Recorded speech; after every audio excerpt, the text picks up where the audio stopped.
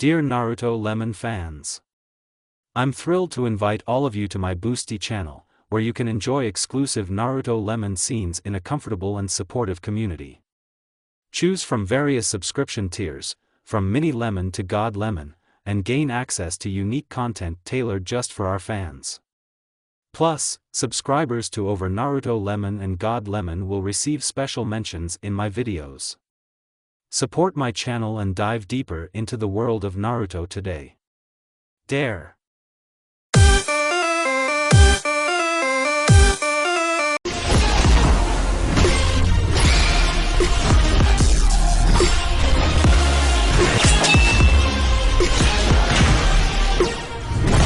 Nosato Hinakuni.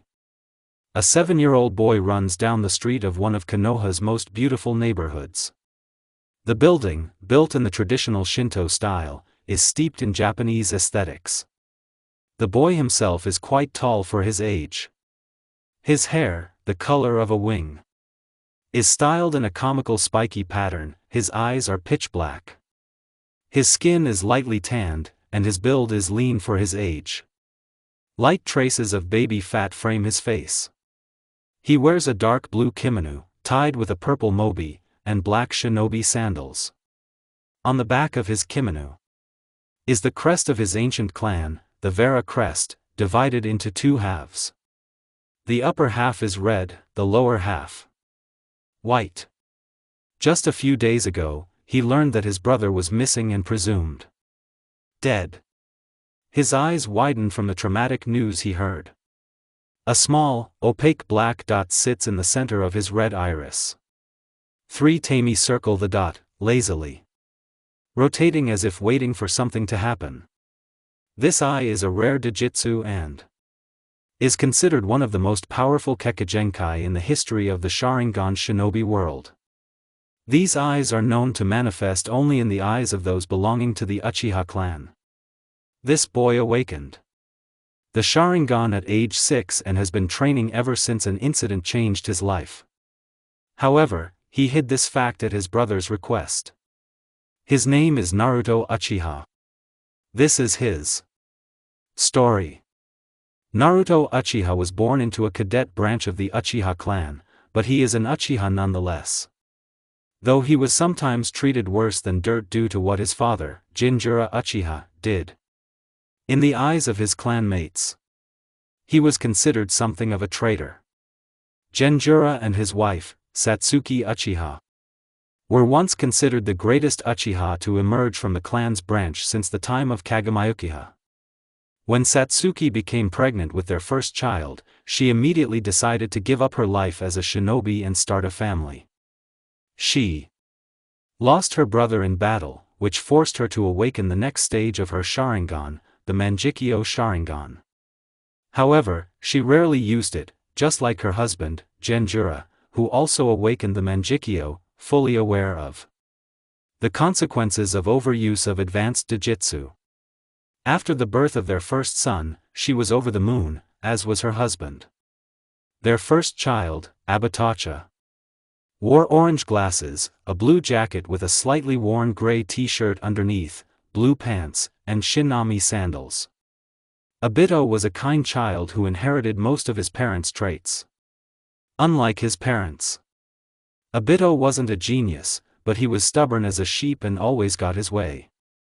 His cherished dream was to become a Hokage. After graduating from the academy, he continued. He trained under Minato Mikaza, one of Konoha's most promising elite jonin. 5 years later, their second son, Shisui Uchiha, was born. Even from a young age, he showed signs of genius. However, unlike the average Uchiha, who would immediately gloat over this and inflate his pride to unprecedented proportions, Shisui was genuinely kind and very humble about his skills. He especially valued his brother Beat, who may have been weak in the eyes of the elite. But to Shisui, he was everything a shinobi should be, a man who never gives up and overcomes difficulties no matter the cost. 8 years later, the Uchiha family received news that made them happier than ever. Satsuki Uchiha is pregnant. Genjura is delighted to be a father again, while both his sons are ecstatic, to say the least. Obita was overjoyed to be another little boy's Onik again, while Shursui was thrilled to be a big brother. However, their happiness was short-lived. The Third Great Shinobi War began. As usual, Iwagakure was once again the cause. Genjuro Uchiha, one of the most powerful shinobi warriors, was sent to the front lines and fought in one of the most crucial battles in the war's early stages. During a raid in the Land of Waves, he witnessed battalions of IWA shinobi occupying the area and seemingly oppressing the people. Part of his team, which he led, was captured by IWA forces, and seeing that he would have to sacrifice his team, he ignored all the rules and abandoned the mission. He saved the lives of 15 Chunin and 10 Genin. He also liberated the Land of Waves, but the forces realized the hidden leaf strategy and completely changed their tactical plan for the Kenobi Bridge. In other words, Konoha missed its chance to plan a surprise attack on IWA because Genjura valued the lives of his teammates and the people on Minoku no more than the mission itself. However, he was killed in battle while saving people. His greatest regret was not being able to see his newborn son born. He wasn't even given a proper burial, as the Umbu unit, Root, chose to burn his body on the spot so no secrets could be revealed. Witnesses watched, and no one protested that he wouldn't be buried in his village. The only honor he received was his name on a memorial stone in Kanahaga Kurinasato. The Uchiha were outraged by the humiliation Genjura inflicted on them and evicted the family of 3, soon to be 4, from the edge of the Uchiha quarter. Often, his clanmates reviled and insulted the family for bringing great shame upon the clan. However, Satsuki, Obita, and Shursui understood why he did it. He valued the lives of others above himself. To them, he was a hero. Such was Genjura Uchiha, a selfless shinobi. Even ordinary Konoha residents viewed them with disgust, for, as far as they knew, he had cost them a crucial victory in the early stages of the war. Obita often spoke out against this, but the clan elders paid no attention, as he was from a lower-ranking family.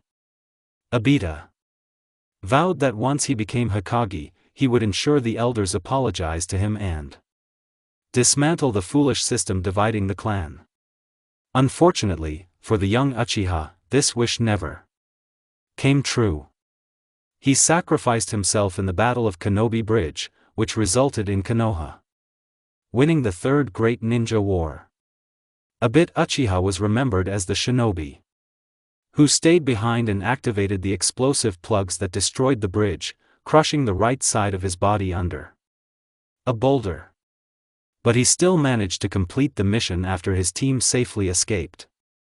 Even after this, the family was looked down upon, and they were called Uchiha lambs, or, more simply, cannon fodder, useful only as sacrificial lambs, as some members of the main Uchiha family put it.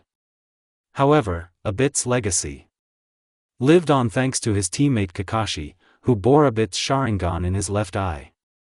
It was Kabut's gift to him, and his family appreciated the fact that their son and brother had a true friend who wouldn't waste the gift, and Kakashi himself embraced Obita's way of life as a shinobi. A girl named Rin Nanahara was also his friend, but she died a few months after the war. Shursui later continued his brother's desire to protect his family and village. He was quickly recognized as a child prodigy and also awakened his Manjiangan, which would later terrorize the shinobi world, at the age of 8 after hearing of his brother's death.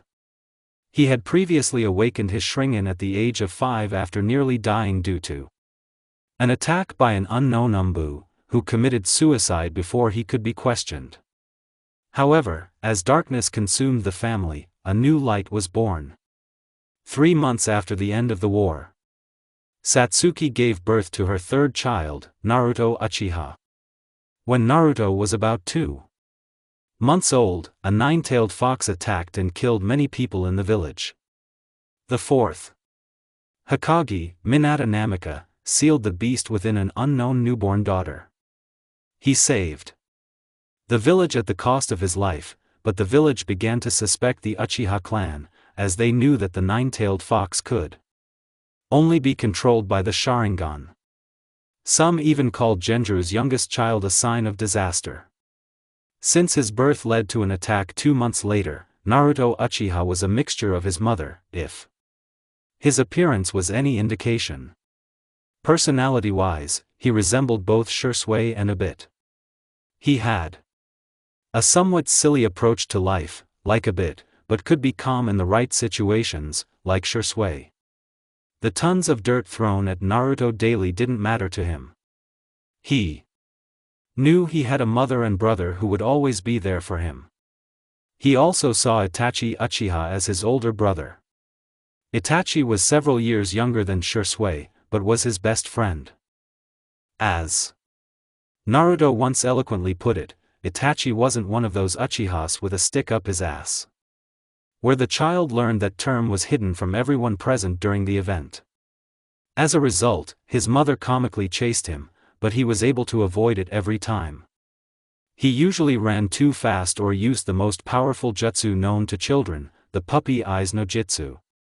Naruto's personality changed dramatically when his mother died of illness when he was 6 years old. This incident led to him awakening his Sharingan with two Tami. Shisui decided that he would train his Itato. He began training him secretly, and to his great surprise, he was also a prodigy and progressed at an abnormal rate. Naruto diligently trained his Sharingan and was also able to perform the traditional Uchiha no Datsu, the unified ball. Only Shisui and Itachi knew of his insane progress. Both of these prodigies even considered him someone they would have a hard time with when he grew up.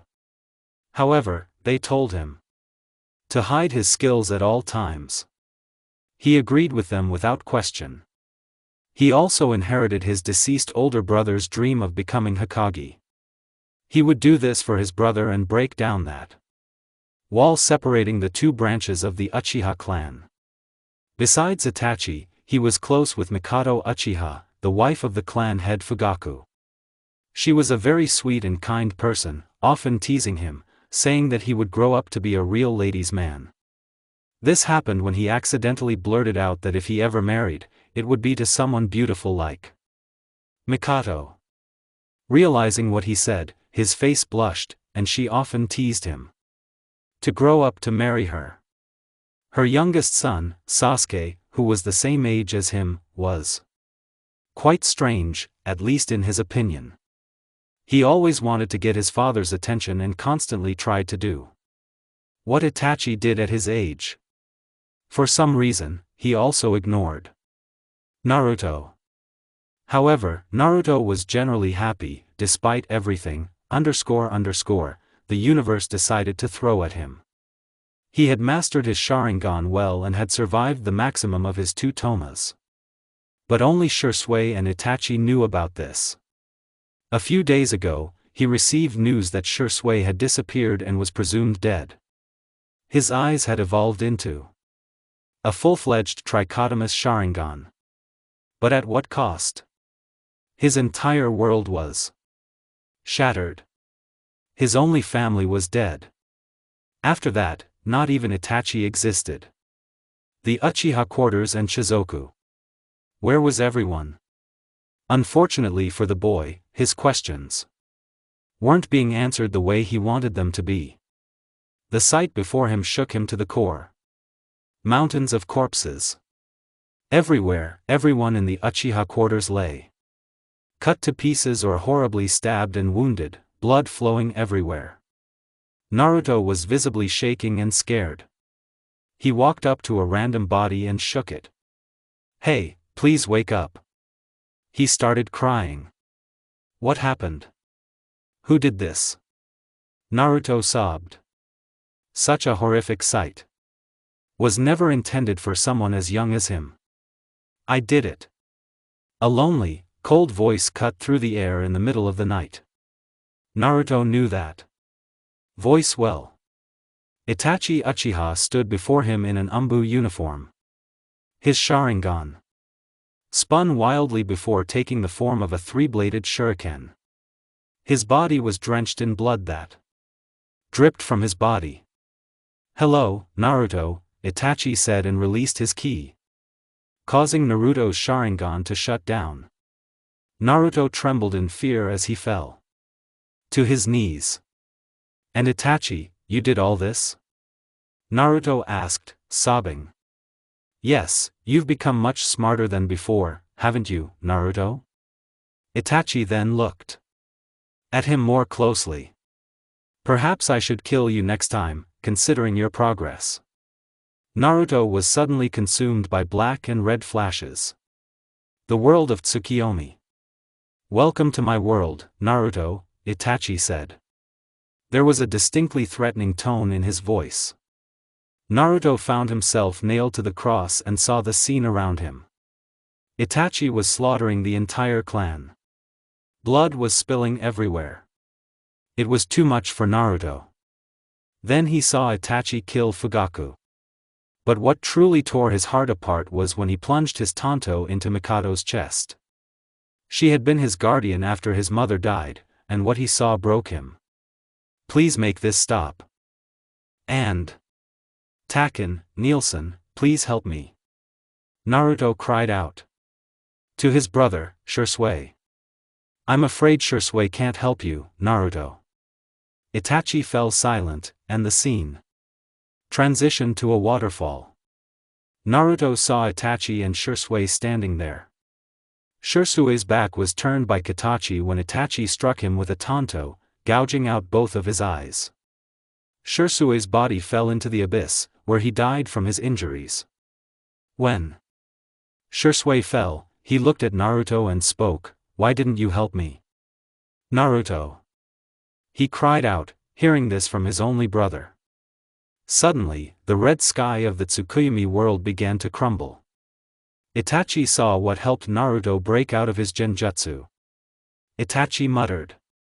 As Naruto's eyes changed to the Sharingan and began to bleed slightly from use, Itachi turned to leave. "When you become strong, come find me. Then we will see who is the strongest of the Uchiha clan. These weak, pathetic clan members have become no problem. Accept your hatred. Only then will you be able to defeat me and take revenge. There is no way to kill Nielsen and Taken," Naruto said softly as the bleeding stopped and his Sharingan completely shut down. "Are you too kind to do this, Itachi? One day, you will answer all my questions." "I know that," Naruto said with a sad smile. Itachi turned to Naruto. A few tears fell to the floor. As he left, Itachi said one last word, wiping away his tears. "Farewell." Itachi's auto disappeared into a flock of crows. Naruto felt himself losing consciousness, but just before that happened, he sensed someone's presence nearby. It all seemed familiar, yet unfamiliar at the same time. Naruto heard the sound of wind, as if from a funnel, and instantly lost consciousness. The next day, the village hidden in the leaves heard tragic news. The Uchiha clan, one of Konoha's founding clans, was wiped out by Uchiha Itachi, who wanted to prove his strength and apparently broke down, being an Umbu captain at such a young age. He left 2 survivors. His own younger brother, Sasuke, was now the clan head and another member of the branch clan, recognized by everyone as the son of Genjiro, who had shamed both the clan and the village. Since then, the age at which students enter the academy has changed. Now they'll be accepted at 9 and graduate at 14. The academy exams have also been simplified, streamlined to the point that even civilians could easily become genin. A foolish move on the part of the council. However, the standards of the genin exam have been declining for some time, and they're falling not only in Konoha but in other major shinobi villages as well. Truly strong shinobi were becoming fewer and fewer. Konoha Hospital. Naruto woke up, and the shinobi were intensely interrogating him about what had happened. He briefly explained that he entered the grounds after trying Roman Uichiraku for the first time. He came home and heard screams coming from the main building. He went in to see what was going on, and Itachi subjected him to genjutsu. When asked about the blood they found on his face, Naruto put on his best poker face, the one Shursui and Itachi had taught him, and explained that he'd accidentally stumbled upon a dead body without looking properly and fallen face first onto it. They figured a 7-year-old boy wouldn't lie about such a traumatic event and left him to recover. Sasuke, on the other hand, continued to recount everything that had happened. Later, he'd been treated like a prince, the last Uchiha of noble birth. How the village would have treated him like a glass doll if the civilian council had anything to do with it. Naruto had been a stain on the Uchiha's existence, a member of a branch, but now one of the last 2 loyal Uchiha was gone. They were treating him a little better now that he'd survived a serious injury. Naruto still didn't want to leave the hospital. He wanted to fake his injuries to remove suspicion. He needed to feign weakness. Shursui had drilled that vein into him long ago. A true shinobi always hides his true skills, and his greatest weapon is deception. The wisest words ever spoken by Tabarama Senju, the second Hokage. He went to the bathroom and channeled chakra into his eyes, which transformed into Sharingan. Naruto channeled even more chakra, and they changed shape, taking the form of shuriken with 4 curved blades. He was fascinated. The eyes were simply terrifyingly powerful, but he felt extremely tired, and his eyes began to tingle. He left the bathroom and lay down on the bed. Itachi, I will find out why you did this, Naruto said, looking at the white ceiling. Naruto and Satsuki walked toward the Noka River. The angry glares directed at them threatened to leave a hole where their hearts should have been. Traitors. They are the spawn of Genjiro and his wife. Cannon. Fodder is the only role they're destined for in this life. Why are they still allowed to live in the clan quarters after the shame they've brought upon the clan? Naruken. Naruto snapped out of his thoughts and saw 2 kind black eyes looking into his own. Something's wrong. Yes, Kaken, Naruto said sadly. I know you and Nielsen told me to ignore what everyone says about us. But those words. It hurts so much. Satsuki leaned over with difficulty and pulled him into a gentle embrace. Even Naruto knew his mother's health wasn't too good. She wasn't as strong as she used to be. He often had to go with her to the hospital for thorough checkups and return home with bags of medicine that helped alleviate her condition. Shursui worked tirelessly in the Umbu to raise more funds, to find out if there was a way to cure him slowly. Seeing my mother. Naruken, never pay attention to what the villagers or clan members say about you, Satsuki said with a sad smile. Jinjura and Obita were the heroes of the leaf. Even if others don't see it, never forget that. Haha, Kayakan. Naruto hugged his mother tighter, clinging to her like a drowning man clinging to his last hope. She and Shursui were Naruto's only family. Do you want to see your Tozen and Nilsan again? Satsuki smiled and activated her Shringen, but Naruto only shook his head. No, he hugged his mother even tighter. It's fine, Kayakan said Naruto. Swallowing back her tears, Satsuki sometimes used Tsukimi to show him an illusion of his father and Obita. Naruto found their antics very amusing. Satsuki's Tsukimi was very powerful. At times, it could even be mistaken for reality. However, Naruto also knew that the strain it had caused his mother was too great, and any further complications would only weaken her further. I already know what they were like. Besides, I have you and Nielsen. That's all I really need.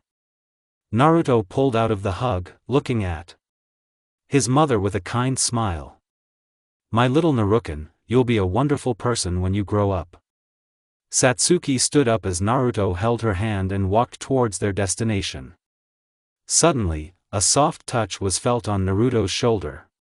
He turned to see Shisui standing there with a grin on his face. I'm a brother. As soon as Shisui said this, Naruto frowned cutely. He hated the fact that Shisui could easily sneak up on him.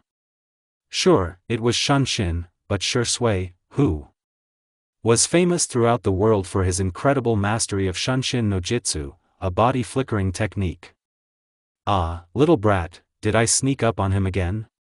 Shisui asked with a cheeky grin. Naruto was now annoyed, and Satsuki was giggling at the scene before her. One day, Nielsen, one day I will become so strong that even you won't be able to sneak up on me. I will surpass you, Naruto said, his chest heaving with pride. Shisui simply stared at his brother and saw his mother looking at both of them with a sweet smile. A smile that was too sweet. All her sons, including her husband, were afraid when she smiled like that. Shisui broke out in a cold sweat, realizing that if he continued to tease his brother, he would be in great trouble. Shisui gave in and ruffled his little brother's hair, smiling at his words. You know, I have no doubt that you will do it. Shisui said this and hugged his little brother, who simply gave in to it. He took Naruto on his shoulders and asked where they were coming. Hearing that they were going to the Noka River, Shisui decided to accompany them. He had just returned from a mission and wanted to spend as much time as possible with them and his friend Itachi. Of course, he didn't have a girlfriend yet, even Itachi had one. This often led to dark clouds gathering over Shisui's head as he sulked in a corner. Naruto especially found this habit of his hilarious. Shisui, of course, didn't miss the angry glares directed at them. He also didn't care what people said. His father had taught him a lesson. A lesson that Shisui later passed on to his friend Tachi, and then to his younger brother Naruto. A shinobi is someone who endures hardships and overcomes them. He is someone who believes in self-sacrifice. He does not seek glory. A shinobi always protects his comrades. This is the sign of a true shinobi. Naruto lay on his brother's shoulder and looked at his family. In that single moment, only he knew how much he cherished moments like these. Just wait for Kacchan, Nil-san. One day I will be even stronger than Tao-san. Kanohi Hospital. Kanahagakuri no Sato. Naruto woke up to find his eyes bloodied. Tears still rolled freely down his cheeks. Kacchan, Nil-san, and Tachi. Both Akan. Naruto tried to hold back the tears that were still flowing. But he couldn't. Every time he thought of his mother, he broke down. His mother was his world when she was alive. Before she died, it was a rare sight not to see them together. After she fell ill, Naruto sometimes refused to leave her side and even fell asleep with her. At one point, he even said that he didn't want to lose his family anymore and would gladly give his life if it meant his mother could be healthy again. It was funny how fate played with his already miserable existence, adding a few more twists to make it even more miserable. There was a knock at the door, and Naruto allowed entry.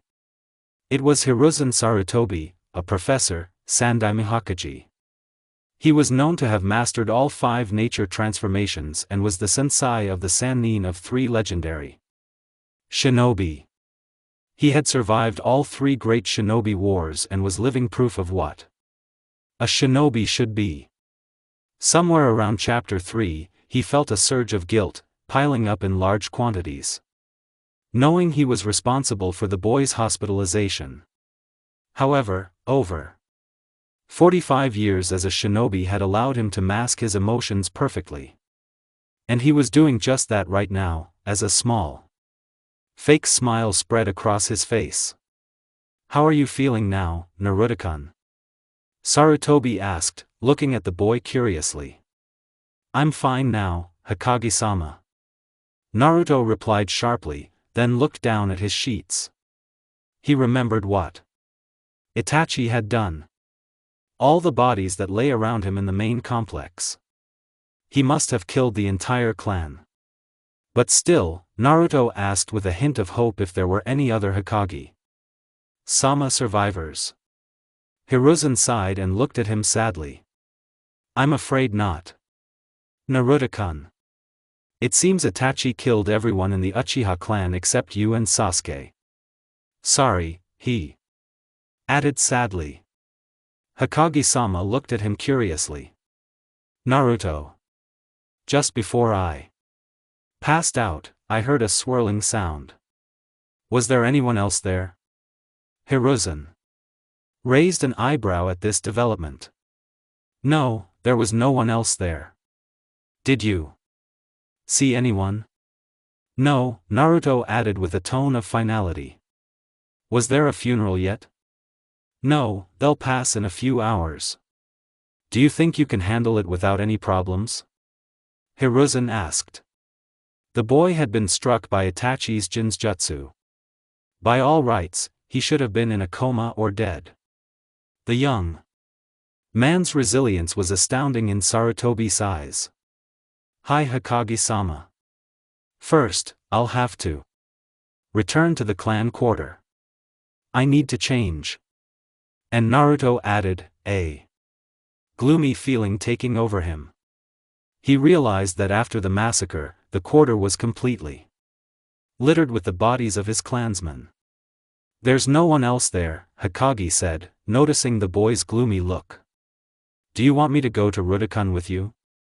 Hiruzen asked, since he knew what kind of mental trauma the boy had gone through. "It's alright, Hokage-sama. If I need your help, I'll come and ask for it." Naruto added with a tone of finality, bowing his head. Hiruzen nodded and left the room, as Naruto was left alone with his thoughts again. He was still sitting on the bed and finally decided to get up and stretch a bit. "I have to go." Naruto put on his usual clothes, which were washed, and walked out of the hospital. Konoha Street. Naruto walked along the road and was quite upset. People constantly gave him strange looks, the point being they considered him living proof of his father's failure in the war. But now these were different looks, ones that made Naruto look at them with disgust as one word came to his mind about the civilian population of Konoha. Pity. Naruto was irritated because the same people who had given him sinister looks were now looking at him in a different way. It was a look Naruto knew all too well. Pity. He didn't want pity.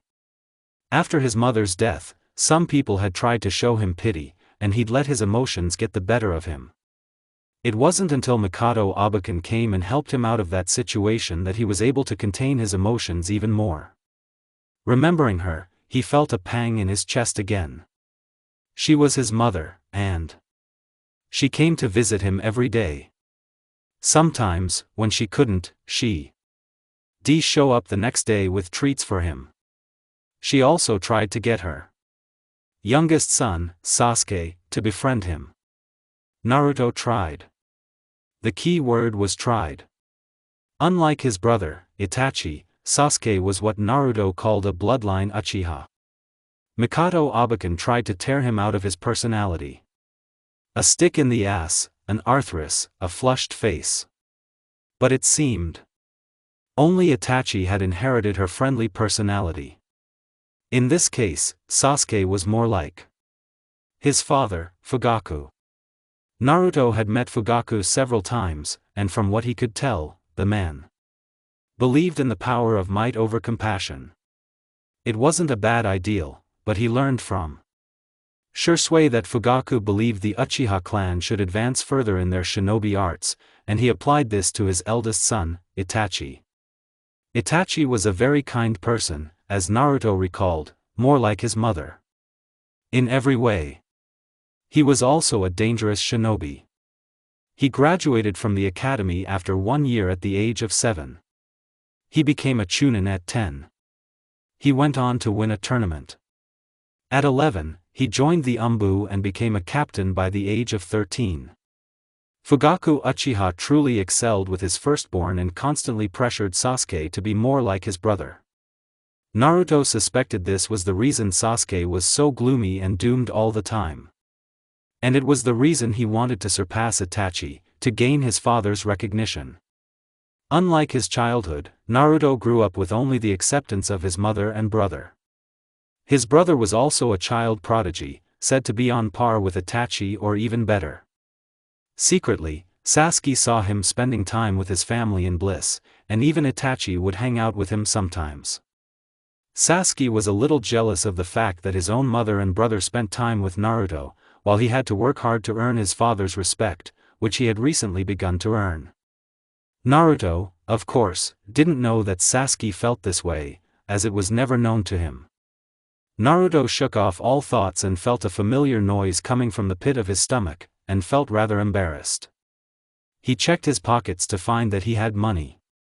As he walked down the main street, he could still feel the sympathetic glances he received as he ignorantly strolled towards the place where he last ate.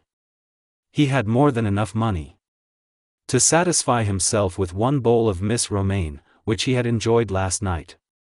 Turning the corner, he had already found his destination. Romaine and Shiraku. The familiar aroma of spices hung in the air. The atmosphere itself was very calm inside the aforementioned eatery. Naruto lazily walked to a seat and sat down. A middle-aged man appeared with a kind smile and stood in front of Naruto. "Ho! You're the boy who came yesterday. Have you decided to come back for my delicious ramen?" The man added with a soft smile. However, the look in his eyes gave him away. Naruto recognized his appearance, but it was different from the looks the villagers had given him today. It was the same look of sadness and understanding that Shursui, Itachi and Mikoto had given him after his mother's death. The man was probably trying to lift his spirits with this image, without making him wallow in self-pity. Naruto appreciated it and gave the most sincere fake smile he could muster. "Hi, I'll have Missa Romaine without men, please," Naruto said in a calm voice. "Of course, son, and I'll have Emma." The man shouted lightly towards the kitchen and gave the order. Naruto had seen Ima yesterday, and to him, she was a rather cute teenager about Shursui's age. She had light brown hair and a small beauty mark on the left side of her face. Unconsciously, Naruto wondered if she would be a good match for Shursui. He had picked up a small bad habit of matchmaking from both his mother and Mikoto. He cursed himself internally for picking up such an infectious habit. "Okay, Tusan," Em said. When her head peeked over the edge of the door and her gaze fell on Naruto, she also smiled slightly and said, "Is it you again? Wait, you never told us your name. What is it?"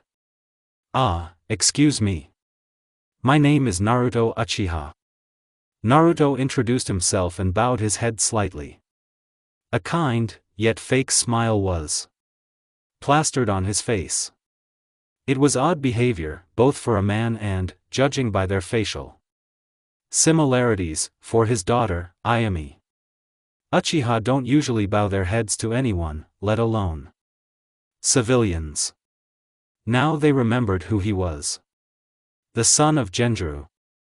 Uchiha, whom the common people considered the rot of their shinobi history.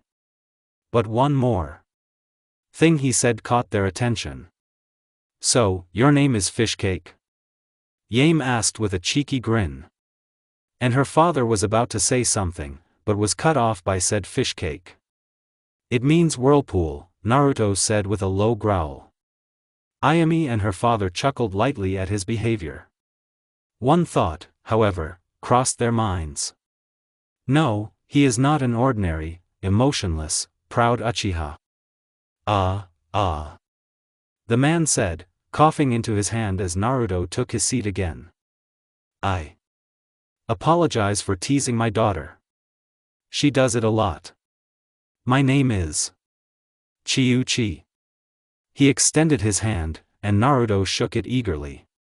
They made small talk, and then eventually, Chiuchi decided to try to help the boy. "So, Yuki-Hazen, how are you feeling now?" Chiuchi asked with a solemn look on his face. "Please call me Naruto." Chiuchi Otsusan. Naruto said this. And Chiuchi perked up at him, calling him Otsusan. The boy was genuinely kind, and it constantly seems like the father-daughter duo is amazed at how normal and down-to-earth an Uchiha can be. He came here yesterday, but he barely spoke, and there were a lot of people at the same time. "I'm doing well. Thank you for asking." "Okay. Remember, Naruto-kun. Whenever you feel like you need to talk or just want some company, feel free to come here." Chi-Chi smiled and placed a hand on Naruto's shoulder. Naruto was genuinely surprised by the man's actions and smiled slightly for the first time today. "Arigata Otsusan." Then he found him stepping forward and placing a bowl in front of him. "Arigata Ayami-san." Couldn't help but ruffle the boy's spiky raven hair. After that, Naruto finished his meal and tried to pay for it, but they insisted it was on the house. Naruto left the establishment with a small smile still hugging his face. Then he noticed a blonde and a red blur rush past him and for some reason caused him to spin. All he could make out was that there was some kind of orange color in what had shocked him. Was that? Then he heard a child's excited cry coming from Chiraku, and Naruto decided to ignore the strange event that had just happened and walked towards the Uchiha quarters. The Uchiha clan quarters. Silence echoed throughout the entire quarter. There were no noises, no people walking, no conversations, no smells, no general signs of life at all. There were still stains of dried blood on the ground. They testified to what had happened less than 24 hours ago. Naruto walked across the empty area and closed his eyes. It was an exercise he often performed. Shisuyu had told him it would come in very handy one day. He kept his eyes closed. Images of stabbed bodies and blood spatter were imprinted in his mind. He could still see them. Horrible memories seared themselves into his mind as every detail of the caked blood he had witnessed, where he had walked, began to haunt him. He unconsciously walked towards his house. It was empty. He took off his sandals and went to shower. After he got out, he put on a black long-sleeved shirt and blue pants. His hair was unkempt, and one of his bangs obscured his eyes. He wandered around the house a few more times before activating the silence and privacy seal. His brother had shown him the hand seals on how to activate them, and he memorized them with his Sharingan. The reason he did this was simple. In his room, near the foot of the bed, he found the edge of the wooden floor split. This was caused by a kunai, as Naruto himself often practiced with them. Enough to know what kind of mark a kunai leaves. This was strange. Because it was the secret compartment he and Shursui had made. He placed his hand on the piece of wood accordingly, and the piece was pulled out. Inside, he found a storage scroll. At one end of the scroll were 3 Sharingan tomes. Naruto developed a fascination with Fuinjutsu and began learning a simple level 1 seal from all the books his parents had. His mother and brother were shocked to see him attempting to learn seals. It was rare to see an Uchiha interested in Fawn rather than offensive jutsu. He knew how a storage scroll worked, opening the scroll and channeling his chakra into it. Nothing happened, and Naruto understood the situation more clearly. It was a storage scroll bound with blood. It was a slightly high-quality level 5 seal. Naruto bit his thumb as blood began to seep out, and he ran his thumb down the scroll along with a light infusion of his chakra.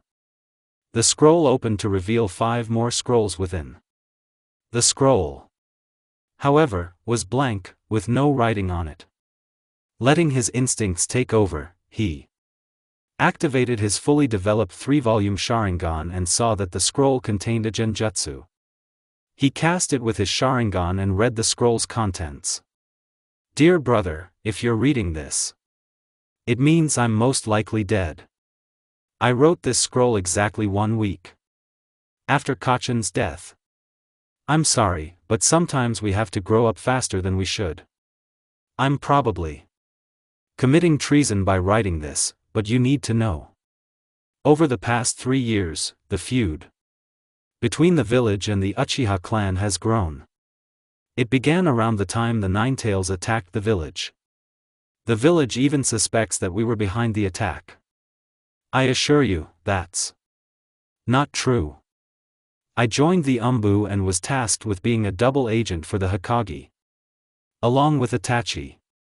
It's my duty to the village, which obligates me to spy on my own clan. If things continue too quickly, I'm afraid there will be a full-scale uprising, and that this will lead to a new shinobi war.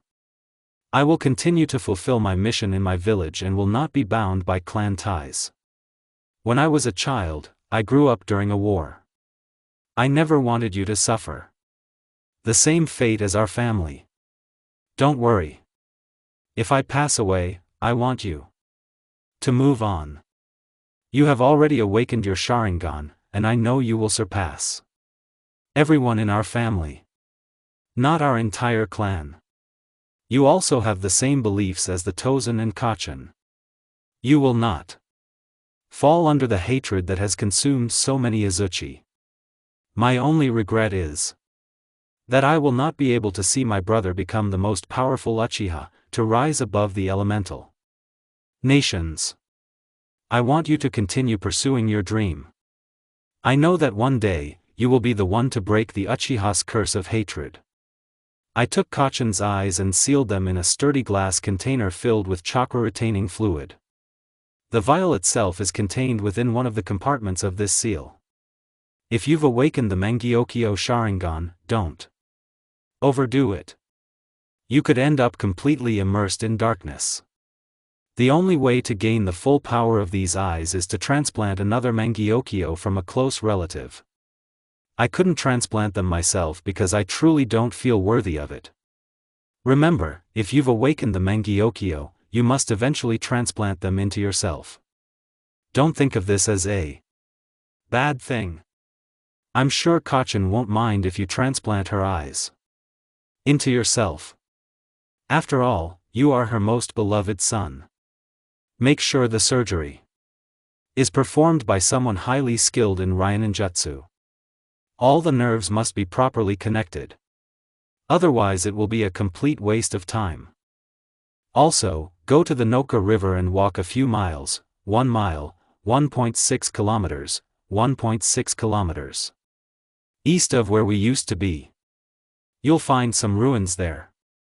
Stand at the edge of the ruins and perform these hand seals.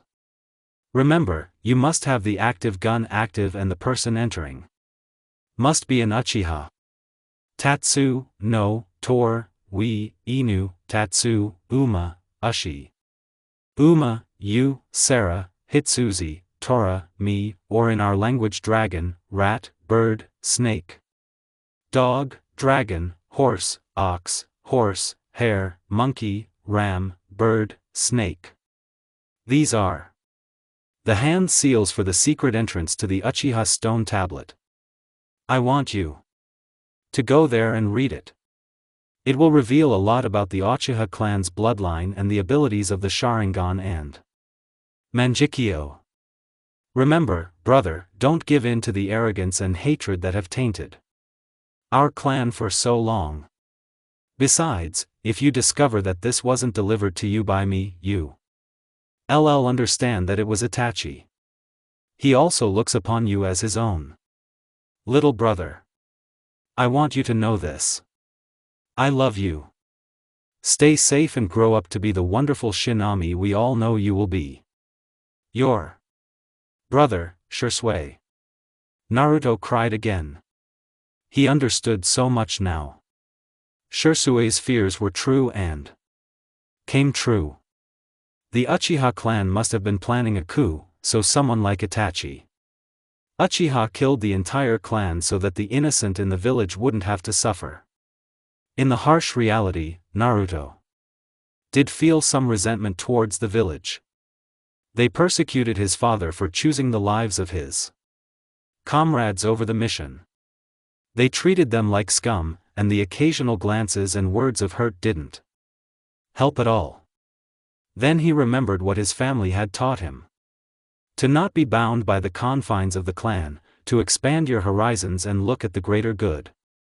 Nil-san. Naruto spoke between sobs. I will not let any of our family's sacrifices go in vain. I will continue your dreams and protect the village for all of us. I will protect the village and the shadows if need be. But I will also change the way the village views the Uchiha. I will change the Uchiha clan. Naruto opened his eyes as the three Tomoya spun wildly. If you look closely, you can see the silhouette of Chakra, taking the form of a man, clinging to Naruto's shadow. Naruto was throwing stones on the banks of the Noka River. It was his favorite spot on the river. He could sit there for hours, sitting with his mother or brother, and looking at the calm inlet. He always felt peaceful when he was here. Pancakes, throwing stones, circling the blade and letting them bounce off it, had become a bad habit for him. It was natural.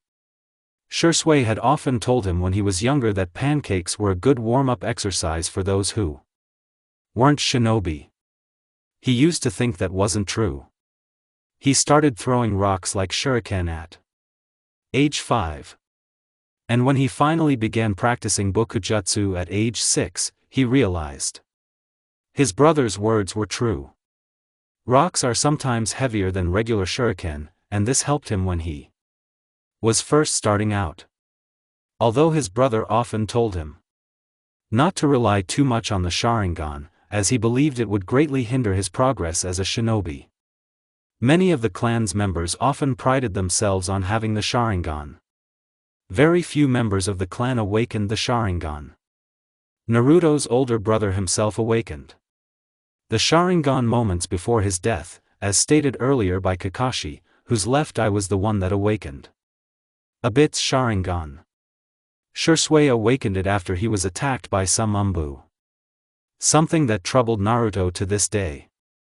Naruto didn't remember the story of how his parents awakened them, but he guessed it must be a similar situation. After throwing a few more rocks, he headed east toward the Noka River, where he stood. This was a very defining moment for Naruto.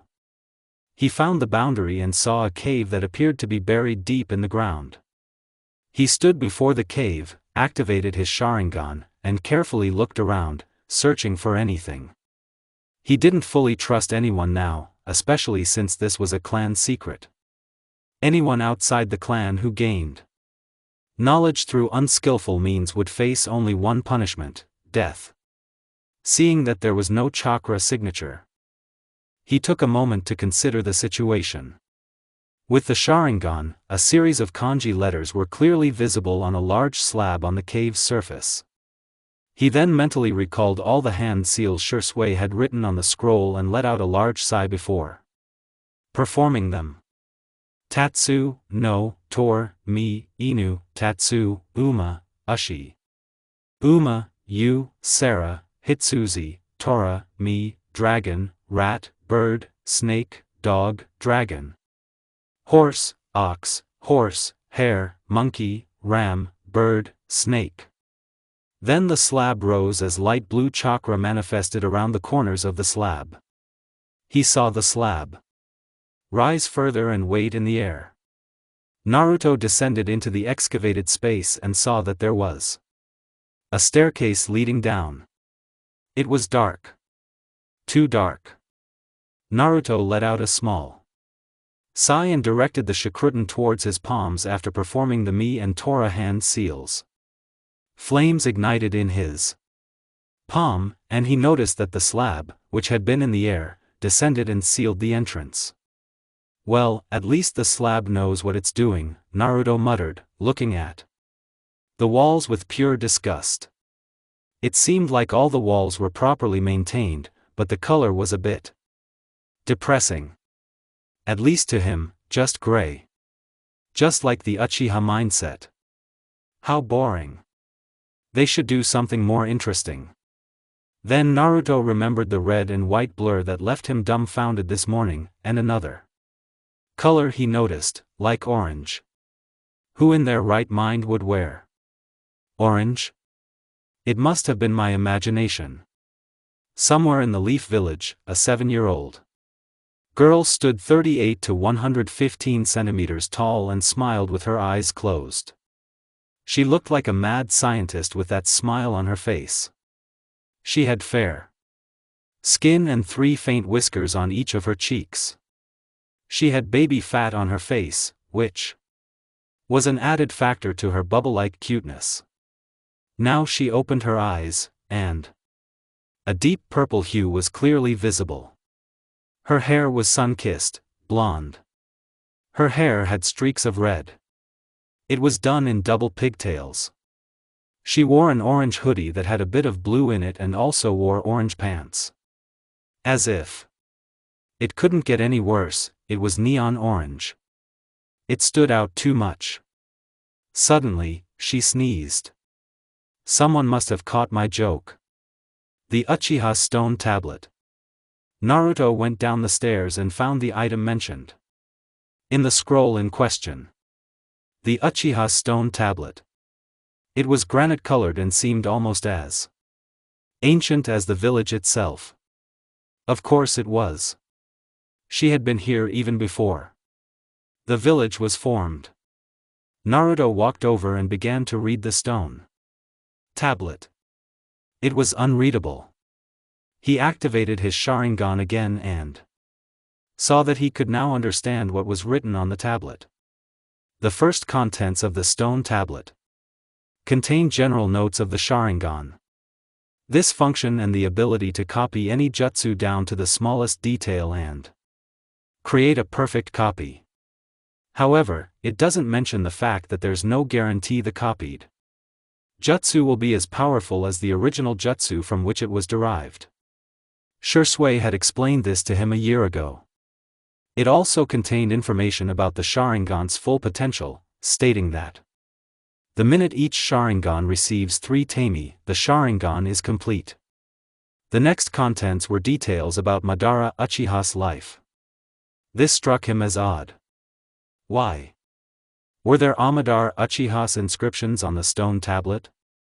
Then he saw that some of the notes were left by Madara himself. They contained notes about how Madara played a huge role during the era of the warring clans and was considered one of the most powerful Uchiha in the world. He often fought against the Sanda clan, especially their leader at the time, Hashirama Senju. Even then, he was considered the god of shinobi. After years of endless conflict between the two clans, the Uchiha and Senjo reached a peace agreement and formed the first ninja village. It became known as the village hidden in the leaves. Each other elemental nation then adopted this system, and thus the shinobi village nation system was born. Some time after Tabarama became Hokage, Madara deserted the village and forged his own path, becoming a missing nin. He vowed to end the paradox created by the village system and bring true peace. This was his opinion, scrawled on a tablet. He returned with renewed vigor. Armed with the 9 tails, he fought against Hashirama Sand and reshaped the entire landscape that forms the border of Hinokuni. The devastating aftermath of their epic battle is still present today. Now known as the Valley of the End, 2 titanic statues of Hashirama and Madara were erected there as a testament to their historic battle. In the village hidden in the leaves, Madara Uchiha was a traitor. He was the definition of everything Konoha had ever stood against. Everyone generally considered Madara nothing more than a malevolent force in the shinobi world who knew only how to cause mass destruction and chaos. The Uchiha clan itself held Madara in great contempt. He was the reason they believed the village had always suspected them. He was the ghost of the Uchiha clan. The irony is that they ended up doing the same thing he did only decades later. However, for Naruto, Madara Uchiha was a goal, a level no other shinobi could ever reach. When he once said he wanted to reach Madara Uchiha's level, his mother gasped and slapped him on the head. Naruto never understood why people looked at Madara with such hostility. Of course, he turned against the village. He brought the Yubi and fought the Hashirama and Sand. He threatened to destroy Konoha itself. In short, he's the kind of shinobi a person should never dream of being. And why not? Madara's power couldn't be denied. He was the only one who could match the first Hokage, who to this day is considered the most powerful shinobi in history. Naruto wanted to be that strong. He wanted to reach Madara's level. But he would never turn his back on the village. Not after his family gave their lives to protect their home. To do so would be tantamount to spitting on their graves. Moving on, he read the second description of the tablet. He found a description of 2 Dojutsu that were clearly written as forbidden jutsu. They were kenjutsu and absolutely forbidden to use. Despite this, Naruto continued reading. The first was Izanagi. This was a powerful genjutsu that was used on the user, not the victim. When Izanagi is activated, the boundaries between reality and illusion are erased for the user. For a short period of time, the Izanagi caster is able to control their state of existence. To distort reality for themselves. The main user and the victim. The goal is for the user to discard injuries or fatal wounds as mere illusions, and then disappear, only to return to reality unharmed. The price for this genjutsu was also too high. Once the caster used Izanagi, they permanently lost the light in one of their eyes. They became blinded in the eye with which the jutsu was used. It was also stated that many members the Uchiha abused this jutsu and became overwhelmed by Izanagi's power, leading to internal conflict within the clan. Members battled each other for visual mastery. The use of Izanagi became commonplace, leading to the deaths of many clan members. Seeing this, the Uchiha clan devised another jutsu. To counter this jutsu, it was the perfect counterweight to Izanagi. This visual kenjutsu was known as Idnami. Izanagi differed from Izanagi in many ways. While Izanagi distorted reality itself, mastery of genjutsu and Izanami relied on the physical sensations between the user and the target. To activate the technique, a random moment must first be chosen. The user then uses their Sharingan to recall the physical sensation felt by both the user and the target at that moment, let's call it that moment. Then, after a period of time, the user must intentionally reproduce the sensation in the same way as that captured moment, remembering this moment be the passage of time between the two events. Must also be carefully observed and recorded. Several other moments can also be recorded, but it is imperative that the starting moment and ending moment be the same for the jutsu to work. Then, the izanami is activated, trapping the opponent's consciousness in an endless loop of events between the two moments, between moments A and B. The more moments recorded between the two moments, the more effectively the izanami will be applied. After capturing the target's body, the user stands motionless while the endless loop of events continues to repeat. Even if the target is aware of the sensations and tries to dismiss them as an illusion, it will be impossible to escape unless the person has truly accepted their fate. The real reason for this jutsu was designed so that Izanagi users can realize what they have done and finally acknowledge their mistakes, so they can reprimand themselves. In this case, the Izanagi user, the illusionary Izanami user in Genjutsu, is also somewhat intelligent. Actions in the event loop, such as verbal actions, will also repeat in an endless loop. The user's illusion will also constantly tell the victim to take a closer look at the chain of events they caused and acknowledge their mistakes. Izanagi has the power to change fate, but Izanami has the power to decide fate.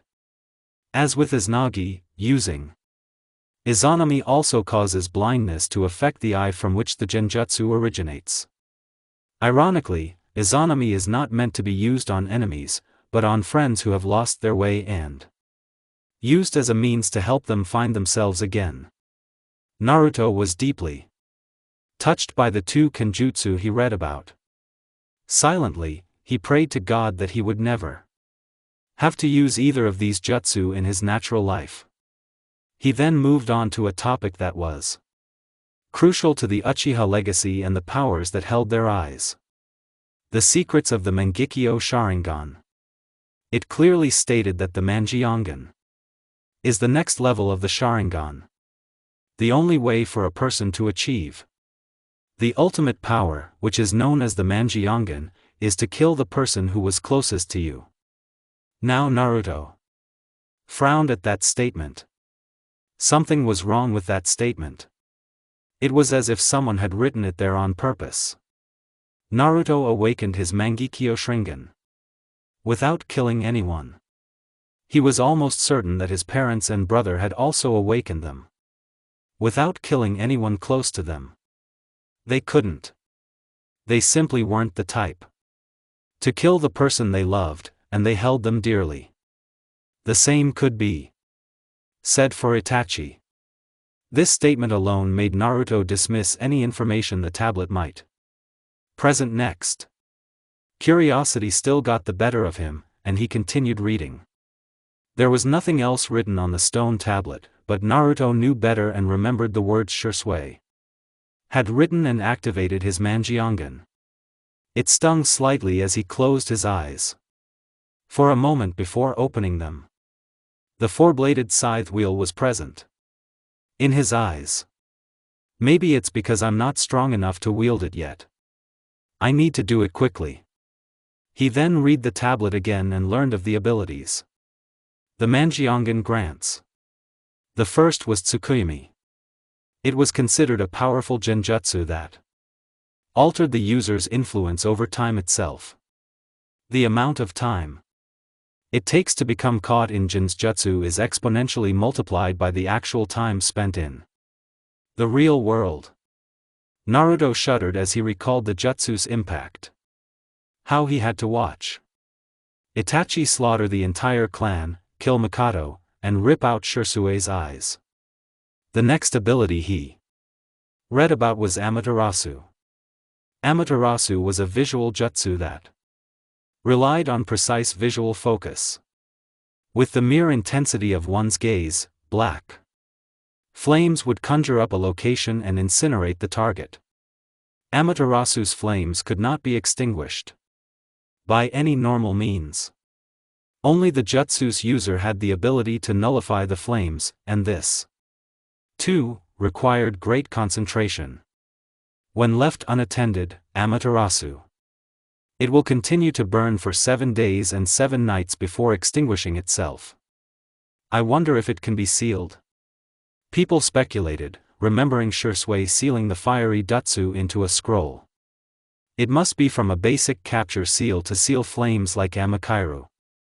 Now came the part that scared Naruto a little.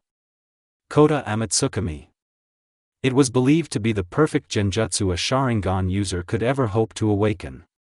Kota Amatsukami literally invaded the victim's mind and implanted an idea. Absolute mind control, while the victim had no idea the person in question was under the genjutsu. The victim would be completely convinced that every action they took would be of their own free will. However, the drawback was that to fully utilize the Amatsukami cat effect, performing the genjutsu on a perfect scale would require both eyes. Such a powerful genjutsu, in the wrong hands, it could cause widespread panic. Naruto then continued reading about the infamous space-time jutsu of the Mangekyo Shringen, Kamui.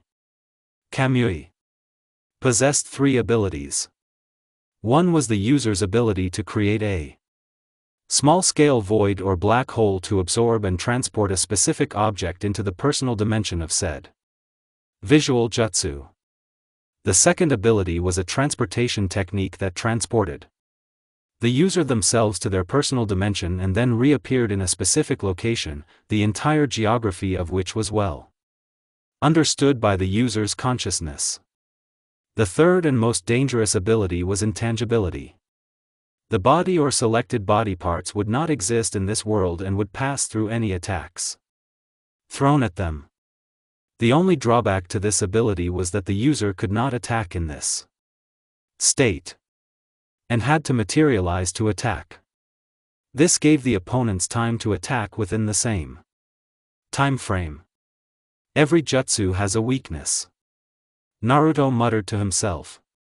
This is something Itachi once taught him along with Shursui. Even an invincible jutsu like Kamui had a weakness on this scale. To most, it would seem invincible. But a skilled shinobi could exploit this weakness and use it to their advantage. Then Naruto read the next topic, which was both fascinating and terrifying to him. The Mangekyo Sharingan could control the tailed beasts. The Mangekyo Sharingan was capable of enhancing any other power the user had.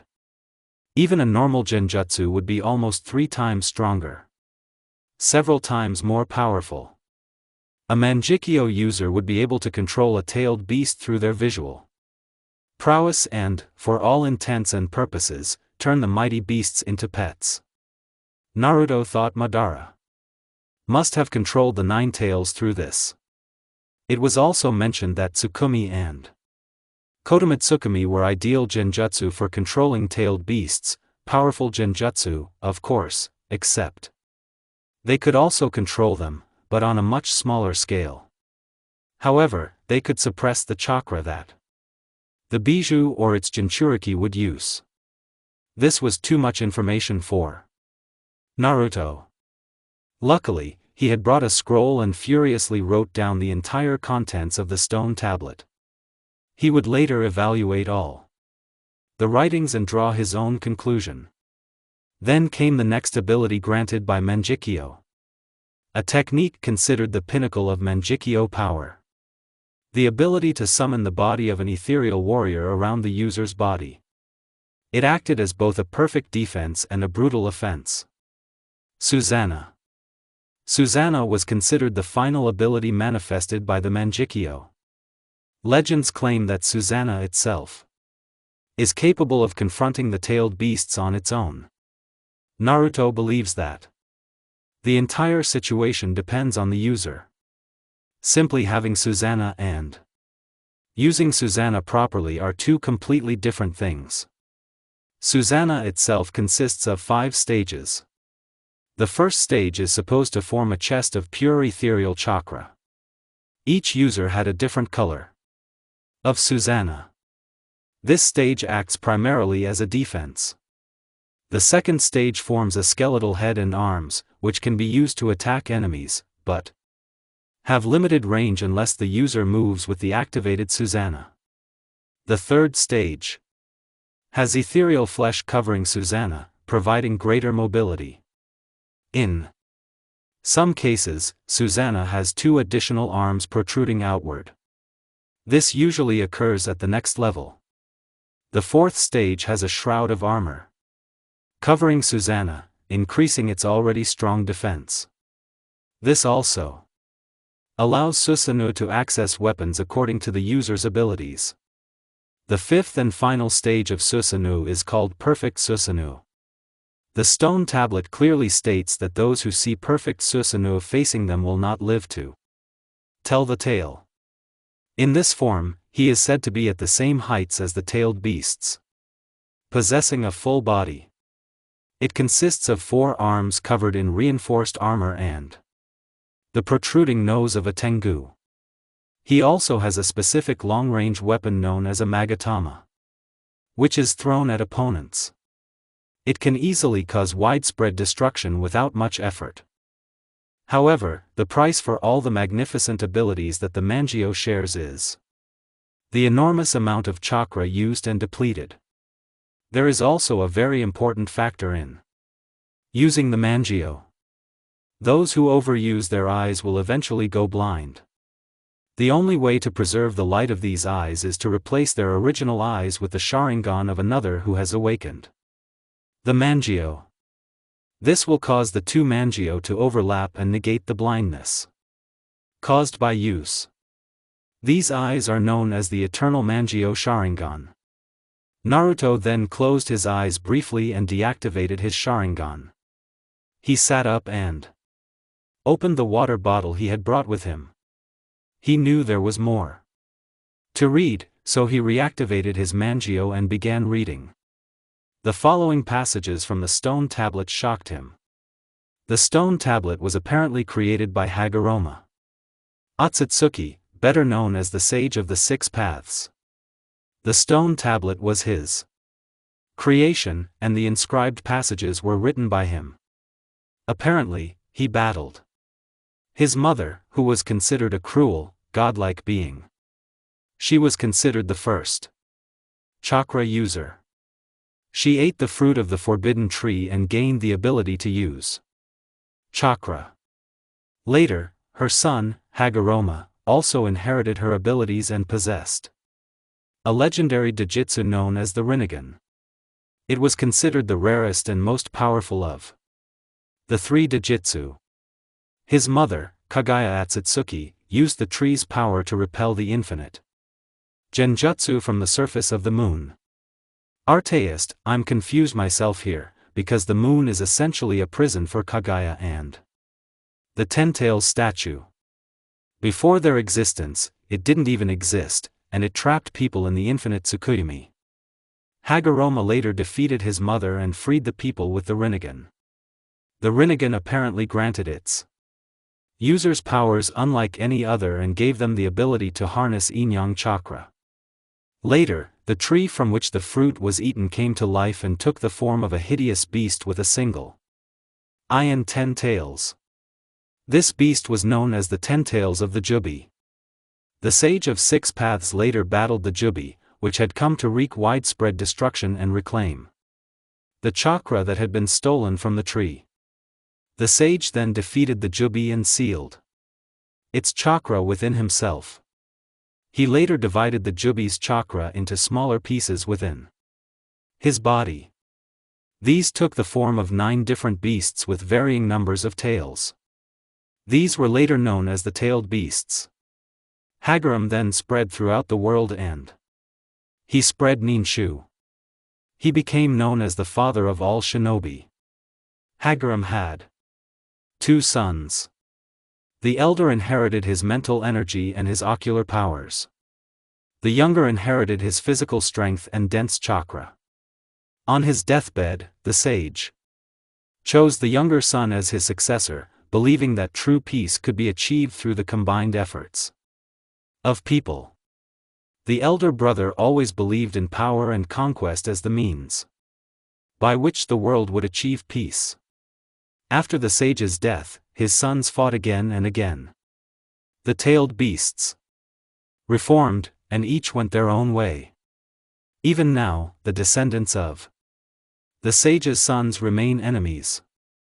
The descendants of the elder son became known as the Uchiha. The descendants of the younger son became known as the Senjo. Therefore, the cycle never ends.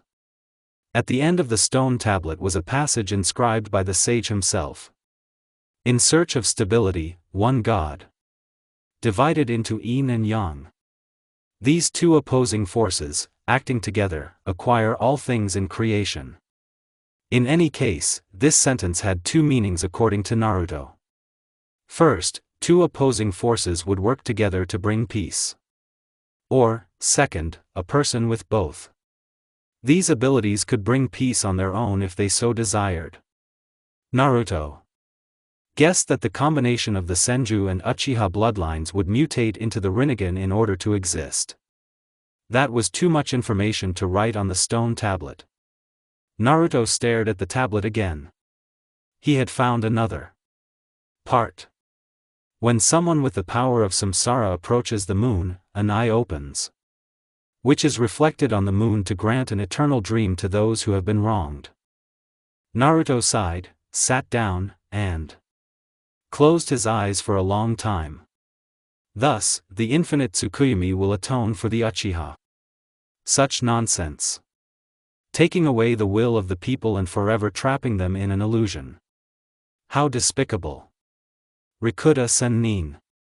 I don't know why you wrote this second part, but I will make the first conclusion about working together with the opposing force. This village itself is a symbol of what can be achieved when people work together. Although there are a few things I would like to change. Naruto stood up, examined the chamber, and discovered a secret compartment. It was hidden under genjutsu. It contained scrolls of ninjutsu and genjutsu. Naruto took them and sealed them in the scroll he had brought with him. I will return it later. He stood up and was about to go back, but saw another flight of stairs in the opposite direction and headed up. He used his Sharingan and performed the same hand seals. The door blocking his path slid open. He was now in the Noka shrine. So the clan built a secret bunker under the shrine. No one would suspect. If someone. While Naruto was holding a meeting there, he hurried back to his home. He sealed all the scrolls in his hidden compartment. Praised the sage that sure sway. Left more empty slots in the veil recognition storage scroll. He would have to study all the scrolls later. If he started training seriously now, he could deal with problems in the near future much easier. Then he prepared to go to the funeral. He carefully looked around his room. With his Sharingan to remember where everything was. He couldn't easily trust people anymore, unless, of course, they were truly honest. Naruto left his house. He approached the gates of the clan quarters to see Sasuke waiting for him. It was a strange sight for him. Sasuke Uchiha had never even deigned to talk to him willingly, and now he was waiting for him. Perhaps the clan massacre had changed him. Where the hell have you been? Sasuke asked in a cold tone.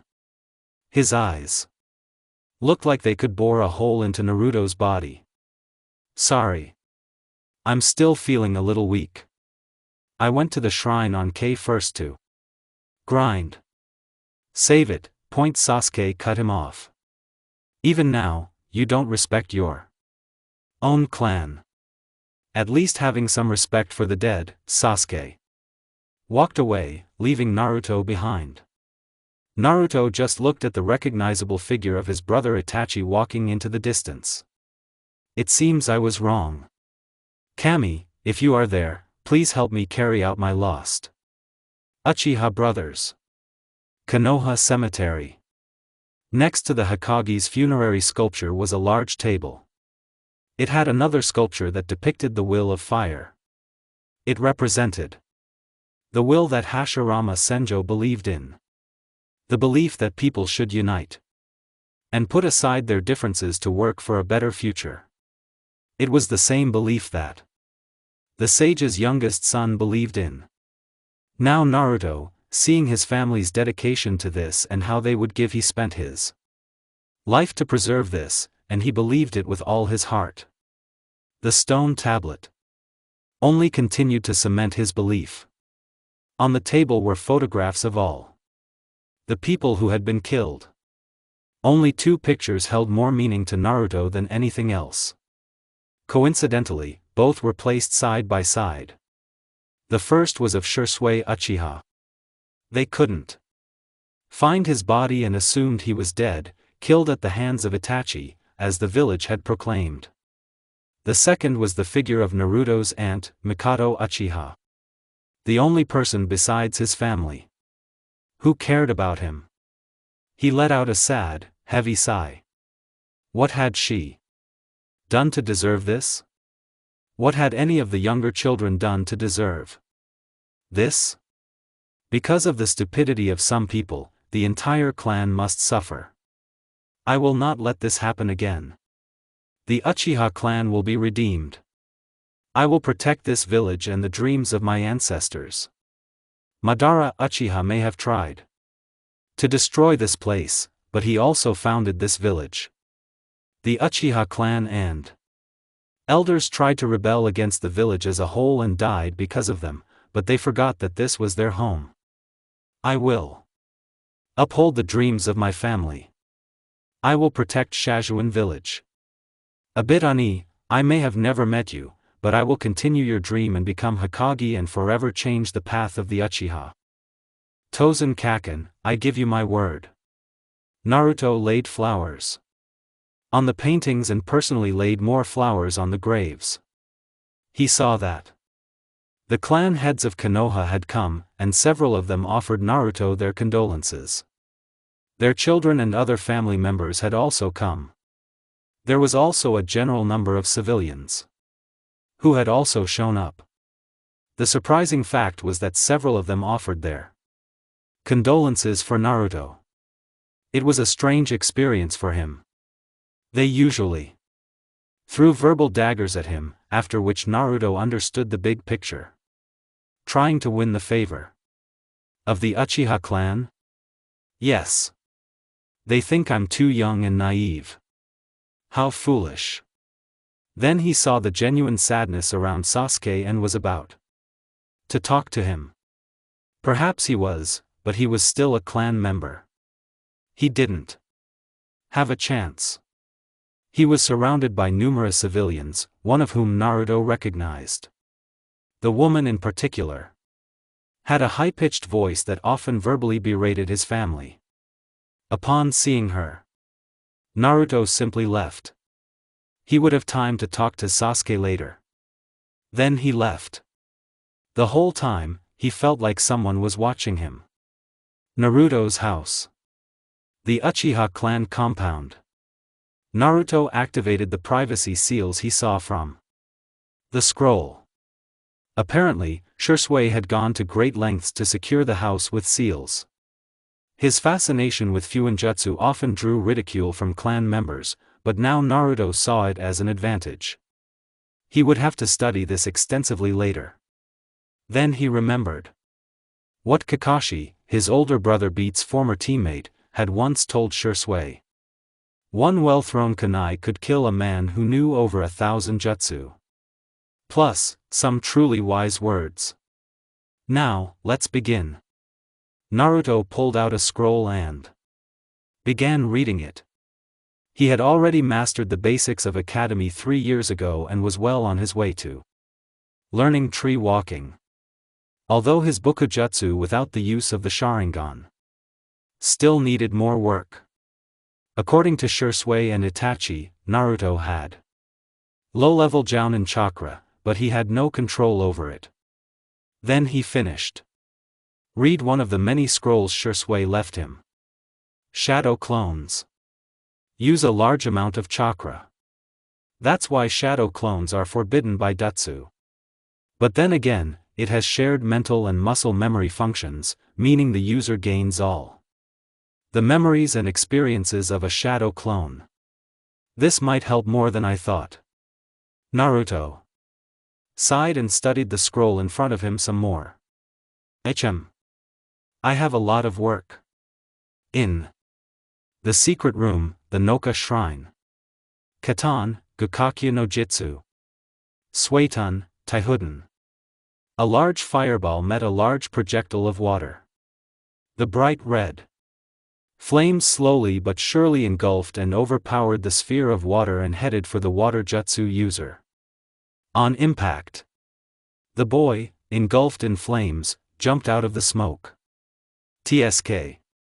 My water style is still so weak. The fire jutsu user cried out in frustration.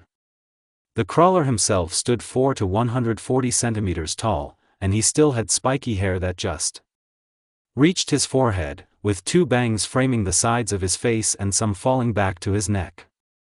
He wanted to grow it longer, but decided against it. For some reason, he and his older brother, Obita, bore a slight resemblance to their ancestor, Madara. If Naruto had longer hair, he would look unmistakably like him, and that would cause him even more problems. The village had ordered the Uchiha clan to be killed for attempting a coup. And if he began to look like their greatest traitor, he would be executed before he had the chance.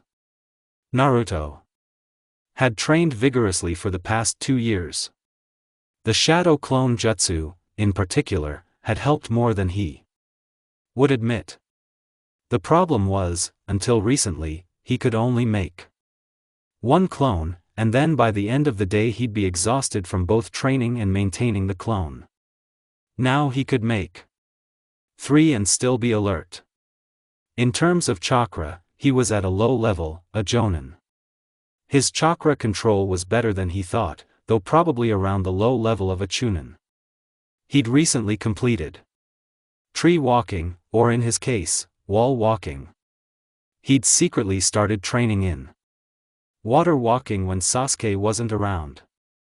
That was fine too, if he'd had more time, without constantly looking over his shoulders. He could have completed it in just over 10 days. Last year, he'd discovered he was a natural sensor. Oddly enough, he'd sometimes sensed people around the Uchiha clan, and he figured they must have been Umbu or Danzo. Shursui, in particular, had left behind a warning about a man named Danzo Shimura and told Naruto to avoid him at all costs. Apparently he was the head of the Umbu unit, rude as some called him that. They were a collection of ruthless operatives who obeyed Danzo more than the Hokage. Naruto had become a bit paranoid by the end of his 8th year. He devoted his free time entirely to training. Ever since he learned of the changes to the academy curriculum, he had been furious. How Konoha thought that basic Bokujutsu, the academic trio, and some chakra theory would help prepare them for the real world. It was a cruel and terrible world. Naruto was a living example of what the shinobi world could do to people. Shursui also told him to make sure he hit the civilian council as hard as possible. He was pointless. And when the situation was manipulated properly, their decisions could be rendered completely useless. He had unconsciously begun to become what he didn't want to be, an antisocial Uchiha. He himself hadn't even realized when he had begun to openly get annoyed with ordinary people. People sometimes tried to talk, but he brushed them off, albeit politely. Unlike a certain Uchiha, who simply called him hen and left with a cold glare. He could have sworn he heard a banshee scream during one of the incidents. The only people Naruto ever spoke to were Hokage and Sasuke. Hokage, being a kind old man, genuinely cared for Naruto. Even after the whole incident with his father, he remembered hearing from his mother and Shursui that old Hiruzen never scolded them and considered the villagers fools if they couldn't recognize the importance of the Genjutsu and Abit sacrifices. He was one of the people Naruto sometimes even smiled with. With Sasuke, it was more of a need-to-know basis. He basically started asking him if he knew any jutsu, and what Itachi did to him on the night of the massacre. Naruto simply replied that Itachi had caught him in a genjutsu and proceeded to show him the events of the massacre. And then Naruto choked on sobs. Every time he talked about it, he remembered the scenes of Uchiha Sui having his eyes gouged out and how Mikado was killed. He chuckled several times remembering it. But he also remembered why Itachi did it. If the Uchiha clan had actually survived the rebellion, successful or not, it would have led to war. The world did not need a fourth great ninja war. Besides, Sasuke wanted to know if Naruto knew any jutsu, to which he replied that he knew the basics of Hengi Jutsu and Katan Ichi, something like a basic technique for fire techniques. Literal translation is fire emission. One very basic fire jutsu. Or you could even call it a jutsu. Katan Ichi simply molded chakra and produced a small flickering flame on his fingertips. Even an academy student could do that. Then Sasuke arrogantly asked if he could perform the great fireball technique. Now, Naruto, being a kind person, would have told the truth and smiled. But ever since he read Shursui's scrolls and the Uchiha stone tablet, he didn't know who to trust. So he lied. He didn't know the unified ball jutsu from his bloodline or clan, but Sasuke showed him how to do the unified ball jutsu. Naruto almost smirked at the size of the ball. He could make it twice as big as that and fire it 4 times. That was his limit back then. Naruto thanked him, but Sasuke was arrogant again. He brushed it off and treated Naruto like the branch house member he was. Naruto kept his anger under control and constantly reminded himself, this is Mikado Obaken's son and Itachiel's brother. Don't kill him. Besides them, he occasionally conversed with the father-daughter duo of Vran Shiraku. He even stopped visiting there once he learned to cook properly. Thank Kami, his mother. Left scroll after scroll of her delicious recipes. He even once invited Sasuke to a small dinner, but Sasuke declined. But one thing was certain. Sasuke acted much more socially with him than with the rest of the village. He would have to fix that, but eventually even Naruto stopped trying and went about his business. He began simply focusing his time on the various scrolls left by his brother and other scrolls he discovered on the Uchiha stone tablet. His fully developed Sharingan training was working well, but it left him noticeably tense after prolonged use. He didn't attempt to use the Manjikyo because he knew it would not only blind him but also leave him with chakra depletion at best. If his body couldn't handle the Sharingan without strain, how could he hope to use the Manjikyo in his eyes? Fuinjutsu and Bukijutsu also worked very well together. He couldn't initiate Kenjutsu because he didn't have a blade. He always thought Shursui looked so cool with his Tanta. In terms of Fuinjutsu, he was halfway to Fuinjutsu. This played a major role in his control and understanding of chakra. He still didn't know why people underestimated the power of seals. They were deadly when used correctly. Naruto thanked Shursui for copying them from the Uzumaki clan's sealing scrolls. They were an extinct clan that specialized in Fuinjutsu and Kenjutsu. At least, that's what Naruto learned from the history books in the library. They were also cousins of the Sand clan. They created various seals that could seal tailed beasts into people, making them Jinchuriki. Hashirama's wife was Mituzumaki, who is still considered the most dangerous kunoichi to ever live in the elemental nations.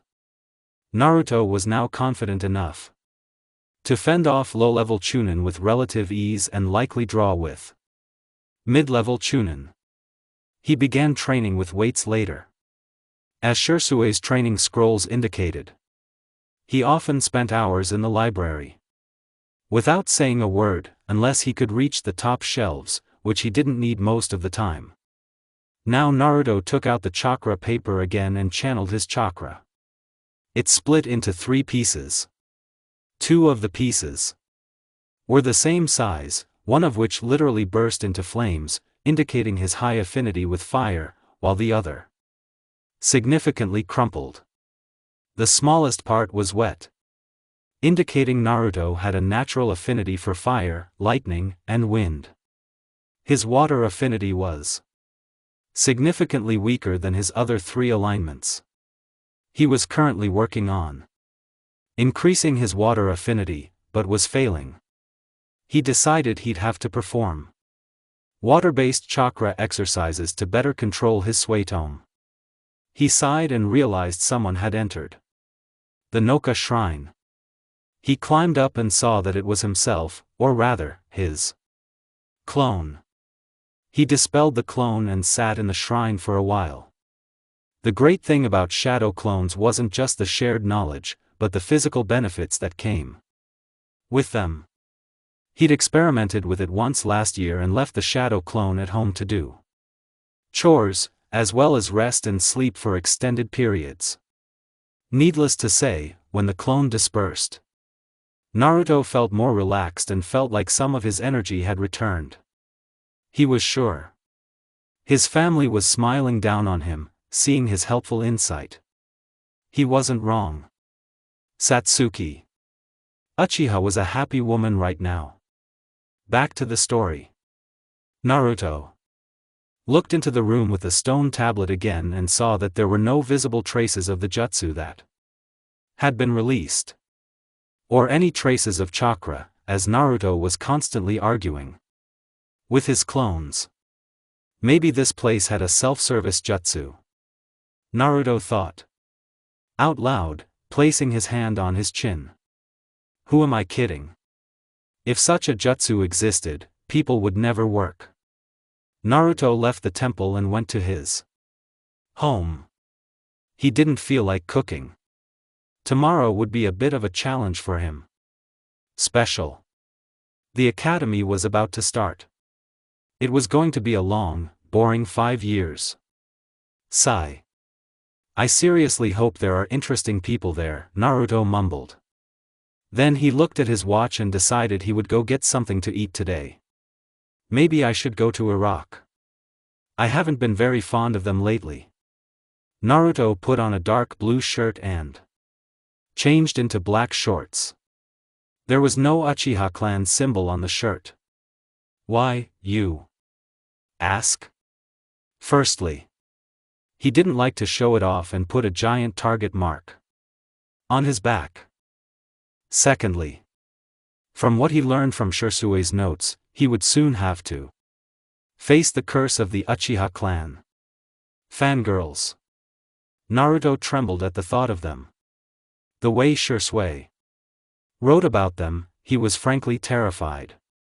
Naruto shook off the terrifying thoughts and decided to go out. The main street of Konoha.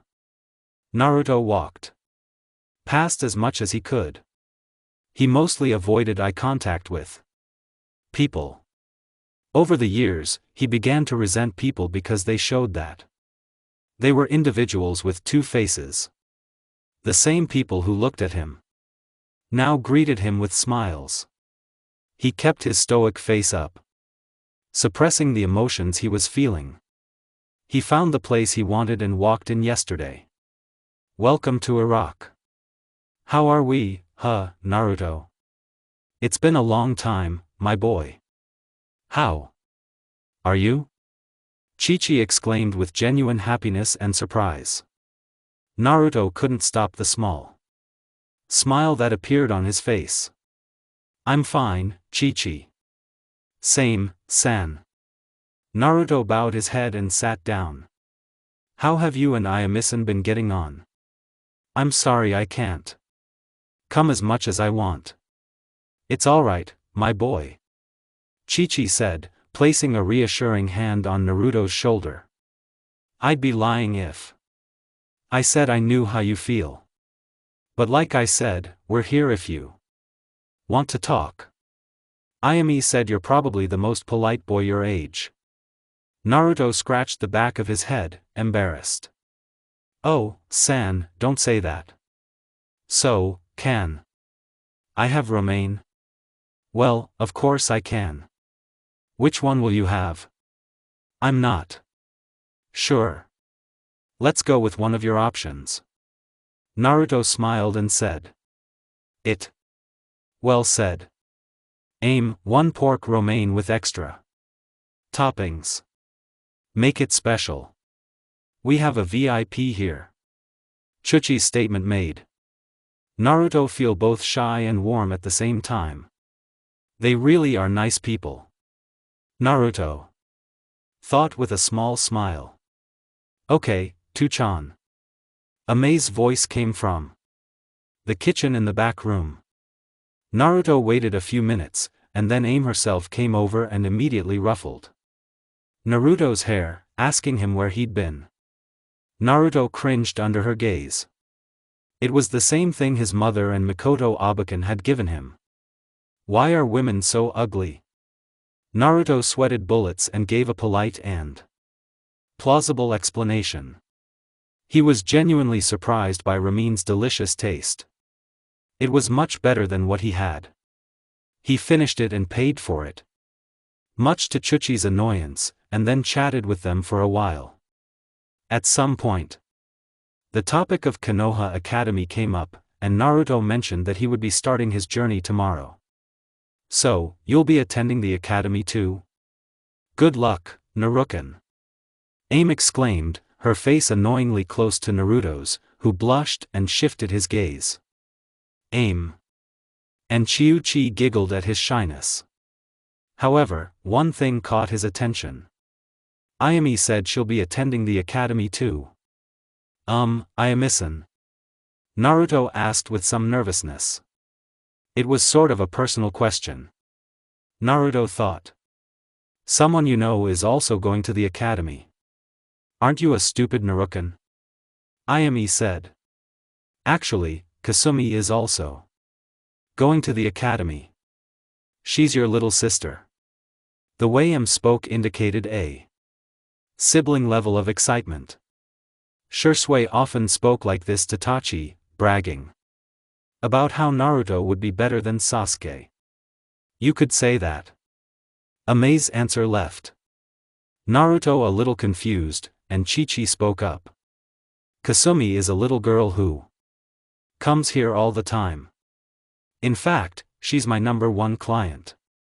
Chi laughed a little. She's about your age and quite energetic. Wait, why does she come here all the time? Aren't her parents with her? Naruto asked and saw sad looks on Chi-Chi's face. Naruto immediately understood and apologized to them. They said it was fine. Apparently, they loved this Kasumi person very much. He could only guess what she was like. Maybe she was kind and polite like him. She probably would have been well-mannered. Someone came in yesterday, Kiraman. I'm the same, and I'm a mini-chan. The next Hokage here is Chibei. A girl's voice intruded into the beautiful landscape of silence. Naruto looked at the person who spoke. She was about 42 to 121 cm tall and had fair skin. 3 whisker marks were etched on each cheek. There was a significant amount of baby fat on her face. Her blonde hair looked as if the sun had decided to kiss it. It also had a noticeable hint of red, and it was done in double pigtails. However, 3 things caught his attention more than anything else. Her lips were pink. Naruto could tell when women wore makeup and other cosmetics because of his sharp eyes. The second was the hideous orange-colored clothing that covered her entire body. Seriously. Why was he glowing? The third and final feature that caught all his attention was her eyes. Deep purple eyes. They looked so happy and full of life. It was mesmerizing. Naruto was momentarily lost in those purple hues when he coughed. To get her attention back, she had a cheeky smile on her face that mirrored the one Mikoto had. Before M could say anything, the girl dressed in orange spoke up. "Huh," the girl said, pointing at Naruto. "You have girly hair." Then she laughed. Naruto's eyebrow twitched. "She doesn't even know me and she's openly criticizing me." "Well, Naruto, I'd like you to meet Kasumi. Our #1 favorite customer," Chi-Chi said. As Kasumi walked up and took a seat slightly to the side of Naruto. She was smiling, and Naruto wanted to talk to her more, but against his better judgment, he decided not to. He could talk to her later. "Well, old man, I think I'll be going." Naruto stood up from his seat. "Thanks for going." Chi-Chi and him also said goodbye to him. Naruto smiled at both of them and saw Kasumi looking at him with a strange expression. Actually, it was quite cute, but Naruto never voiced it. He looked straight at Kasumi, still smiling. "See you later." Naruto left and walked out of the store. Kasumi sat silently in her thoughts and eventually spoke up. "Oh, my. Who was that girly boy?" Kasumi exclaimed then. Chi-Chi and M looked at her with piqued interest. Kasumi had never asked about anyone before. It was Naruto. "Why did you want to know?" Tush asked. No reason. I just wanted to remember the girl boy's name," said Kasumi, smirking again. Ame's eyes were shining. "Oh my, and my year," said Ayame, smiling at Kasumi. "You like him?" Am rolled her tongue. At that one word. Somewhere in an alternate dimension, a cute blue flying cat sneezed cutely. "Ah?" asked Kasumi with a dead expression. "What do you mean?" "Nekken?" asked Kasumi with confusion clearly visible on her face. Sigh. "You'll understand when you're older. How about some ramen?" M asked. "Aha!" Kasumi exclaimed happily, raising her hand in the air. Back then, she was waiting for the arrival of her glorious ramen. But now she had another thought in her head. This girly boy didn't look at me like everyone else. Naruto. Yeah, I think that means fish pie. Achi Naruto sneezed as he walked back. Who the hell is talking about me? Naruto thought out loud. Then he saw a couple of civilians huddled together towards each other. He felt something strange about them. I know this scene all too well.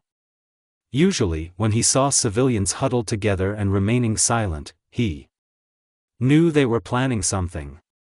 Most of the time, they berated him and his family. He was deeply hateful, and he would be dead before he let those useless sacks of flesh and blood do anything about it. Luckily for him, he had some equipment, including an extra crow mask that had belonged to Shursui. He had adjusted himself to look like an umbu and donned the crow mask.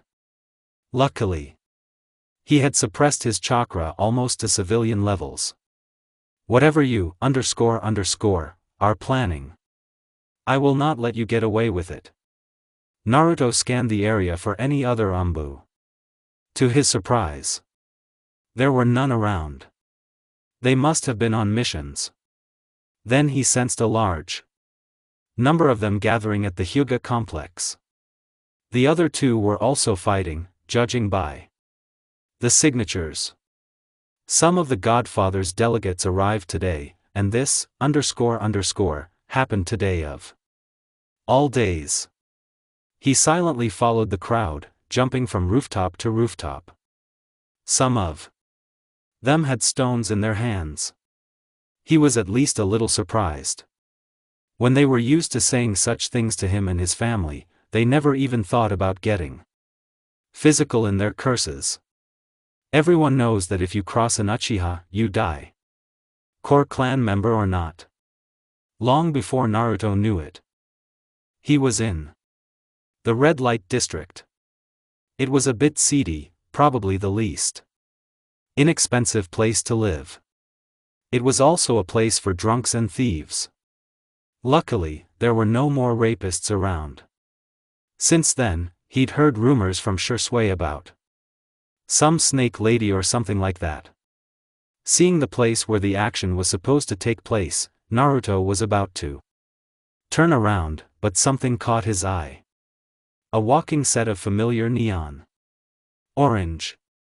In addition to that, a pair of ponytails of blonde hair with red curls in them. What is she doing here? Oh, right. Why is the crowd moving behind her? A crowd of 8 people silently made their way behind Kasumi. Then one of them threw a stone at her. It hit her hand quite hard when she dropped her fox mask. Naruto, furious, immediately activated his Shringan. How dare they hit a child like that? His gaze turned towards Kasumi and he gasped. What's in a name tag? Naruto's eyes widened. Her chakra network levels were off the charts. It was ridiculous. Even Shursui and Itachi didn't have that much chakra. It was too much for everyone. He decided to act, but the next words from the villagers stopped him in his tracks. Detain this demon? Yes. Hit her. More. Why crying? Are you crying doing this? Kasumi asked as she cried. Those purple eyes showed such pain as she clutched her hand in pain. Some people in the crowd actually stopped their ranting. Naruto felt like someone had hit him with a kunai right then and there. Why did it hurt so much? Was it because she was an orphan like him, or was it because the villagers had ganged up on a 7-year-old girl like that? Because you are a demon, one of the bullies replied. You killed our loved ones 7 years ago. What are you talking about? I have never done anything to anyone. The girl was now crying openly. Because you are a demon. You killed our families all those years ago. Wait, there is so much chakra in her. Don't tell me, name. Why would you do this to her? Hit the demon. The chieftain screamed as a mad look came to life on his face. He picked up another rock and aimed it at her head. He threw it, but it was deflected by another rock. Who did this? Who dared to save a demon? I did it. Civilian. The cold voice was heard by everyone. They searched for the source. They were a little worried because of the way the last word was said. What happened? Speak. The voice came from everywhere. Hey, someone is coming for the Chunin. They can. Yes. The voice said again. Call the Chunin. That way I can find out who else is going to hurt this little girl. Then the leader felt cold, sharp metal pressed against his neck. Everyone else gasped. An umbu stood before them. Ruthless killers, all of them. They were the elite ninja of the village who dealt in assassinations. What was one of them doing here? They were visibly shaking as a concentrated amount of killing intent was unleashed on them. One of them urinated. Tell me, civilian, the umbu in the crow mask spoke. Do you want to die? No, sir, I have money. The man didn't finish as he felt the metal pressed even tighter as a small trickle of blood flowed from his neck. You know who I am? The prisoner nodded. Good. Then you know that I can kill all of you worthless civilians without even breaking a sweat. If Hokage asks, I'll tell him the truth. That you, a worthless expendable, abused a harmless girl. Then your entire family will get what every person fears so much. You want this, __. No, sir. Please let us go. The Umbu pulled his kunai away from the man's throat and reappeared in front of the leader. He punched him in the stomach and continued beating the rest of the civilians. You civilians have no control over this situation, so don't even think about going through with it. This church freak show you call a council. I am Umbu. I answer only to Haka and no one else. If I make every one of your bodies disappear, no one will care. Then he placed them under a genjutsu, one that would change their minds on the matter. Make sure I never see you or any of your lackeys again, including those who are not here. Do not harm or harass this girl. Otherwise, one of two things will happen. 1. You die, and I hang your body over the Hokage monument to show you why this village is shinobi. Or 2. I keep you alive in an unknown location, and you will beg to be killed. You understand? The man finished. They all nodded, still frozen at the man's statement. He was right. Umbu were untouchable. If the civilian council had even thought about raising this issue, they would have been kicked out before you knew it, or worse. After a few more moments, he cleared his throat, and they all ran off. Then the raven looked at Kasumi. She was still crying. Swollen eyes. Go to your home. The man said in a calm tone. Haha. The girl stood up and started to leave. She turned around again. A small smile flitted across her face. Thank you. She ran off into the distance. Her figure shrank until it disappeared. Naruto felt strange and looked around. He dropped the henge. He looked confused. Her smile. It was like that. Then his attention was drawn to the mask, which was still on the ground. He sensed her chakra and decided to go after her. He followed her chakra to her apartment. The whole building was quite old. He approached her door, or assumed it was her door. He hesitated. His pulse was racing.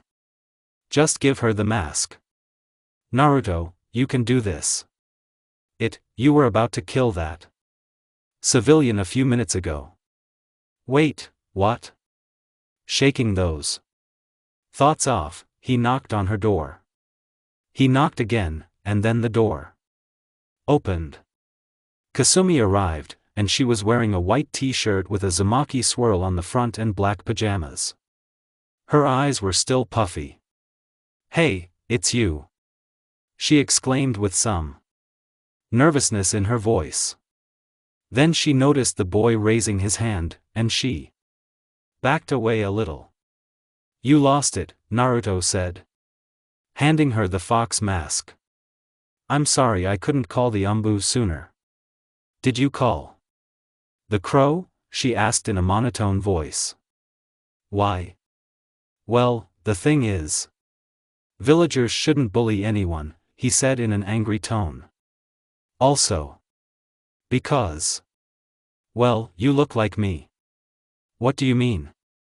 Asked Kasumi. Well, I don't have parents either, said Naruto, and Kasumi looked down. Oh, sorry, Kasumi was about to say something more, but Naruto spoke first. For what? It's not your fault. Kasumi looked up, and then Naruto looked into her eyes. His black eyes stared into her violet ones. It took a moment to realize what they were both doing, and then they both blushed, waving them off. Sorry, they both muttered at the same time. Naruto smiled slightly, and Kasumi chuckled.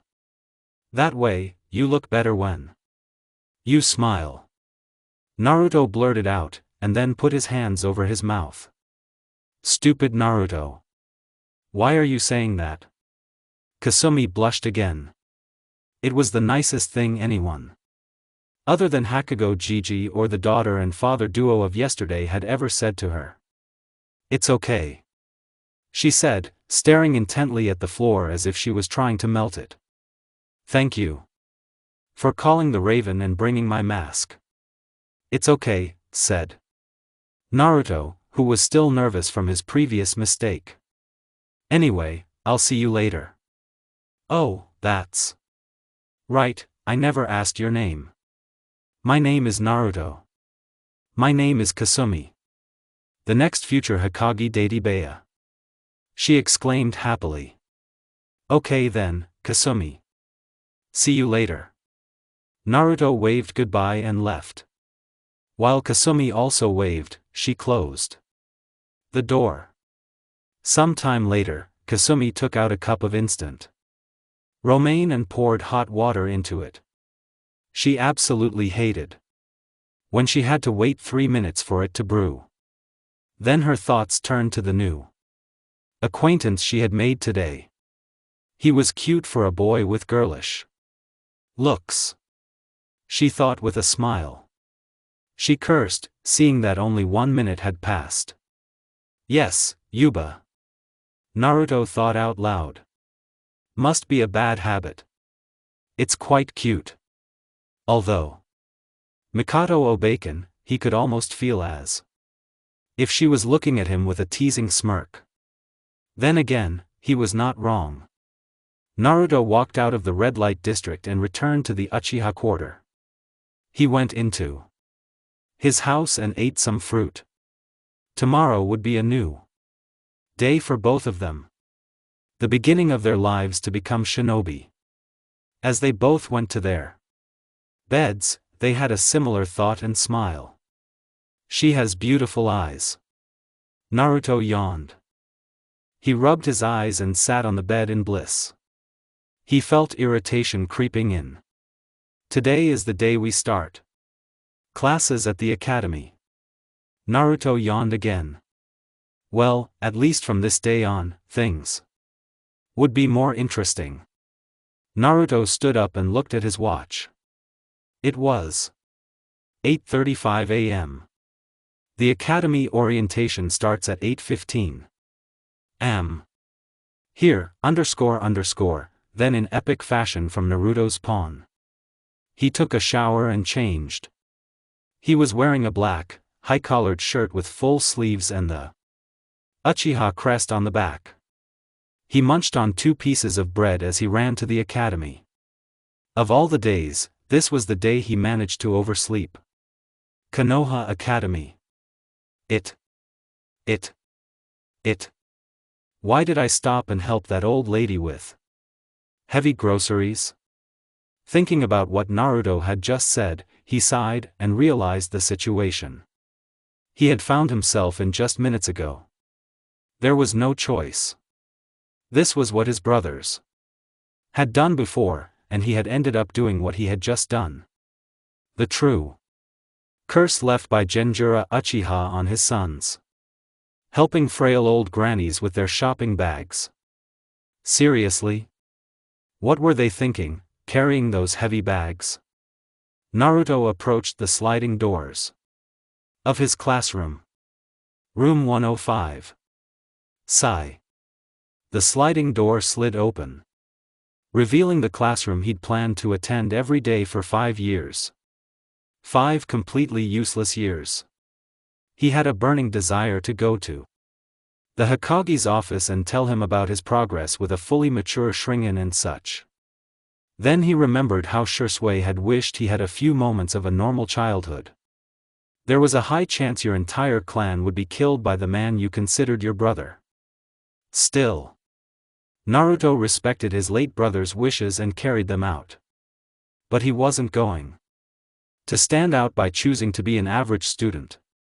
Even that word didn't sound right. Genin was nothing more than an exaggerated academy student with a target on his head. Sighing again, he closed his eyes. No matter what happened, he'd have to hide his true power. He could send a shadow clone, but he didn't know if there would be any matches today. If one blow was properly struck by the academy students, his entire cover would be blown. If that happened, Naruto was certain the man known as Danzo, mentioned so prominently in Shinsuke's scroll with a ridiculous amount of detail, would try to make a move on Naruto. He swung the door open and immediately hated the choice he had made. Room 105, Konoha Academy. When the door swung fully open, Naruto saw his assigned Chunin instructor. The man was dressed in the standard Chunin attire of a black turtleneck, black pants, and a green flak jacket. His hair was tied in a ponytail. He also had a scar running down his face, crossing his nose. The Chunin instructor looked at Naruto with a somewhat calculating gaze. The boy before him was somewhat taller than the others and looked like he had run a literal mile to get here. Naruto wasn't actually sweating from the jog he'd done, but the relationship between the bags was just like that of an old lady. Grid 1. Seriously, how did they even get the bags out of the stores? I hope you have an explanation for why you're late, young man, asked the Chunin instructor. Well, sensei, you see? Naruto scratched his head and smiled shyly, thinking of what to say. Then he remembered stories of his older brother, beat, when he was a genin. An old woman was carrying heavy grocery bags, and I helped her carry them to her house. The Chunin instructor's face seemed surprised. This kid looks like a mini Kakashi or something. I hope he doesn't start wearing a mask. Somewhere in Konoha. The Umbu in the dog mask paused as he looked at the sky. Can you feel it, Haida? I think there's a kindred spirit out there somewhere. Shinpai, is something wrong? The cat-masked Umbu asked the white-haired Umbu. Did you say anything? The dog asked lazily. Nothing. Let's get to the Hokage's office quickly, the cat replied with an irritated tone. Room 105, Konoha Academy. The entire class was silent, listening to his ridiculous excuse. Seriously? Who would believe something like that? Really? A loud, energetic voice destroyed the awkward silence as Naruto looked towards the source of the voice. He felt a little happy when he saw the person. She was sitting alone in the farthest corner of the table. She was wearing a bright orange t-shirt and dark beige pants. Her hair was still tied in two ponytails. Blonde and sleek hair was there with spicy red hair in between. And, of course, her violet eyes sparkled with innocence. She was smiling too. Naruto allowed the ghost of a smile to appear on his face upon seeing her. She really is cheerful. Realizing that he was looking into her eyes again, he stopped and bowed his head slightly to the Chunin instructor. Gamen-sensei, was the truth. I assure you that it will not happen again. Naruto raised his head and looked at the Chunin, whose face was somewhat satisfied after a proper apology. Good. Make sure that this does not happen next time. My name is Irakamina, and I will be one of your main instructors until you graduate, the man now known as Irika stated before addressing the class. Since you all have had the chance to introduce yourselves, I believe he deserves one as well. Please state your name in front of the class. Thank you, Irika-sensei. Naruto said, nodding to the Chunin instructor and turning to face the students, bowing his head slightly. My name is Naruto Uchiha. It is a pleasure to meet you all. Then Naruto looked up and critically examined all the students he caught sight of. The first was a boy with pineapple-colored hair and a lazy demeanor. Next was a fat boy munching on chips. A boy with red marks on his cheeks and a puppy dog on his head sat with a boy whose face was hidden by his shirt collar. The boy also wore sunglasses. Then his gaze fell on a white-eyed girl with blue hair, sitting cross-eyed. He figured these were the children of clan heads, if their appearance was anything to go by. Naruto guessed they were from the Nara, Akimichi, Inazuka, and Hyuga clans. He then wondered where the heir to the Imanaka clan was, since wherever there were Nara and Akimichi, there was always Manaka. Then he saw a familiar figure with platinum blonde hair and green eyes. It was a girl. She was the Yamanaki heiress.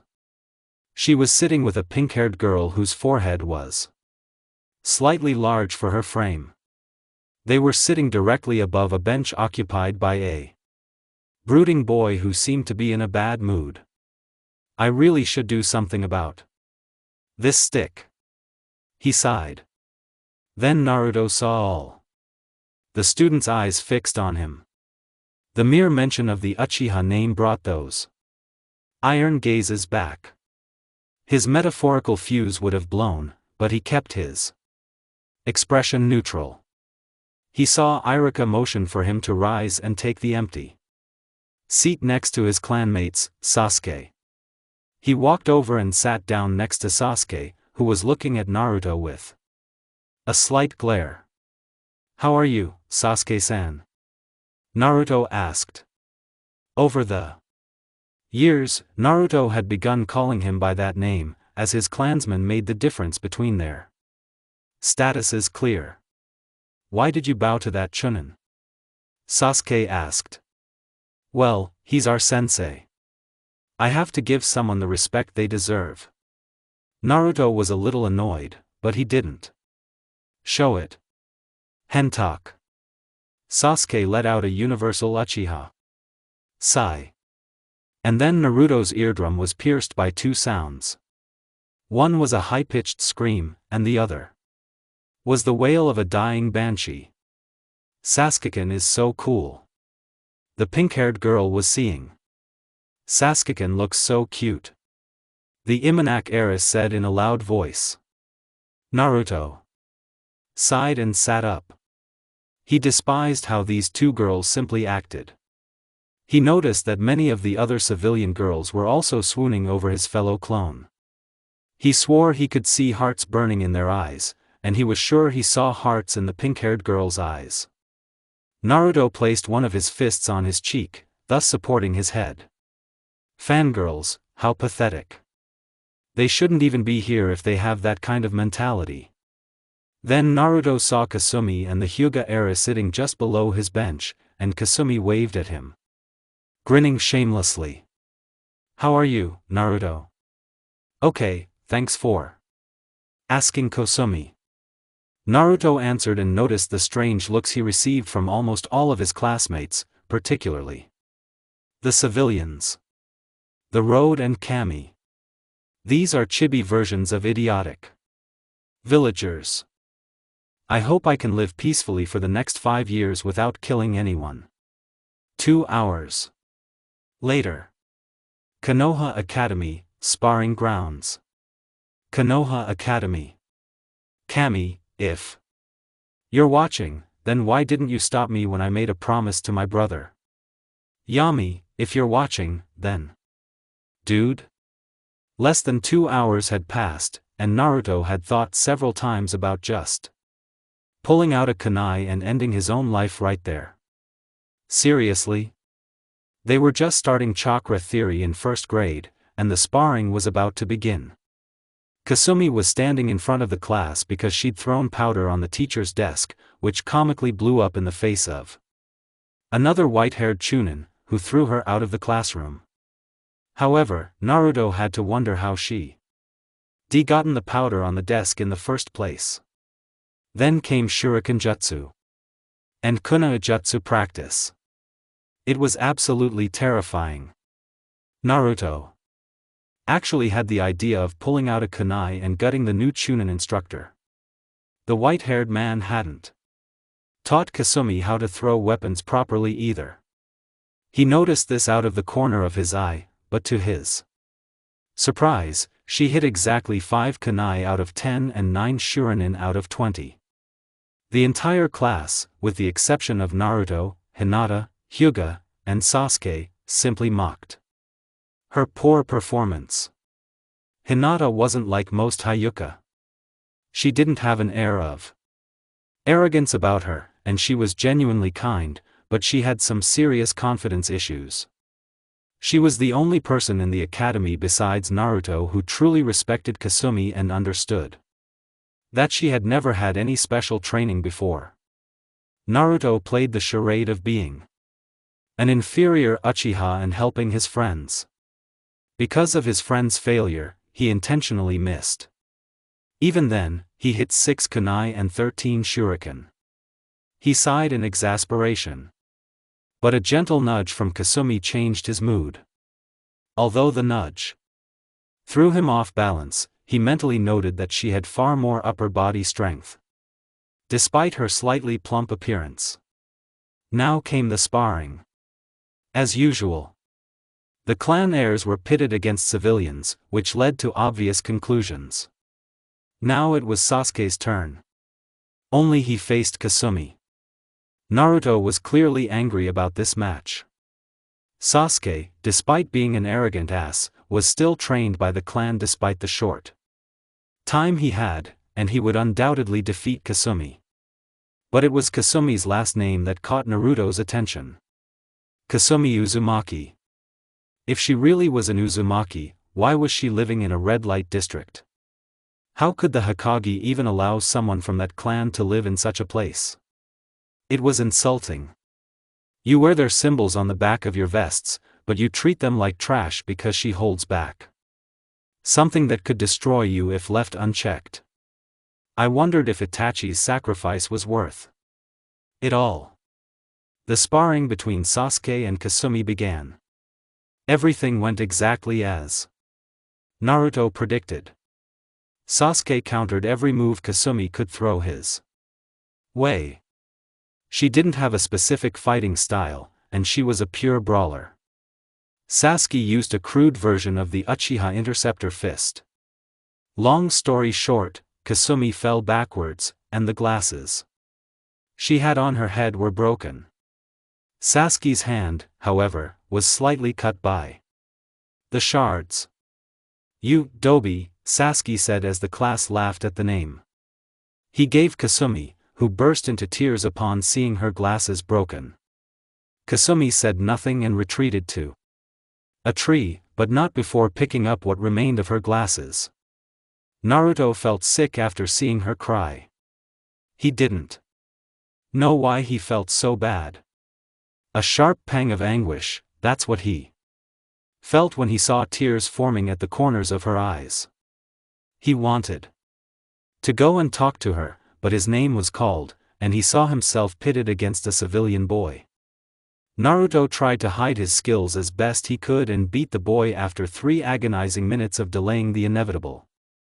He didn't even wait for the Chunin instructor to announce it before heading to where Kasumi was last seen. She wasn't there. He returned to class and waited, but there was still no sign of her. The day's classes ended, and he decided he would go look for his friend. But delay came in the form of Sasuke. "Where are you going?" Sasuke asked while in his mode. "Nowhere," Naruto said, his voice stoic. "Whenever." He said that, Sasuke was a little furious. "You're going to look for Doba, aren't you?" Sasuke asked. "Sasuke-san?" Naruto looked at Sasuke with dead eyes. "You really shouldn't hurt people like that." "Hentak." Sasuke sighed and continued, "I'm from the main family of the Uchiha clan, why should I treat a clanless loser with respect?" Naruto said nothing and left. No one noticed how Naruto even activated his Sharingan in rage at that last statement. Had he really not heard of the Uzumaki clan? We'll see you later in the Sasukusen district, Naruto said and left.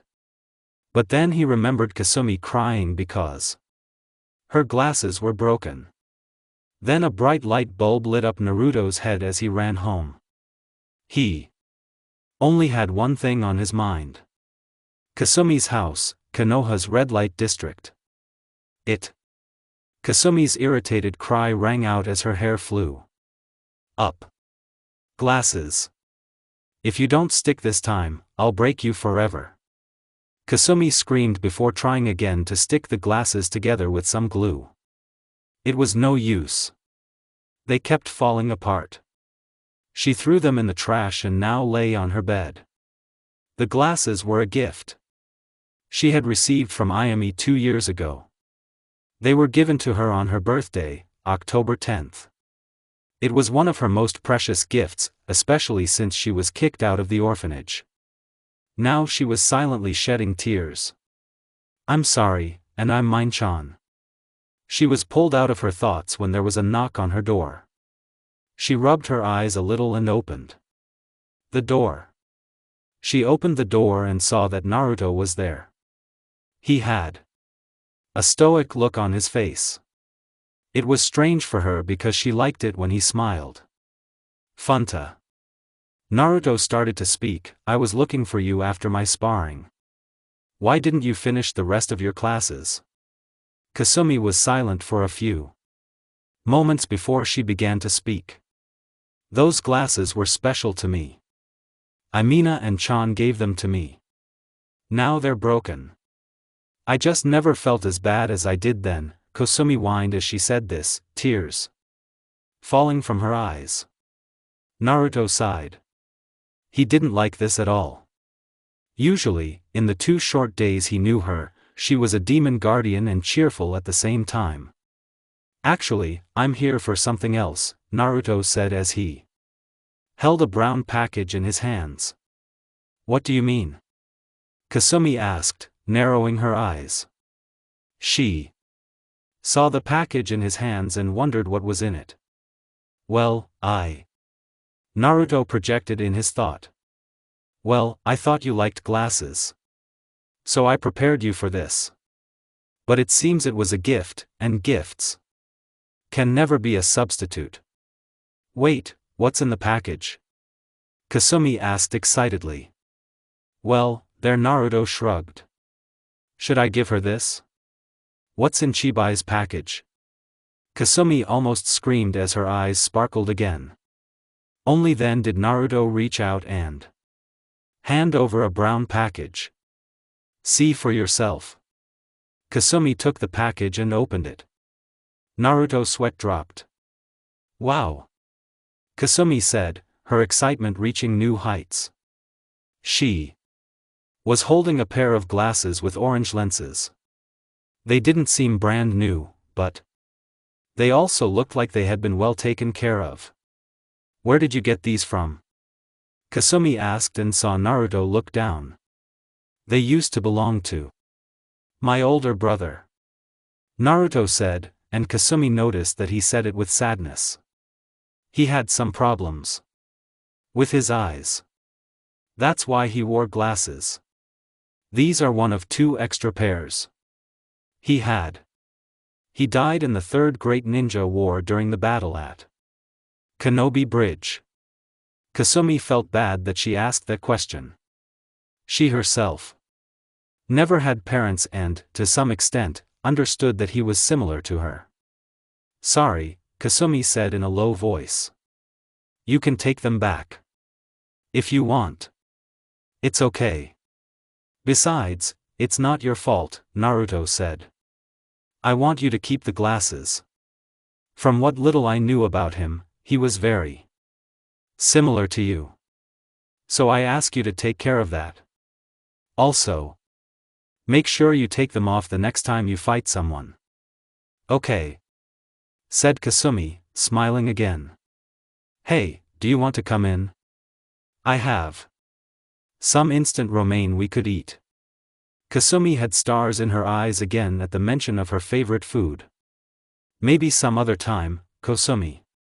Then Naruto spoke again. You should also eat something other than romaine.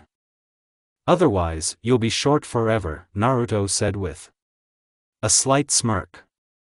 Ha! Kasumi gasped in shock. How can you say that, you Taibaya? Romaine, the food of the gods. Nothing else even comes close to it. Kasumi said with a raised index finger.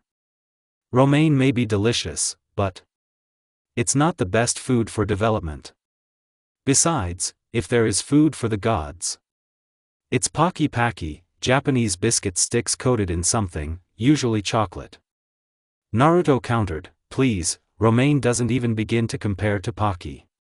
Even Shursui Nile knew that. Of course, Tekkenil also liked danga better for some reason. No, it's not like that. Kasumi screamed. It's romaine. Paki is weird. Kasumi shuddered at the thought of her happily eating paki.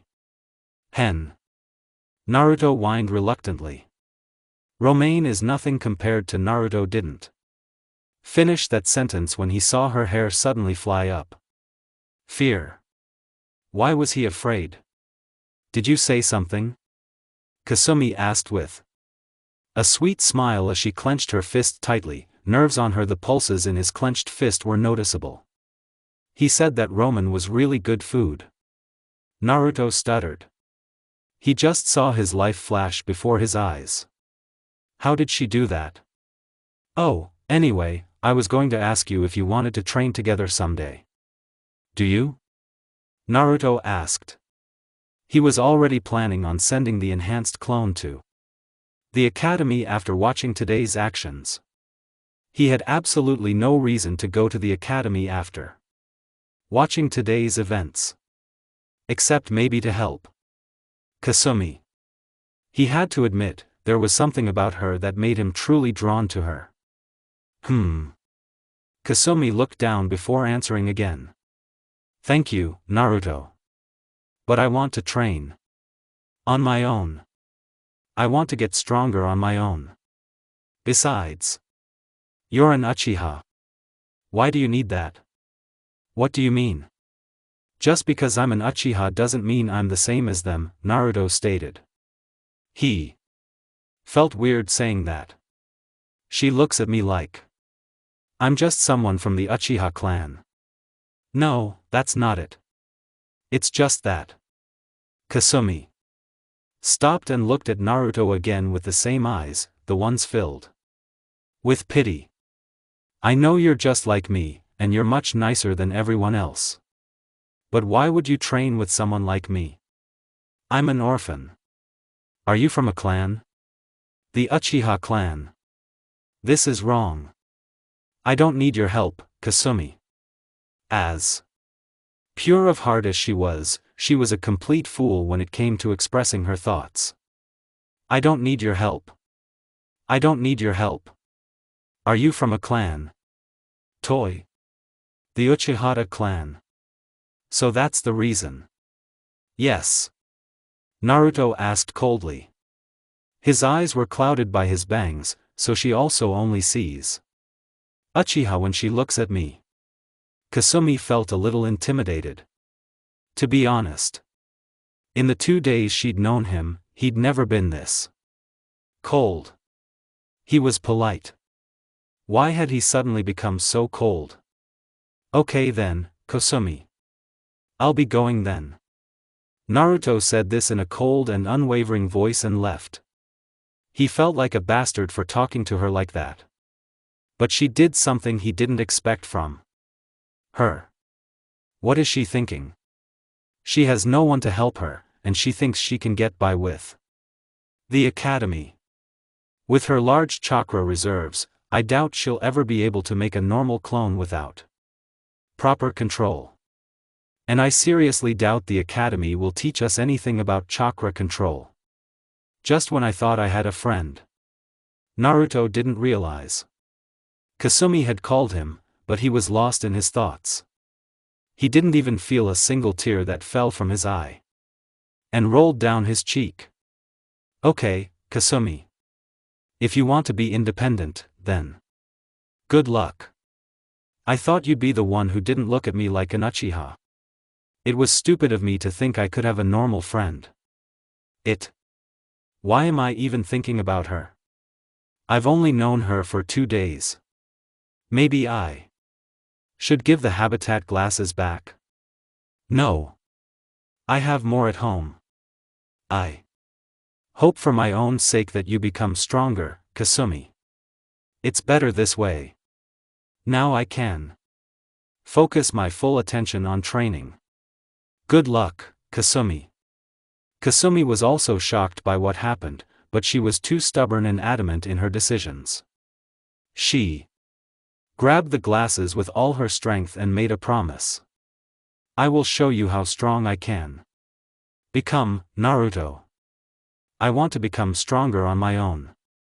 Kasumi thought as she gripped the glasses tightly, not knowing what she did.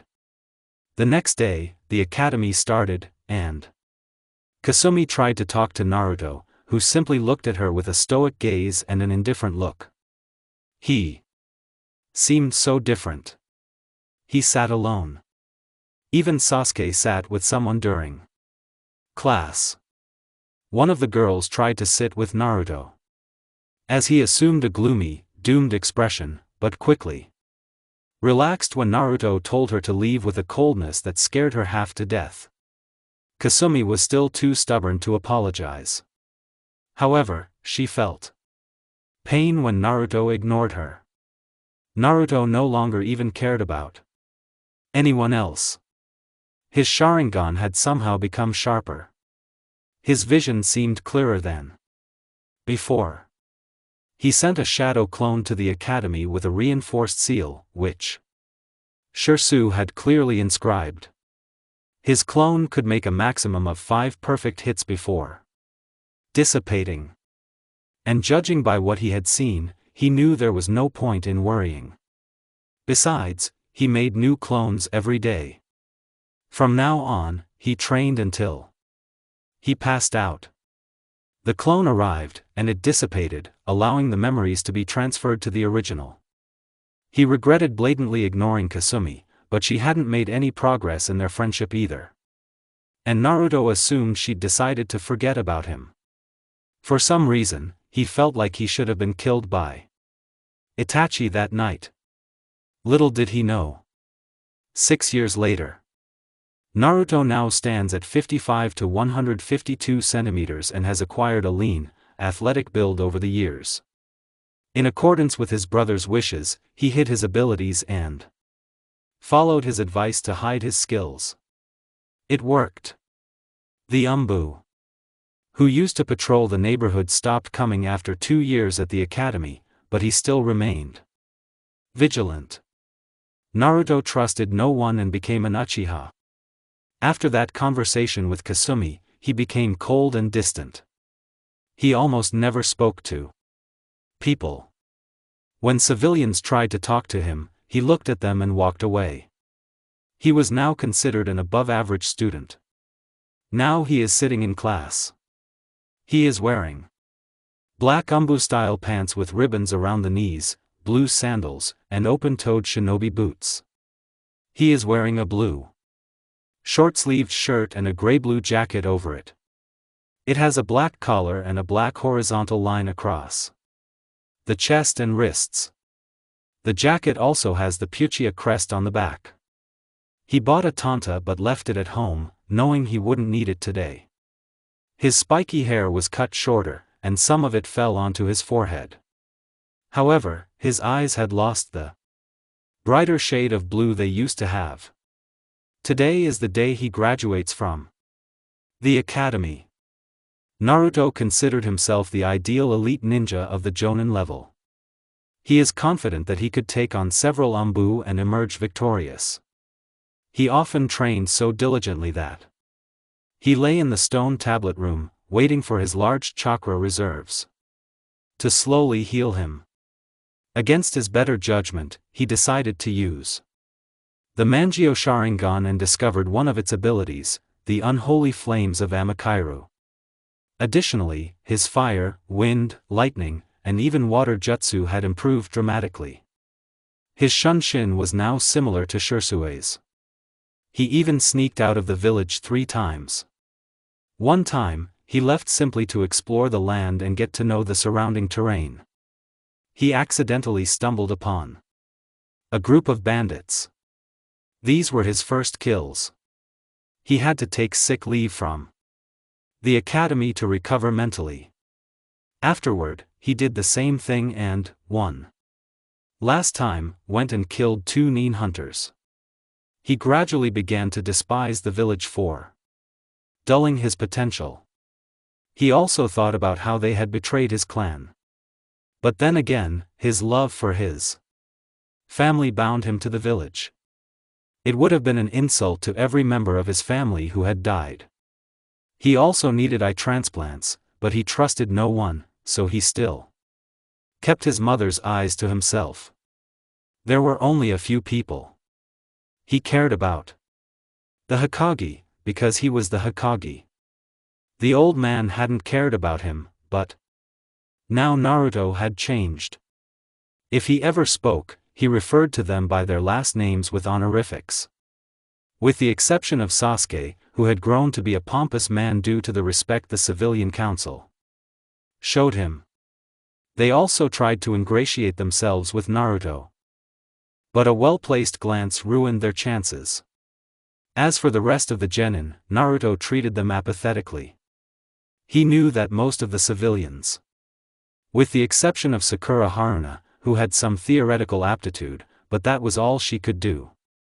The clan heirs and heiresses, in his opinion, were weak. None of them could defeat him. If he were 11 years old right now, even with their clan jutsu. The only ones who stood a chance against Naruto were Shikamaru Nara and Sasuke Uchiha. Naruto wouldn't deny that Sasuke was naturally talented and far beyond the level of genin he was now. If he awakened his Sharingan, he would undoubtedly be a low-ranking Chunin. However, if he allowed his arrogance and vindictive nature to get the better of him, his progress would be severely hindered. Shikamaru was a bit like that. He also hid his true potential. Well, more likely, he just didn't want to reach his true potential. He suffered from the same affliction as every other Nara, laziness. He was smart, though Naruto noticed he always started written exams less than halfway through and still finished them on time. Then there was someone Naruto worried about, Kasumi Uzumaki. For years, Naruto had tried so hard to forget their friendship. He kept telling himself he'd only known her for 2 days, that she also looked at him as if he were just an Uchiha. He couldn't. She was starting to regret Naruto hiding deep inside. His clone would dissipate, and he would gain knowledge. In every memory transfer, he saw Kasumi trying to talk to him, but he kindly brushed her off. Now he even called her Uzumaki-san. He felt like a jerk when he remembered the look in her eyes. But it was for the best. Once he stopped trying to interact with her, she became a little more serious. Even without teachers and without proper textbooks, she achieved results. She improved and was no longer the worst student. She was considered an average student. Sometimes she looks at Naruto with violet eyes filled with regret, but she doesn't have the courage to talk to him. She is proud of the Kanaichi in the making, but she can admit that she needs serious help with chakra control. As for her appearance, she's fine. She wears a dark orange jumpsuit with a black one in it. She also wears dark orange pants. She wears glasses perched on her forehead. Years ago, some of the boys used to tease her and call her an orange tomato because of the red streaks in her hair, which were now a little more noticeable. Add to that her bubbling face, and she looks a little like that. But this led to something else, something that Naruto survived. She became angry and unleashed hell on the boys who teased her. She became known as the Orange Menace due to her pure rage, resulting in beatings and well-executed pranks throughout the village. How did she deface the Hokage monument in broad daylight?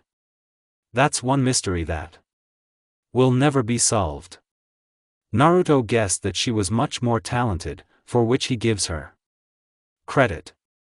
Now, Kasumi has physically changed after 5 years. She has grown to be a teenager. Her creamy skin, smooth blonde hair streaked with red and dark purple eyes make her look like an exotic beauty, the envy of many girls. She also never wore makeup in her life. Her pink lips were also full. She had a much more developed figure than the other girls, with the exception of Hinata, who wore a baggy coat to hide it. Her breasts easily reach a B-cup. Her hips were also slightly wider. Some of the boys often tried to ask her out, but on other occasions they were rejected and literally knocked out. Kiba Inuzuka often irritated her with his date requests and would have been even more so if he didn't have an older sister and a terrifying mother. One day, Naruto accidentally pulled out a kunai when he saw Kiba talking about being the alpha and trying to flirt with Kasumi, saying she was playing hard to get. He also mentioned some casual comments about her becoming the future matriarch of the Inuzuka clan. However, Naruto had to admit it. Kasumi had grown into a beauty. He looked at her again and sighed. The fact that she had become the most beautiful girl he had ever seen in his mind made him wonder if he saw her as a friend or perhaps something more. He sighed again as he mentally swore. Was Mikado Abakan giggling somewhere? Unknowingly, Kasumi also turned, and their eyes met. Naruto's black eyes held a captivating sense of conflict, sadness, and, most importantly, regret. Kasumi's gaze looked at him with a hint of hope, warmth, and regret. They both stepped aside, and some of the boys, along with Kiba the jealous, looked at him. The Kuei and Shuriken exam was over. Isasuke received a 9.1820. Naruto received a 7.15, and Kasumi received a 5.12C2. The written exams were over, and Kasumi barely managed to pass. Now it was time for the academic trio. Most of the students were going on to take the final exam. Sasuke went ahead and flawlessly completed the main trio. Naruto wondered if Kasumi would be able to pass. This girl had absolutely no control over her chakra.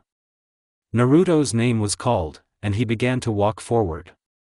Some of the fangirls applauded, some boys were angry, and Sasuke was jeering, but one quiet voice reached Naruto's ear. Good luck, Naruto. He didn't hesitate for a second. He knew exactly who that voice belonged to. He wanted to turn around and say thank you, but he was deeply conflicted and simply moved forward. Okay, Naruto, please perform the academic trio, Iruka. Amana said. Naruto began the decline jutsu. A perfect imitation of Naruto appeared next to him. Then he performed Hengi and transformed into Shursui in his Jounin outfit. Some of the students looked at him uncomfortably. Sasuke seemed angry for some reason. Kasumi watched Hengi, who had no idea what declination, with a calculating gaze. Then, seeing that only one person remained, Naruto performed Kawarimi on Kasumi, and she stood in the examination circle. A vein throbbed in her head. How dare he rush her? She wanted to scream and hit him on the head, but seeing his once black eyes, filled with life, now dull, she hesitated and stopped. Where did the Naruto I know go? Naruto walked forward, picked up his Hitaiate and tied it around his forehead. He passed by and stopped for a second. He looked at Kasumi. A million questions raced through his head. He wanted to ask her how she was feeling, how her training was going, and if she was eating anything other than ramen. But he realized he had no right to do that after that conversation 5 years ago. So he decided on the next best thing. For a moment, when Kosumi's violet eyes looked at his, she saw a lighter shade in the now dull black orbs. Luck. Uzumaki. Kasumi gave a joyful smile. There was no way she was going to fail the exams. Now was her chance. A chance to get her friend back. It was the first time in many years that he willingly talked to her. She had something to prove. Naruto sat down on one of the benches. He waited for what would happen next. However, after he willingly talked to her after 5 years, a ghost of a smile appeared on his face. A feeling flashed throughout his body for a moment. He had forgotten this feeling. He closed his eyes and opened them wide to see if the prediction he made was correct. It was equal. Naruto Uchiha. Kasumi performed her first henge and transformed into an older version of herself. The fact that her body seemed more feminine only made her fans scream with joy. Kiba literally howled and got a nosebleed. Even the usually stoic Sasuke Uchiha had a strange expression. Irika smiled when he saw her perfect henge of the silver-haired Mizuki, but he had a sly look on his face. Naruto, on the other hand, blushed deeply and looked out the window. Hormones. Exactly. Needless to say, Naruto still wasn't sure if he saw Kasumi as just a friend or something more. Kasumi turned around while henge and looked at Naruto, who turned away, while Kasumi looked sad. The boys in the room started glaring daggers at Naruto, and Kiba was their main one. Why did Kasumi care about a boy who simply ignored her? Kiba especially didn't like the boy. He'd had a crush on Kasumi ever since she'd started growing faster due to puberty. Sasuke simply watched the two of them react. For some reason, he felt irritated. Naruto was still looking away, knowing Kasumi hadn't yet removed her henge. He heard smoke and saw that Kasumi had returned to her normal appearance, though she looked a little sad. Naruto felt that empty feeling again. He sighed in despair at himself. Then he saw Kasumi performing Kawarimi with Sruka. And then, finally, it was time for something even Naruto wasn't sure about her. Okay, Kasumi, all that remains is for you to perform Bunshin. Naruto closed his eyes. He silently prayed to whatever higher form of divine being was out there. He didn't remember how many years had passed since he prayed to the kami. Ever since his mother died, he'd simply stopped caring. When he was at the shrine, he pretended to pray for the deceased Uchiha clan. He was outraged that such a divine being as Kami would decide to mock his life and take everything from him. But why was he praying now? Kasumi had rejected his help in training, and Naruto, over the years, realized that it was her pride as a growing kunoichi that had driven her to do so. He had overreacted then. Now he could reflect on it, as his mind had become cooler and more rational. He had rejected her friendship, and she had tried to befriend him again, but he had ruined her chances for friendship. Would she still be friends with him if he apologized? Please, Kami. That's the only thing I want from you right now. Please make her pass. Kasumi shuddered in fear when she heard her task.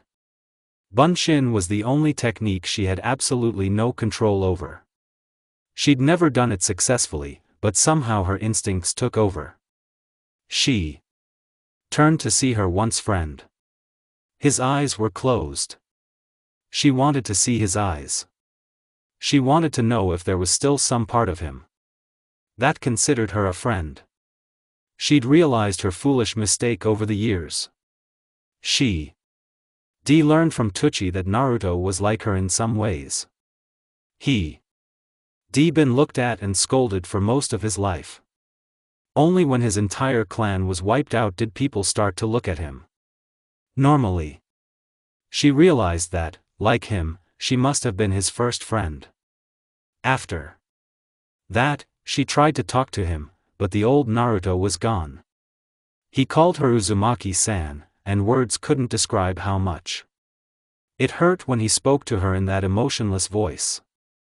She swore she'd become stronger, and then one day make him her friend again.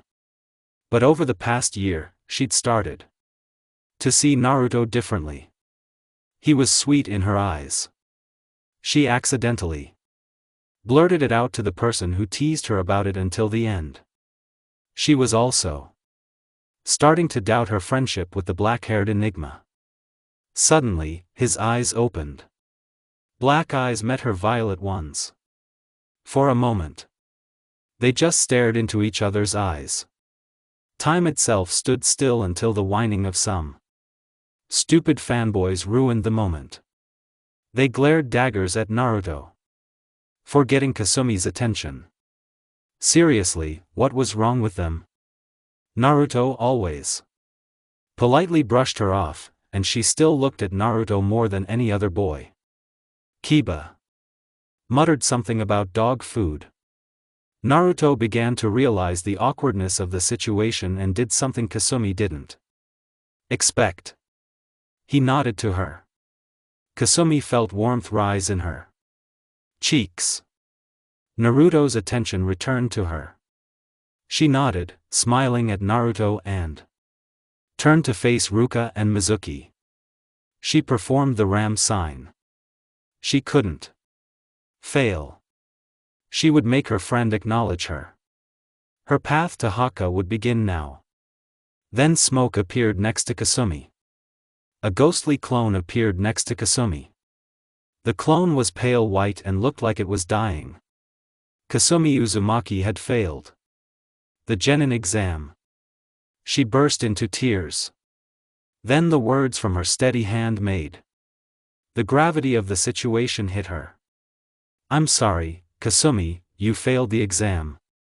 But that was all Kasumi heard before she ran off. Tears splashed in the air and sparkled. Some of the girls laughed, some of the boys were a little disappointed.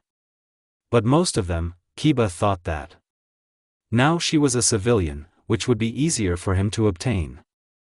Sasuke scoffed and thought that, despite her appearance, she was weak. Hinata was sad that her only friend from the academy had failed. She knew how much this test meant to Kasumi. Now she looked at Naruto. The boy was cold, but not unkind. He wasn't arrogant like Sasuke, but he felt apathetic towards everyone. At least that's what she thought when she saw the conflict in his eyes. Naruto felt like he had betrayed Kasumi. He mentally screamed as his legs twitched. Why had he turned his back on her? Sure, she refused his help, but shouldn't he have tried to help her? At least give her some advice. He could have done it. He had to do it. He was pulled from his thoughts when Iruka started talking about their achievements in becoming genin. Naruto almost laughed at his statement when his cold side began to show. Genin. PFT. Even that word didn't sound right. Then Iruka told the class they were dismissed and that the team placements would be announced in 2 months. Naruto sighed in disappointment. Another 2 months of useless waiting. Oh, right. Naruto stood up, and some of his admirers rushed towards him. Ina Yamanaka was among them. They were bothering him, asking him out. Naruto tried his best not to let his metaphorical fuse explode, simply apologizing and saying, "No. He could understand civilians, but why would Aina, the heiress of the Imanaka clan, be a fan? It made absolutely no sense. He would have to do something about them soon. If he didn't, he might as well just kill them. Konoha Academy Training Grounds. Naruto began to mold chakra and tried to sense the large chakra signature. It wasn't the Kyuubi. He had seen the attempted hostile beating to understand that Kasumi was a Jinchuriki. But her chakra itself was dense. She probably had more chakra than the third Hokage. That was the reason she couldn't make a simple clone. Her chakra was even greater than Naruto's own, although he had much better control. Then he found her sitting on the swing with tears rolling down her eyes. She was crying quietly. Naruto didn't like it at all. He slowly walked over to her and sat next to her on the other swing. He wasn't sure what to say. He just looked ahead and looked at the crowd of parents who came to pick up their children. Who passed them. They were proud of them. He saw Sasuke looking at them with a look of indifference and irritation. Naruto could understand how Sasuke was feeling right now. His own parents were killed by his brother. He was upset. He has the right to be angry, but that doesn't mean he can look down on other people. It looks like I failed. Yes. A soft whining voice reached Naruto's ear. He looked at her and saw that Kasumi was still crying. Her bangs covered her eyes. Yes, Naruto said. He had become too stoic for his dislike. But that doesn't mean it's over for you. Kasumi looked at her once friend. He wasn't even looking at her. He had the same ed expression on his face. The one that was completely devoid of emotion. His eyes, which had seemed brighter in class just minutes ago, had dimmed again. But his words weren't lost on her ears. What do you mean it's not over yet? Kasumi asked. There was no way she was going to pass this chance. I mean, the academy students who failed the test get another chance after 6 months. Although they don't get any help from the instructors at all. So maybe you could help me with my training? Those words made Naruto look at Kasumi with wide eyes. She had turned to him for help. The chance he had missed to help her because she had refused the first time. Will he ignore her this time? I don't know, Naruto said, his face remaining blank. If I'm going to become a genin, that means I'll be very busy for the next few months.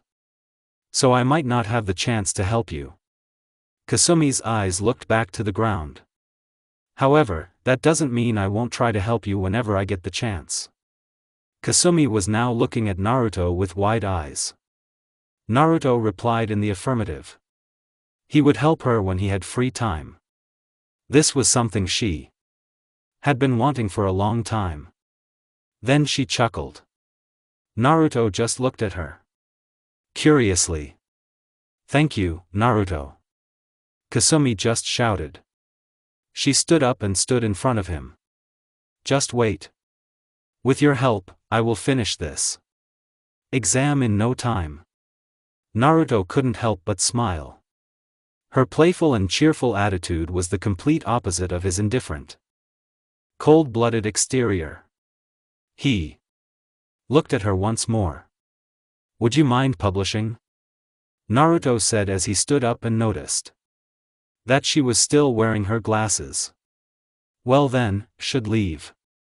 Me too, Kasumi said, and she was the first one to run away.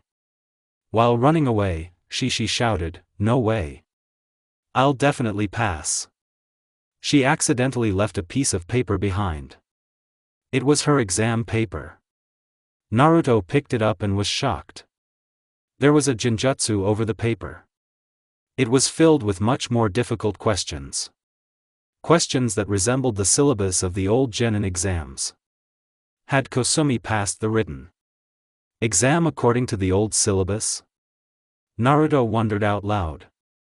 This was completely against the rules established since Itachi exterminated the clan. Naruto's home, the Uchiha clan compound. Naruto sat, disappointed by the revelation he had made. Today, Naruto had resolved to go to the Hokage's office and tell Sarutobi about the incident today. Then he realized the old man would ask him how he discovered genjutsu, since he considered Naruto an average student.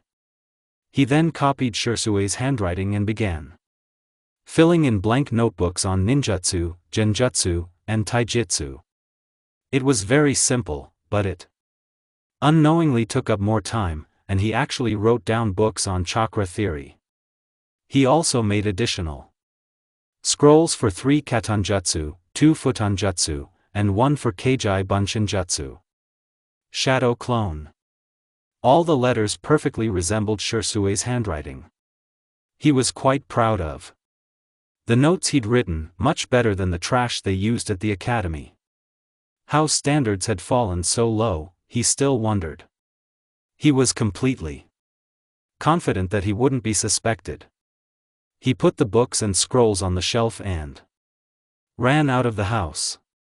The red light district. Then Naruto wanted to go to the Hokage Tower.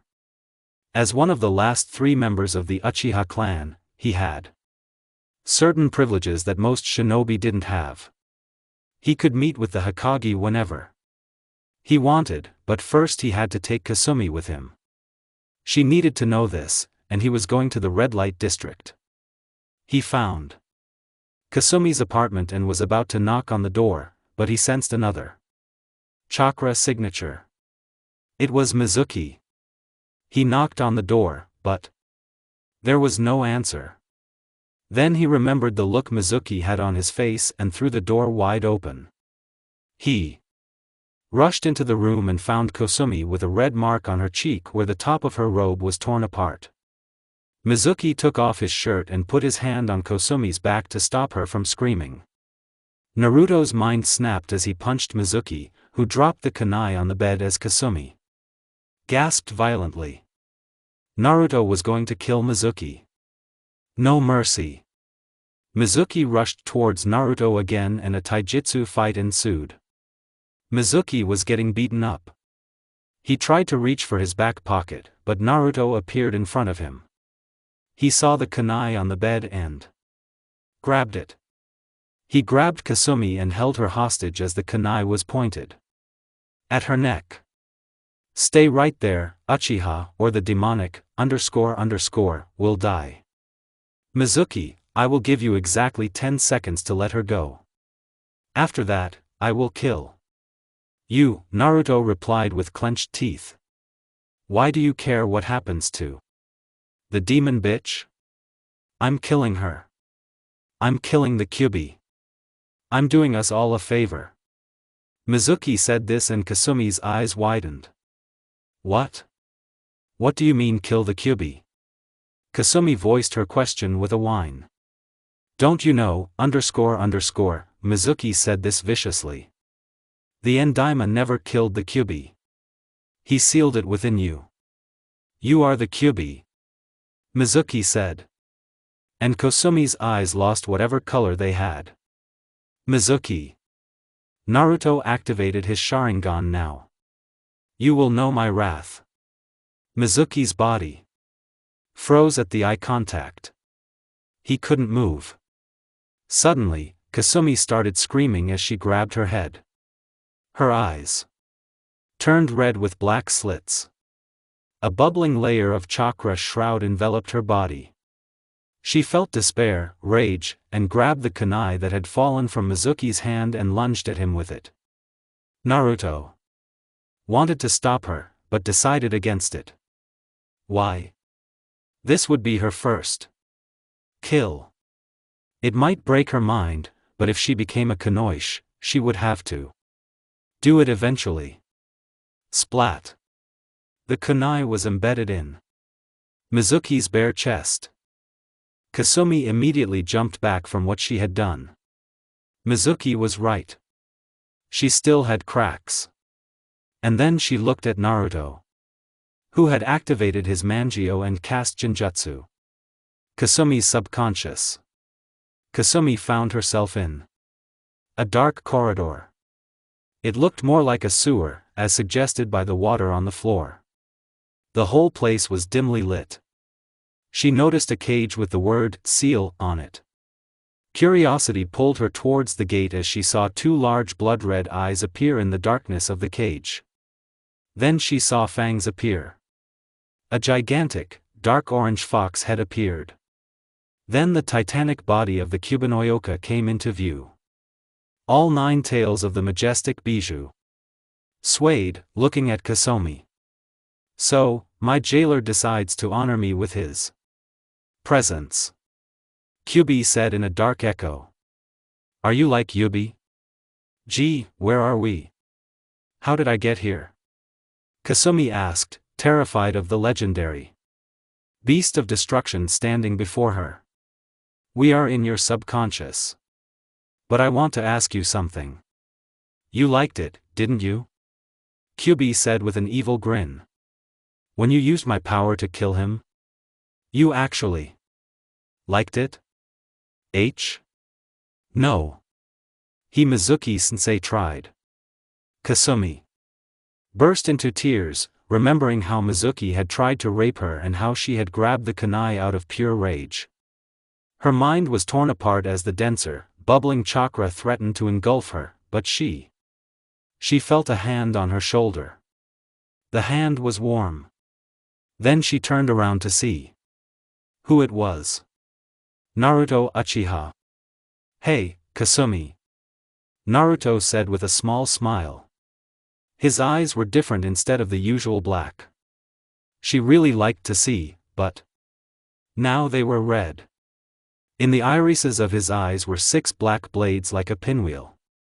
Naruto sat down at his level and looked deep into her eyes as the chakra shroud began to dissolve. Kyubi roared. You Uchiha scum. Kyubi roared and began to press his killing intent. It was dark. Too dark. Come here so I can rip you to shreds. Do I look that bad? Naruto asked as his Mangyo looked at him. He made the ram sign and Kyubi felt depressed. This Mangyo you. Kyubi said once more as he slowly began to fall asleep. Your chakra and blood. They're the same as his. Even.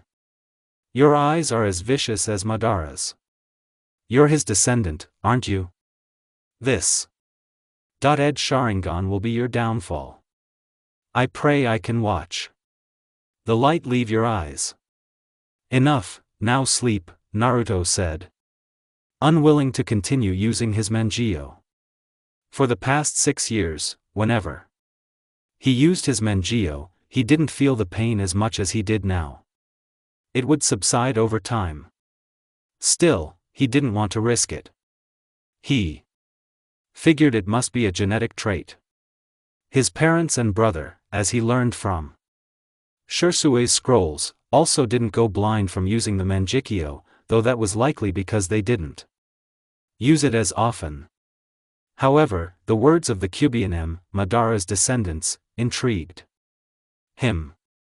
He remembered reading the secret scroll in the stone tablet room about Madara and the woman he was in love with conceiving a child. Maybe, just maybe, this child became the ancestor of the Branch family. It would explain why the Branch family, despite not having most of the clan's secrets, still became good shin. It would explain why the main family, with the exception of a handful, treated the Branch family members this way. The Uchiha clan was corrupt by any standard. They hated the man who became an outcast shinobi, but later accepted his will. Naruto thought again that perhaps his parents were somehow directly descended from Madara's child. He felt a little proud that he himself was descended from Madara. The Kyubi closed its eyes, and Naruto looked back at Kasumi, who was still looking at him in awe. She seemed so lost. Let's go. I'll try to explain everything later. Kasumi's house. Naruto grabbed the kunai from Kasumi's hand and told her to play along as he deactivated his Sharingan. He felt some umbu approaching. There were two of them. One wearing a boar mask and the other a girl wearing a cat mask. What happened here? Koshks asked as she looked at Mizuki's body, which had a kunai strike mark on his chest. He was no longer breathing.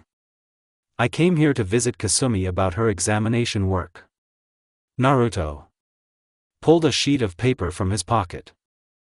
Apparently, her work was based on an older, more advanced curriculum through a layer of genjutsu.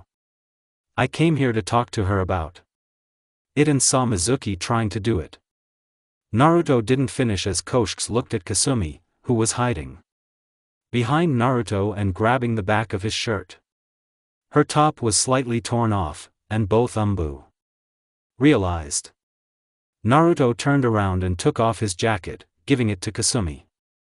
He placed her hands inside the jacket and zipped it up as she hugged the jacket. She was still shaking. You two will need to come with us to the Heikage. It will be better if he hears this. Boar spoke for the first time. Kasumi sat down and began to cry again. Can you give us a few minutes? Naruto asked politely in a stoic voice. The umbu understood and left the apartment, closing the door. Naruto sat up and looked at her. I'm a monster, Kasumi said in a whisper as the tears continued to fall. Mizuki was right. I am that. Kasumi couldn't finish, as she felt two familiar hands on her shoulders again. She looked into Naruto's eyes, which seemed hurt, but at the same time it comforted her. No, you're not like that. Period. Naruto spoke as softly as he could. It was thin ice. He was treading on. Mizuki was a fool who didn't know any better. What he tried to do to you, I would have killed him anyway. Kasumi gasped slightly at what her once friend said. He would have killed Mizuki, but at the same time, her heart started beating faster. He would have killed Mizuki because of what he tried to do to her. Kasumi, don't tell anyone about the fox you met today. Tell Hokage-sama that Mizuki tried to take you by force. Then I came and fought him. He called you a demon fox. So what? I killed him. Don't argue, please. Naruto squeezed her shoulders slightly. Let me take the blame. I'm officially a shinobi, and they will turn a blind eye to this. So please, as your friend, I ask you this. Kasumi's eyes widened again at his last statement. He was her friend. Do you really mean that? Kasumi asked, looking at him hopefully. We're friends. Naruto smiled. For the first time in years, he genuinely smiled. How relieved he was that Kasumi would still accept him as a friend. Yes, Naruto said, poking her forehead with his index and middle fingers. He picked up the gesture from Itachi and Shursui, who often teased him. You're my first friend. Then Kasumi cried some more. Knock, knock. Are you coming or not? The cat's voice came from the other side of the door. Yeah, just wait, Naruto said. Then he helped Kasumi stand up, taking her hands in his. It was so soft. Then they left the apartment and followed the umbu. The Hokage's office. Naruto and Kasumi finished explaining the situation to Hiruzen Sarutobi. Kasumi explained to Sarutobi and Naruto why Mizuki came there in the first place. Apparently, Mizuki came and told Kasuma that there was a way to pass the exam after she failed. All she had to do was impress Mizuki. At first, she didn't understand what Mizuki meant, and asked him what he meant, what she needed to do. Mizuki tried to be more persistent. She refused and told him to leave her alone, as she knew civilians couldn't attack shinobi without provocation. And Kasumi was, essentially, a village outcast. Then Mizuki slapped Kasumi across the cheek, which explained the red mark. He then dragged her into a room and said something about purifying a demon. He tore the top of her robe and put his hand over her mouth to prevent her from screaming for help. She began to cry, remembering the scene an hour ago, and burst into tears. Naruto placed his hand on her shoulder, and she tried to stop her sobbing. This act didn't go unnoticed by the third Hokage. He could see a strong connection between the two. He had never seen them together before and assumed they must have met before the academy. He mentally laughed at the scene before him. Ah, so young. Sarutobi thought to himself. Then Naruto explained the situation he found himself in. Mizuki was holding Kasumi hostage with a kunai in his hand. He then said that Mizuki had said that the kyubi was sealed within Kasumi, that she was a reincarnated demon. Then Kasumi broke free from his grip. Then Naruto lunged and killed Mizuki with a kunai. Otherwise, Mizuki would have killed them both. He also knows the difference between a kunai and the scroll it's contained in. Arteist means he doesn't see Kasumi as a fox, but as the person it's contained within. He said that Kasumi is important. She holds back the kyubi, but she wasn't the kyubi. She's the reason. The kyubi couldn't destroy the entire village and still held it back, protecting the village. Kasumi smiled at her friend again. He'd always supported her. This was the thought in Kasumi's head. Sarutobi was impressed by the young Uchiha's reasoning. He noted the similarities, the ideals he held, and he couldn't help but compare them to his parents. He was truly the son of Genjuro and Satsuki Uchiha. When asked about the evil chakra the cat sensed, Naruto explained that she had simply unconsciously flared her chakra due to the dense nature of her chakra system and some influence from the kyubi, but it quickly faded. He also tactically ensured there was no mention of his Sharingan. Kasumi also said nothing about it, though Naruto knew Kasumi would ask him about it later. The Sandaima and Hokage were ashamed that someone like Mizuki was Bikanahi's shinobi. He then asked Naruto how he knew how to recognize genjutsu. Naruto explained that Shursui had left many notes on the shinobi arts in the family home, and Naruto had read them a few days ago. He added that he didn't really understand everything, only the basics. Naruto-kun, how did you feel after you killed Mizuki? Sarutobi asked. It was an important question. It would determine his psychological abilities. Hokage-sama. To be honest, I felt uneasy. It felt wrong, Naruto said, remembering his first kill. The bandits that Han killed. I felt sick, but for some reason I managed to restrain myself. I keep remembering how I hit him with a kunai. How I watched his eyes slowly lose their shine. Naruto looked down. Kasumi, however, was experiencing the same emotions beyond the obvious berserker rage. This raised another question in her. She wasn't the smartest, but she wasn't an idiot like people thought. Naruto had killed someone before. I see. Sarutobi then looked at Kasumi. I'm sorry you had to go through this, Kasumi-chan. Even the exam you took was rigged. I could arrange for you to attempt the exam in 2 weeks. If you'd like, or you could do it properly. Haiji Kasumi felt slightly relieved that the pressure of the situation was easing. Naruto was right. She was going to be released. Hokage herself told Naruto if it was okay to intervene. Can I be Kasumi's assistant until she passes the exam? Hiruzen Sarutobi raised an eyebrow. He knew better. He could obviously see some connection between them. However, the two of them themselves didn't see it. I have no objections to this, Naruto-kun. You can also visit the Konoha hospital if you want. Naruto-kun. Most people feel strange after their first kill. Hi Hokage-sama. Naruto stood up, and Kasumi turned to Sarutobi. Thank you, Gigi, for letting me take the exam again. She said this in a low voice. Not like her usual loud, cheerful voice.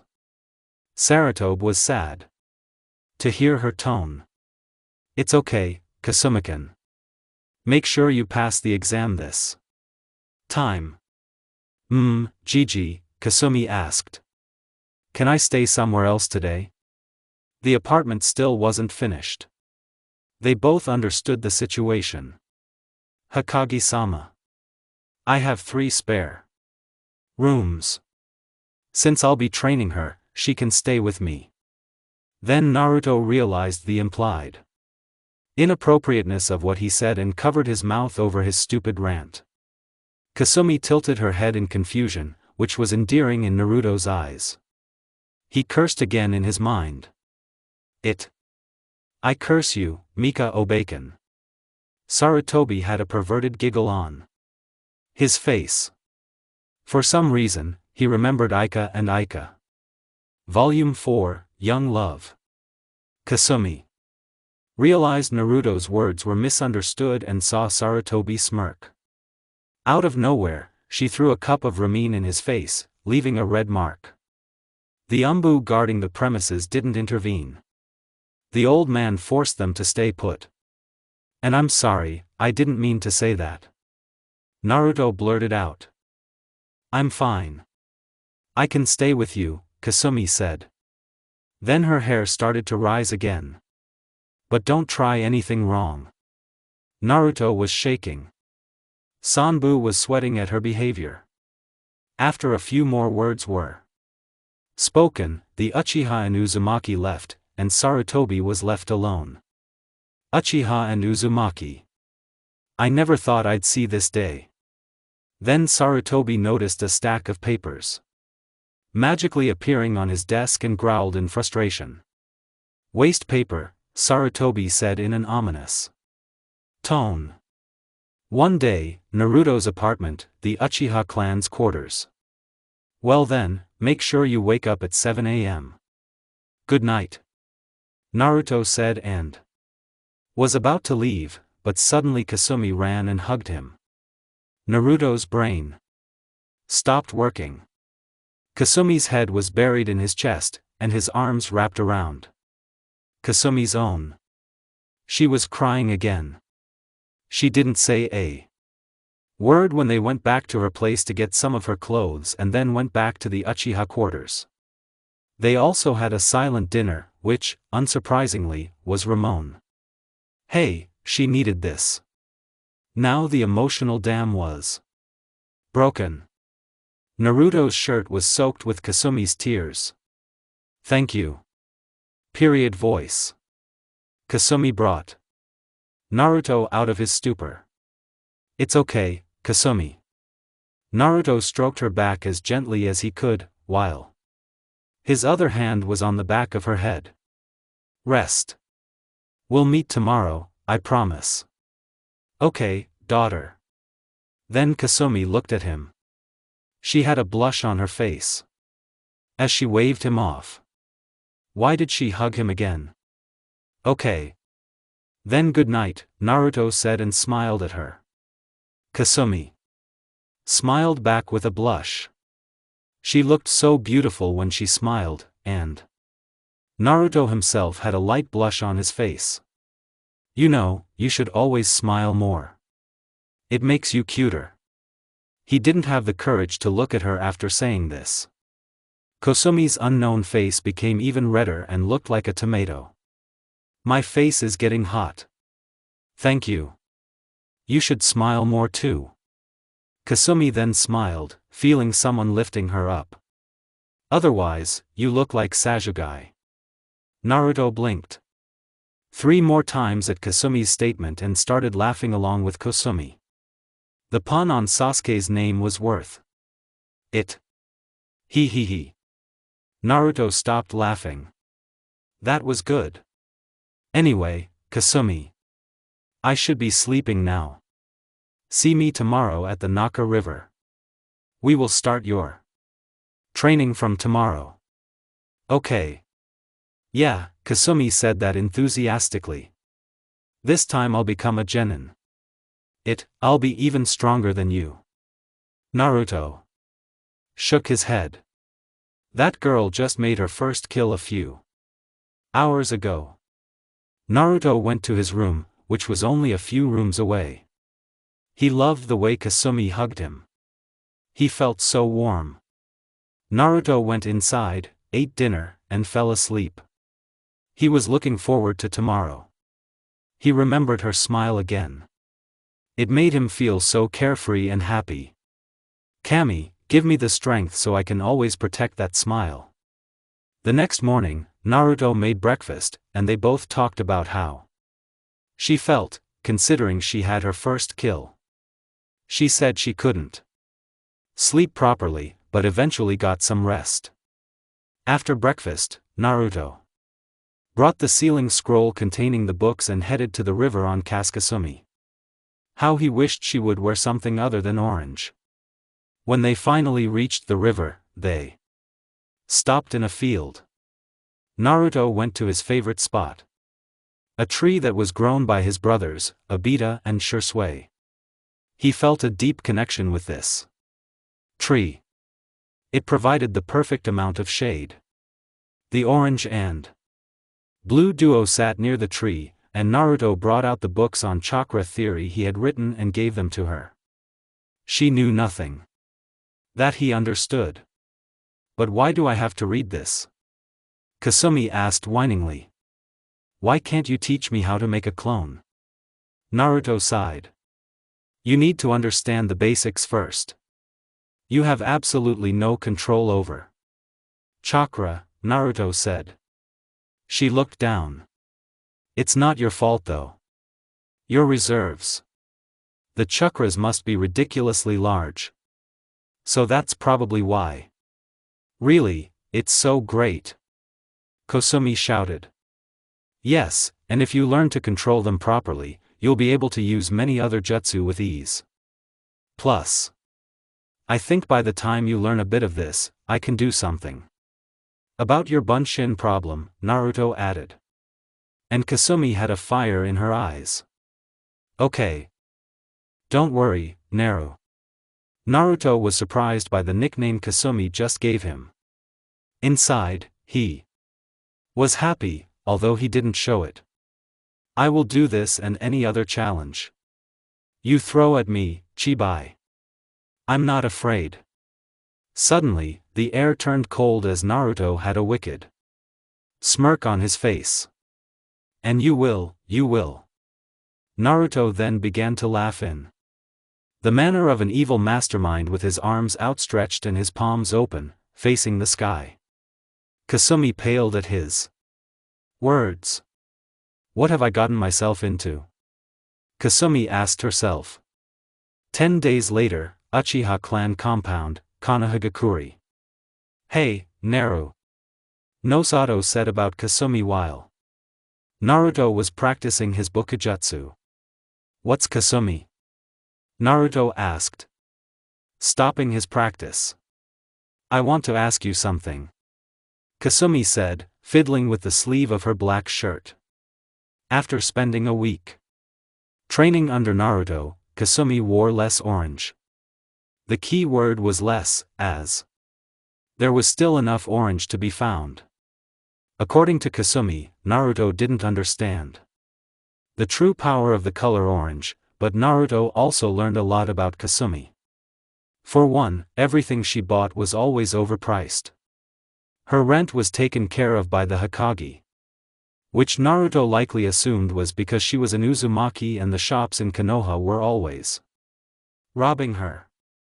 Another very important thing he learned about Kasuma was her desire to be recognized. Even if the village hated her, she didn't hate them. She was a genuinely kind person and wanted to protect the village. She wanted to become the Hokage because then people would recognize her and treat her with respect. Her role model, of course, was the Yandaime fourth Hokage. Moving on, Naruto knew that if he was seen wandering around Kasumi village, another round of rumors would start, and he preferred to avoid such an event. Why? He didn't want people to know he was close to Kasumi, especially not the civilian councils. They would probably rant about him being seduced by a demon or something like that. This raised another question in Naruto's mind. How stupid could they be to even think about this? If Kyuubi had an Amatsukami cat, it would be possible. Naru whined at Kasumi and made a cute little face. You were lost in your thoughts again. Kasumi also learned a lot about Naruto. He was a very quiet boy, just like in class. But there was a huge difference between what he was like at the academy and what he was like at home. He was stoic, but very kind. Ever since she started staying here, Naruto didn't want her to do routine work, saying that she deserved a break from being treated like an outcast. Naruto was smart enough not to use that word when discussing this. She also saw pictures of his family, his parents and his brothers. She felt warm and happy when she saw all their pictures. She wondered what Naruto must have felt when his family was alive. And judging by the pictures she saw, Naruto was quite happy as a child. However, a problem arose for both of them during that 10-day period. Hormones were starting to play up. Naruto knew Kasumi was the most beautiful girl he'd ever seen. Her face, her hair, and most of all, her eyes. They captivated him endlessly. It was quite difficult for him not to stare into her violet eyes. They were too captivating. He also greatly appreciated her presence in his home.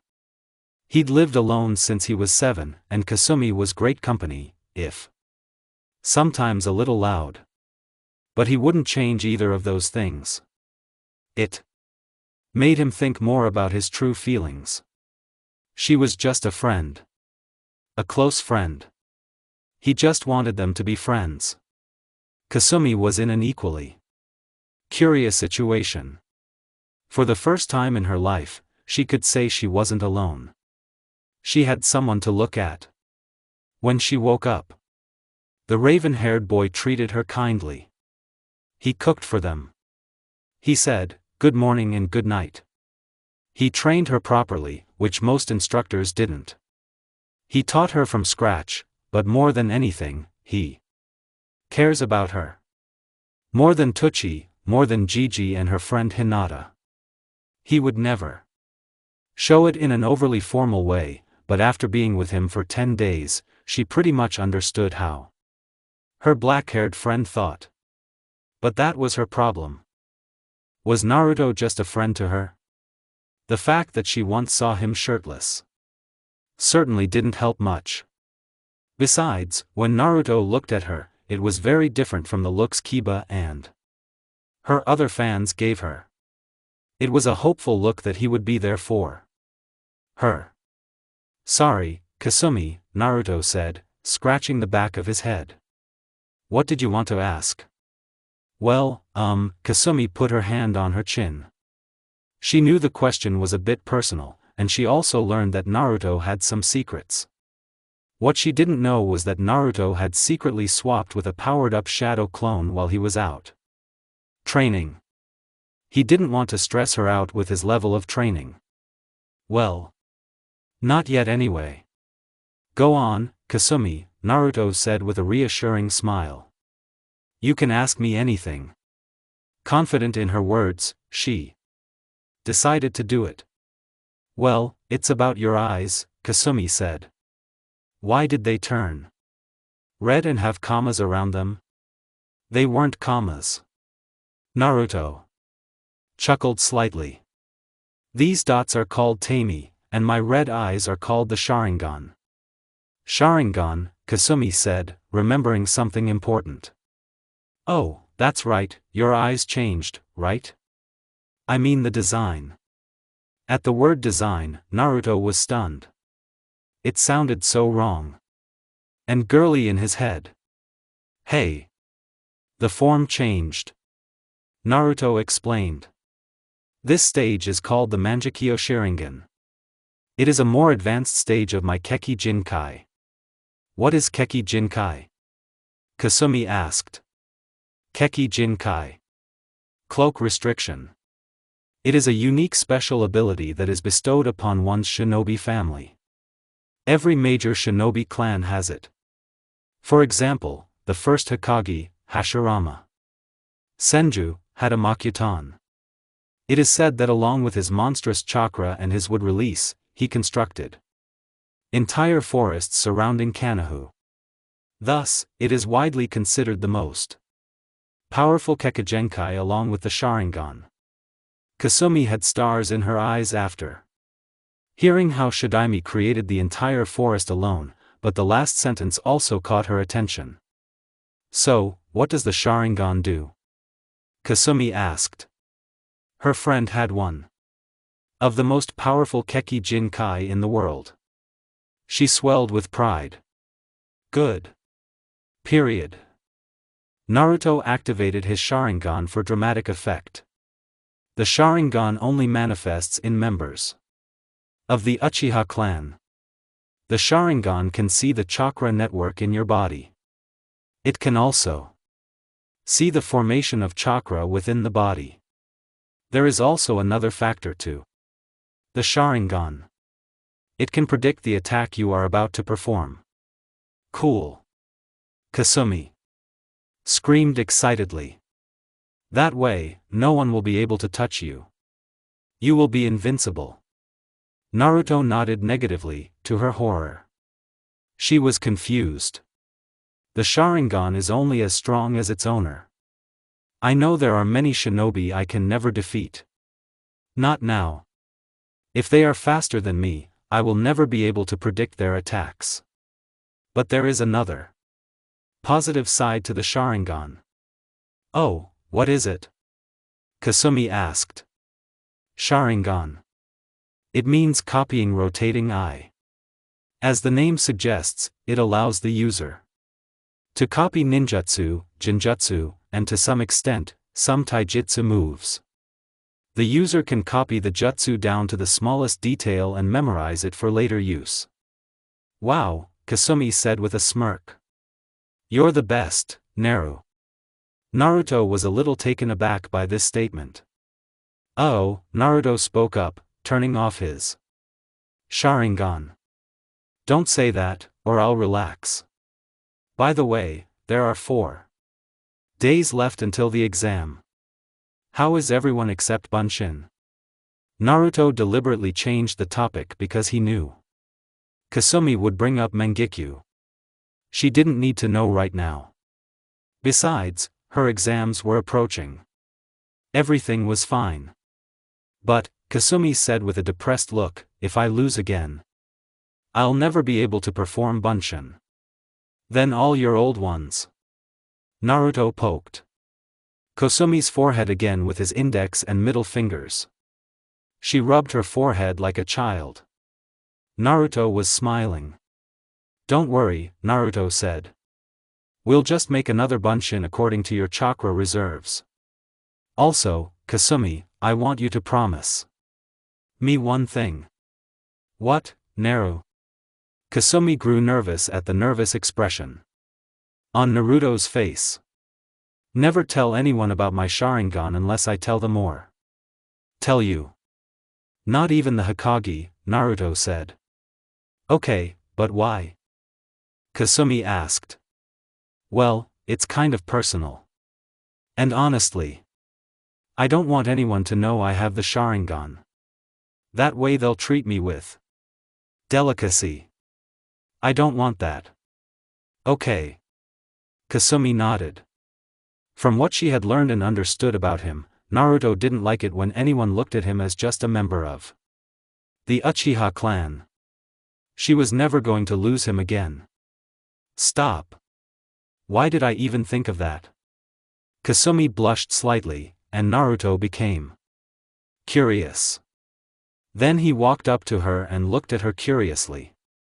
Oh, Kasumi. Naruto looked straight into her eyes. He didn't realize that he had gotten too close to her. You're okay, Kaya. Kasumi instinctively threw Naruto away with her feminine fury.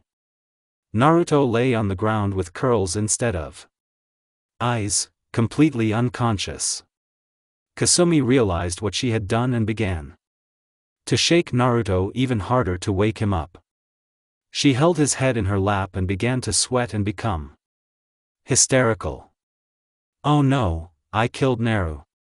It was even funnier because she was ranting about how no one else would be her friend. Then she noticed a figure standing to the side of them, who had just appeared. What are you doing here, Dobi? Kasumi gritted her teeth at the word. A few feet away from her stood the heir of the Uchiha clan, Sasuke Uchiha, or, as Kasumi she called him, Temi. Temi, Kasumi said with irritation. Go away. I have to wake Naru. Now this proposal caused a different reaction in Sasuke. Usually he would leave, but for some reason he was jealous. The Yagnenko from the branch clan had someone who cared about him. Even now.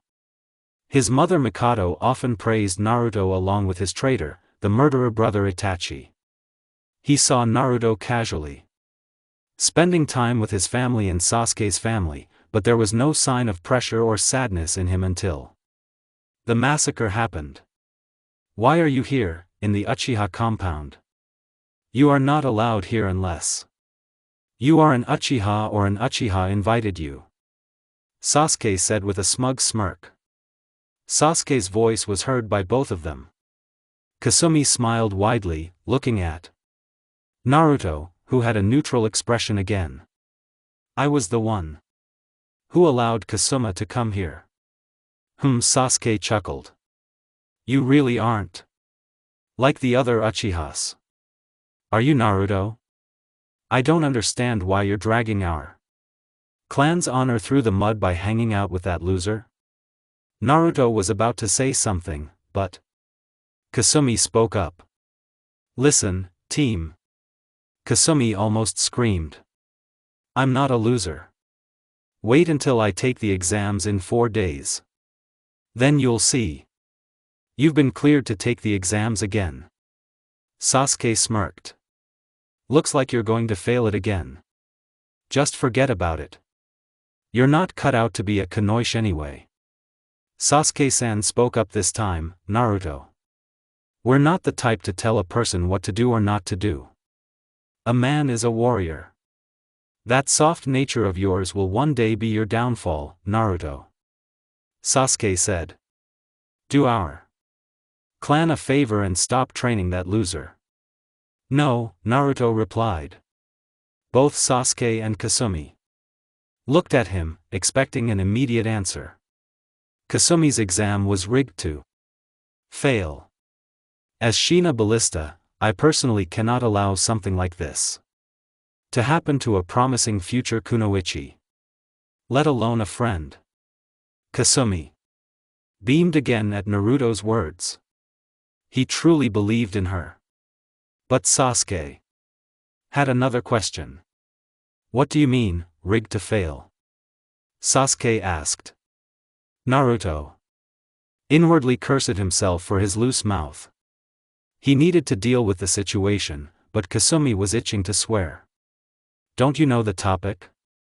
Apparently, they gave me an exam paper based on older, more difficult questions, and I still passed it. So they'll give me another chance at the exams. Sasuke gritted his teeth. This nameless, planless orphan had passed the written exam from the previous curriculum. For some reason, he felt threatened. That still makes you a loser, Sasuke said, trying to convince Kasumi. Lose his temper. But Naruto had enough. He grabbed Kasumi's wrist, and the contact caused butterflies in her stomach. Come on, Kasumi, we need to work on your bunshin, Naruto said, dragging her away, completely missing the blush on her face. See you later, Sasuke-san. Sasuke stood alone and watched them leave. Why was he so angry right now?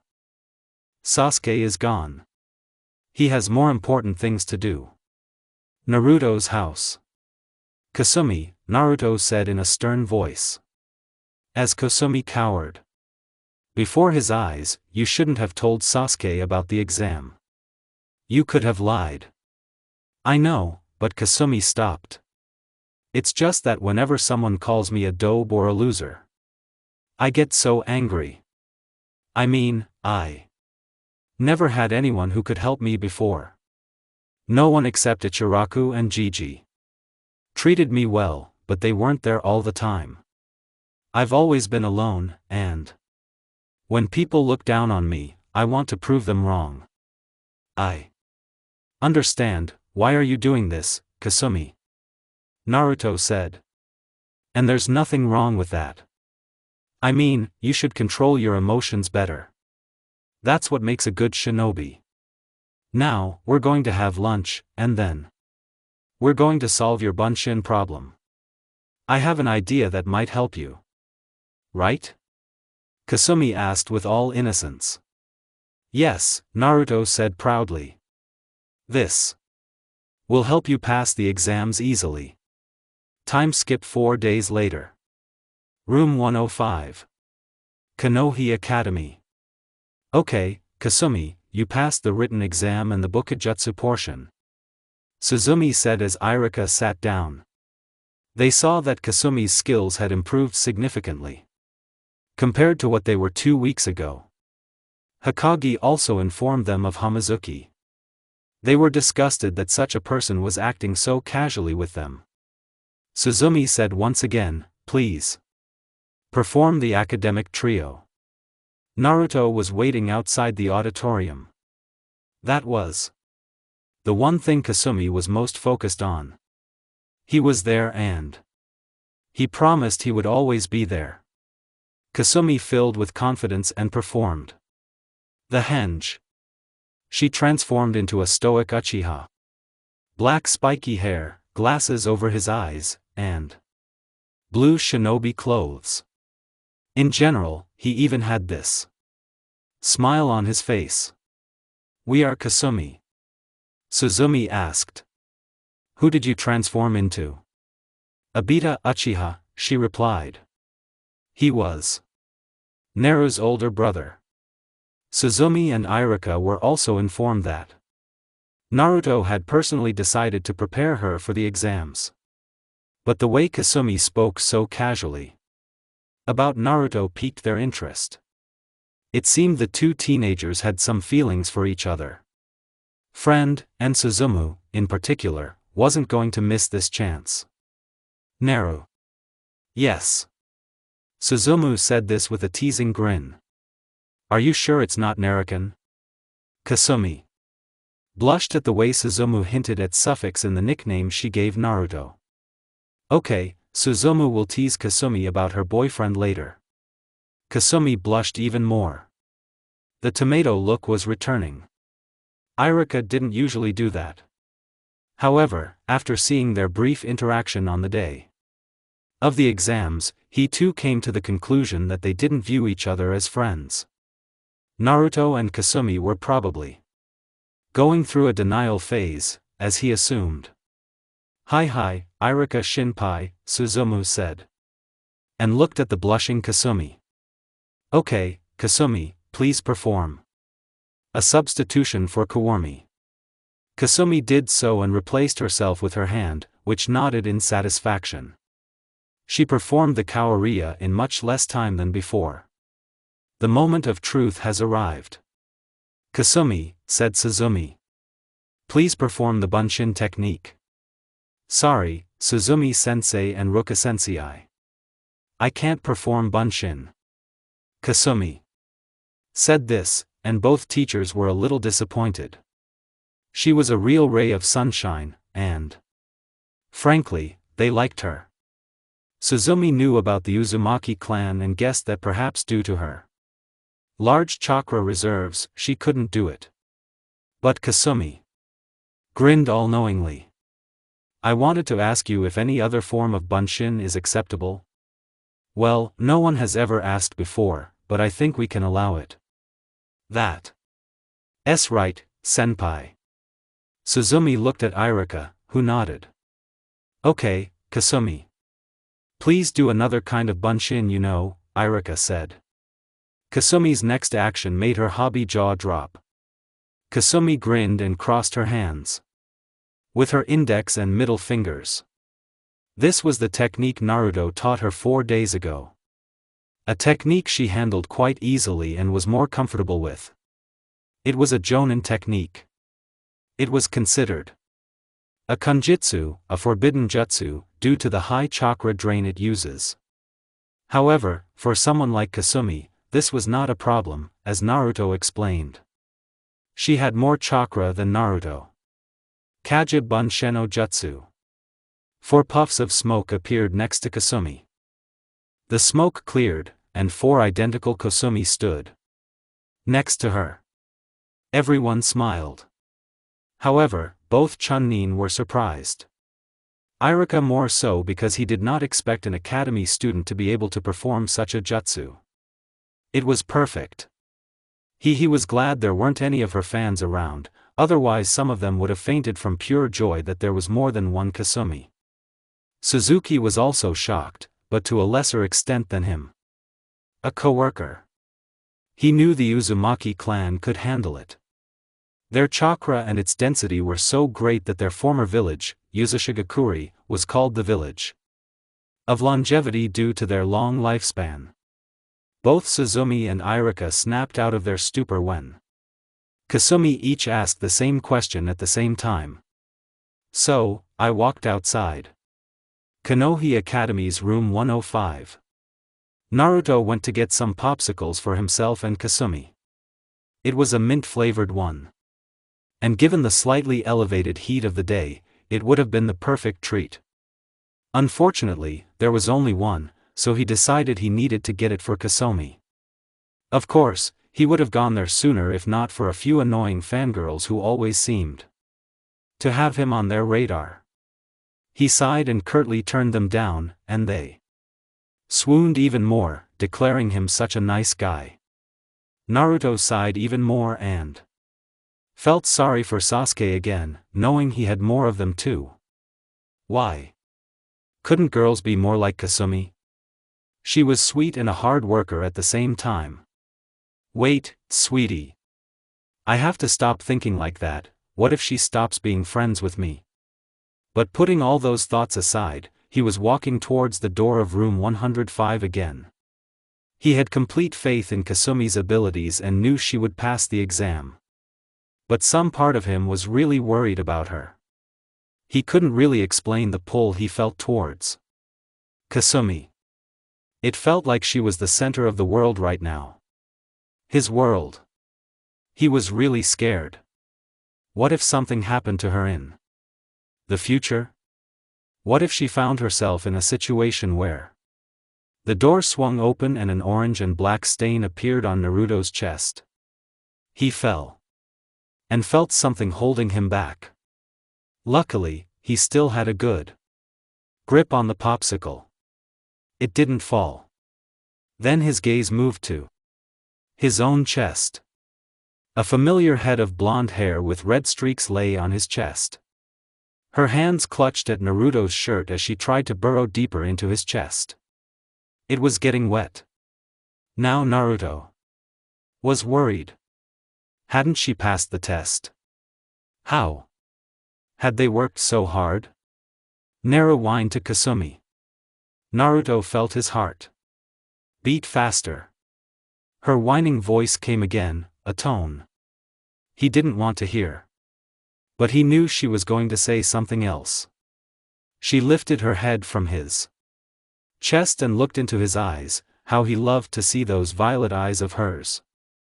She, too, was enchanted by the clear night sky that were his eyes. They would get lost, and time would slow down for them. Then he saw that tears were streaming from her eyes, but underneath it all, her lips twitched upward. She was smiling. "I did it, Naru," Kasumi whispered. He was still on the ground, and Kasumi was on top of him. "Finally, I did it, Naru. I'm a kunoichi now." Then she buried her face in his chest again. She wanted to enjoy the warmth radiating from his body. Naruto felt his whole body relax from the smile and the quiet whispers coming from Kasumi. His left hand instinctively wrapped around her back and lightly pressed against Kasumi's neck. And she relaxed after that happened. Both were in complete bliss, not even realizing the incongruity of the position they were in. She was sitting on his waist with their legs crossed. "Oh, my," the man's voice echoed throughout the hall. Suzumi stood and looked at them. He had been smiling at this scene before. It took everything in him not to shout. Kawaii because of the cute little scene that was playing out right in front of him. "You two should get a room." There was an immediate reaction to those words, and they were two very polarized reactions. Kasumi wheezed and jumped away from Naruto, while an atomic blush covered her face. Now she really did look like a tomato. Naruto was also blushing deeply and was visibly stuttering, trying to recover from the situation. Suzumi knew that the awkwardness of the situation would be well over 9,000 if he didn't leave right then. So he happily slipped away, chirping Naruto and Kasumi, sitting in a tree. Daughter-kan made it audible enough for them to hear it. Naruto stood up, still blushing. He didn't want to let go of Kasumi. In fact, he wanted to keep holding her. It felt so good. It was so wonderful. All his pain and care washed away when it came to Kasumi. If his world was covered in darkness before the massacre happened, then Kasumi was the sun that rose after and brought the light that made him feel again. He felt at peace. He also felt his heart flutter from time to time when he was with her. Her smile right now was probably the most beautiful thing he had ever seen in his life. Kasumi was still in automatic mode. She couldn't believe she had hugged Naruto like that. In the middle of the gym. It was something she couldn't describe. Naruto was the first person who became her friend. The first person who lived with her. Sure, when it came to training, he was tough, but she remembered how a few days ago she had completely lost it, and Naruto had dragged her to his place. She hadn't slept, but she had pretended to. She liked it when Naruto touched her body, but she also felt very shy around him. She had never felt this way about anyone. She actually got mad when the fangirls looked at her. Naru. "Wait, my Naru. Why does he make me feel like this?" "Hey, Kasumi," Naruto said lightly, still blushing. "Congratulations on passing the exam." That's when Naruto handed her a mint-flavored popsicle. Kasumi was surprised. There was only one, and she assumed he couldn't get another since Naruto rarely ate anything without her. "Arigato Naru," she said lightly and took the popsicle. It had 2 sticks, and Kasumi broke them in half and handed one to Naruto. "Here, Naru. I don't want to eat it alone." Naruto looked up and saw Kasumi's face again. She was wearing a new orange outfit. It was a darker shade of orange and a little black. Basically Naruto's clothes from Shippuden. Her hitayate was tied to her forehead, and her glasses hung around her neck. Her twin pigtails were there too. Her violet eyes sparkled with happiness, and the smile was still on her face. Naruto smiled too. He took the popsicle that was broken in half. Arigata Sumi.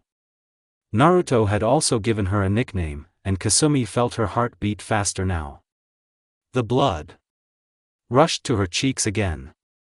Now she was so happy that she forgot that she had passed the shinobi exam.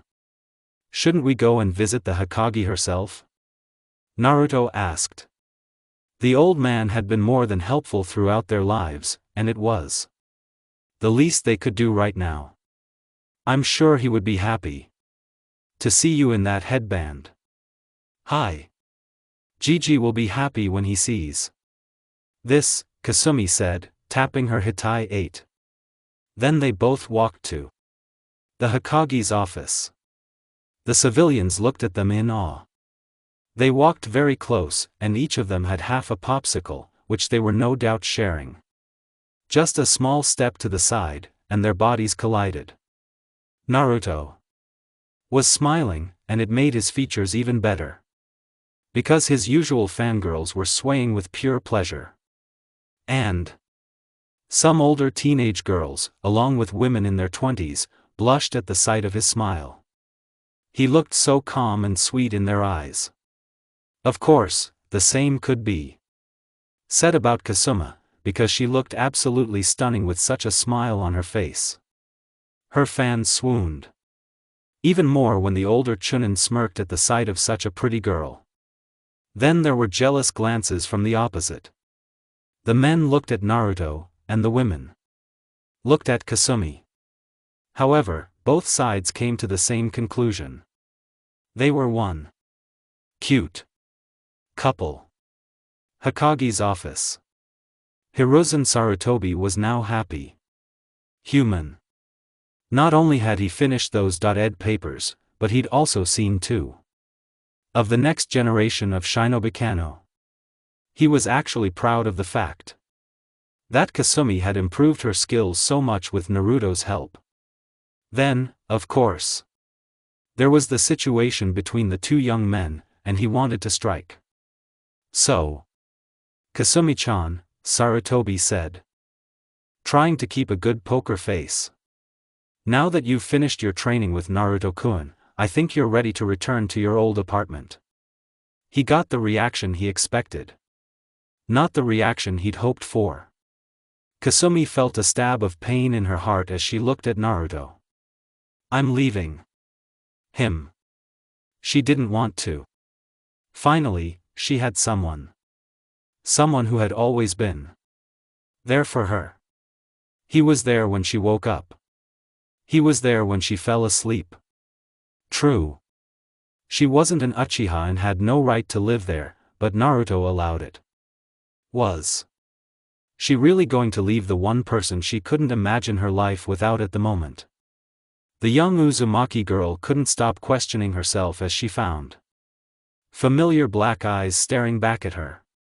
Naruto almost felt like he was in Itachi's genjutsu again, but different. What Itachi had shown him was an illusion that made him feel like it was real, but it was real. That's what made it even more terrifying. After his mother's death, he only had his brother left. Then came his Mikado Abakan and Tashinal. Of course, they weren't always with him, but they made sure to visit at least once a day. Then Itachi killed the entire Uchiha clan. He lost everything until he came to Asumi. She changed everything. He also lost her for over 5 years due to his own stupidity, and the last 2 weeks with her had made one thing certain in his mind. He needed her. He turned to her too. And looked at her exactly as she did. They looked at each other as the pain of separation sank into their eyes. Hiruzen smiled, knowing what their answers would be. The civilian council had taken a neutral stance on Kasumi Uzumaki's case years ago, and he was grateful. He had regained some of the power he had lost to them, declaring that he was truly Hokage and his word was final. Though he did wonder what had happened, what had caused the council to become so neutral toward this man, the very man whose head they had asked for several times. He considered the conclusion, but wanted to see how it all played out. Cam Saratobi caught their attention again. "So, Kasumi-chan, are you ready to return to your apartment?" Kasumi remained silent, her eyes looking downward. Then she muttered something that neither Naruto nor Sarutobi could hear. "Sorry, Kasumi-chan, I didn't hear you. Could you repeat that?" Sarutobi asked. Naruto was running through many scenarios in his mind. He knew he shouldn't let his emotions get the better of him, and how close he had become to Kasumi would hinder his regular training. But he'd be dead before he let her go. If she said yes, he'd try to make her reconsider. But he wasn't going to force her. He could never do that to her. Unless you count training, that's a different matter. "I said no," Kasumi said easily, as Hiruzen smiled at her answer. Naruto wanted to fly into the sky right then and there. A stupid grin spread across his face, but he suppressed it, turning it into a smile. His emotional mask was completely useless in front of Kasumi. "I want to train more with Naru. There are still 2 months left before I'm placed on a team." Naruto was still smiling. 2 months. 2 more months with Kasumi living with him. He was happy with that. More than happy. "I see," Hiruzen said. He still wasn't finished. "And what happens after that? When will the team assignments begin and your career begin, Kunoichi?" Kasumi wanted to answer, but she knew that anything she said would come out wrong, and she tried to construct a reasoned proposal, but Naruto beat her to it. "Hokage-sama, let me tell you," Naruto said completely seriously, and Sarutobi nodded. "The entire Uchiha compound is empty, and I live alone in my house, which can undoubtedly accommodate more than 4 people. I have no problem with Kasumi staying there, even after the teams were assigned." Hamamam Saratobi pretended to be deep in thought. "Understood, but let's see what Kasumi-chan thinks. Do you want to hi? I have no problem living with Naruchibi," Kasumi yelped and blushed embarrassedly. Naruto also blushed even more, because he found her verbal tick cute. "I see. Well, I don't think that will be a problem. Okay, you can leave. Come back tomorrow for Shinobi Kasumikan registration."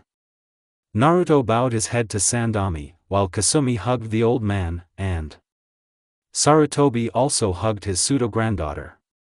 They were leaving the office when Sarutobi, to his horror, decided to do something smart. "Oh, and don't do anything I wouldn't do. Young love these days." Impact. Ramin's cup hit Saratobi in the face again as Naruto tried to look away, blushing, and completely. A blushing Kasumi threw a cup of rameno in his face. Naruto's house, the residence of the Uchiha clan. 2 residents of the house entered. The house was alive again. However, this time the situation was a little different. This house would now have 2 permanent residents, not just one, as it had been for many years. Dusk was already approaching. Time flew by. Naruto spoke first. "Kasumi," he said softly, feeling completely relaxed. "Go and wash the dishes. I'll think of something for us." "Okay." Naruto couldn't finish his sentence, as Kasumi hugged him again. "Arigata Naru," Kasumi said in a very quiet tone. She didn't know why she was hugging him. She only knew that she had to. Something in her brain told her to do it. Her arms wrapped tightly around his waist, and her head rested peacefully on his chest. She smiled at being so close to him. Thank you for being here. For being a friend. You're the first one to accept me for who I am. Even after you knew what was inside me. Sumi, Naruto said softly. One of his arms wrapped around her and the other resting on the back of her head. Her body fit perfectly into his. They held each other tightly, as if one of them would disappear if they were let go right now. You never have to thank me for anything. If anything, I should thank you. You were my first friend.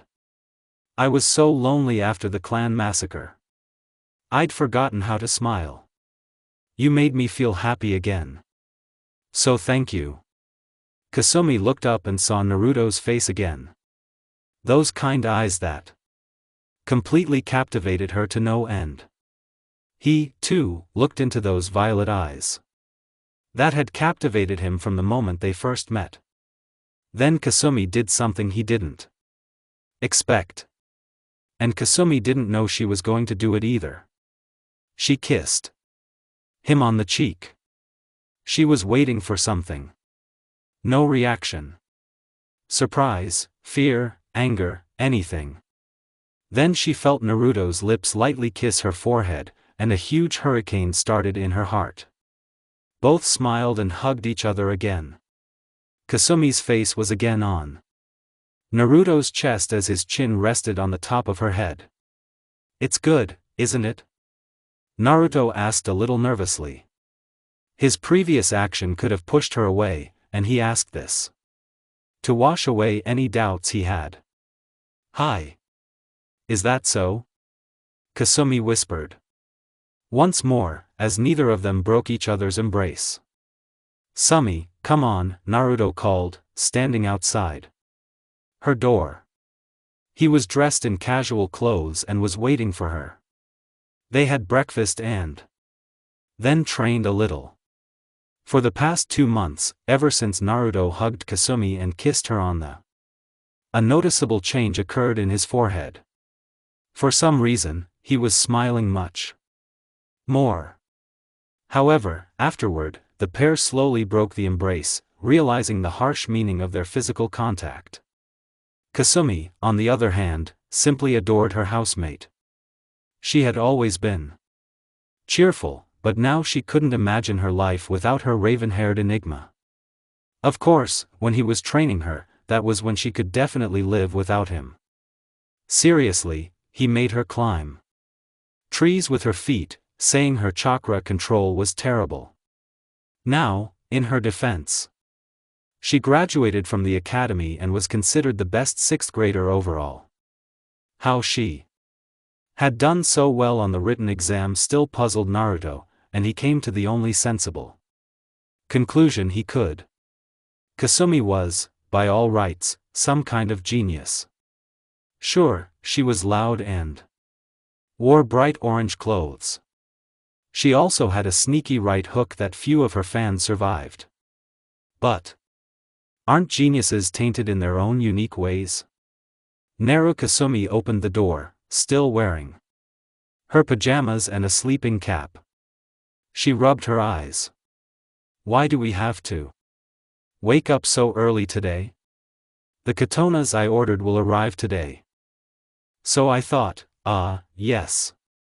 Kasumi beamed. Naruto had given her his own tanta, as he had decided to upgrade to a katana.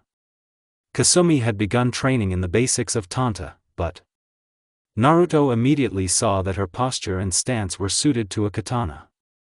He had ordered one for her and one for himself, as he had copied the contents of the kinjutsu from the room with a tablet.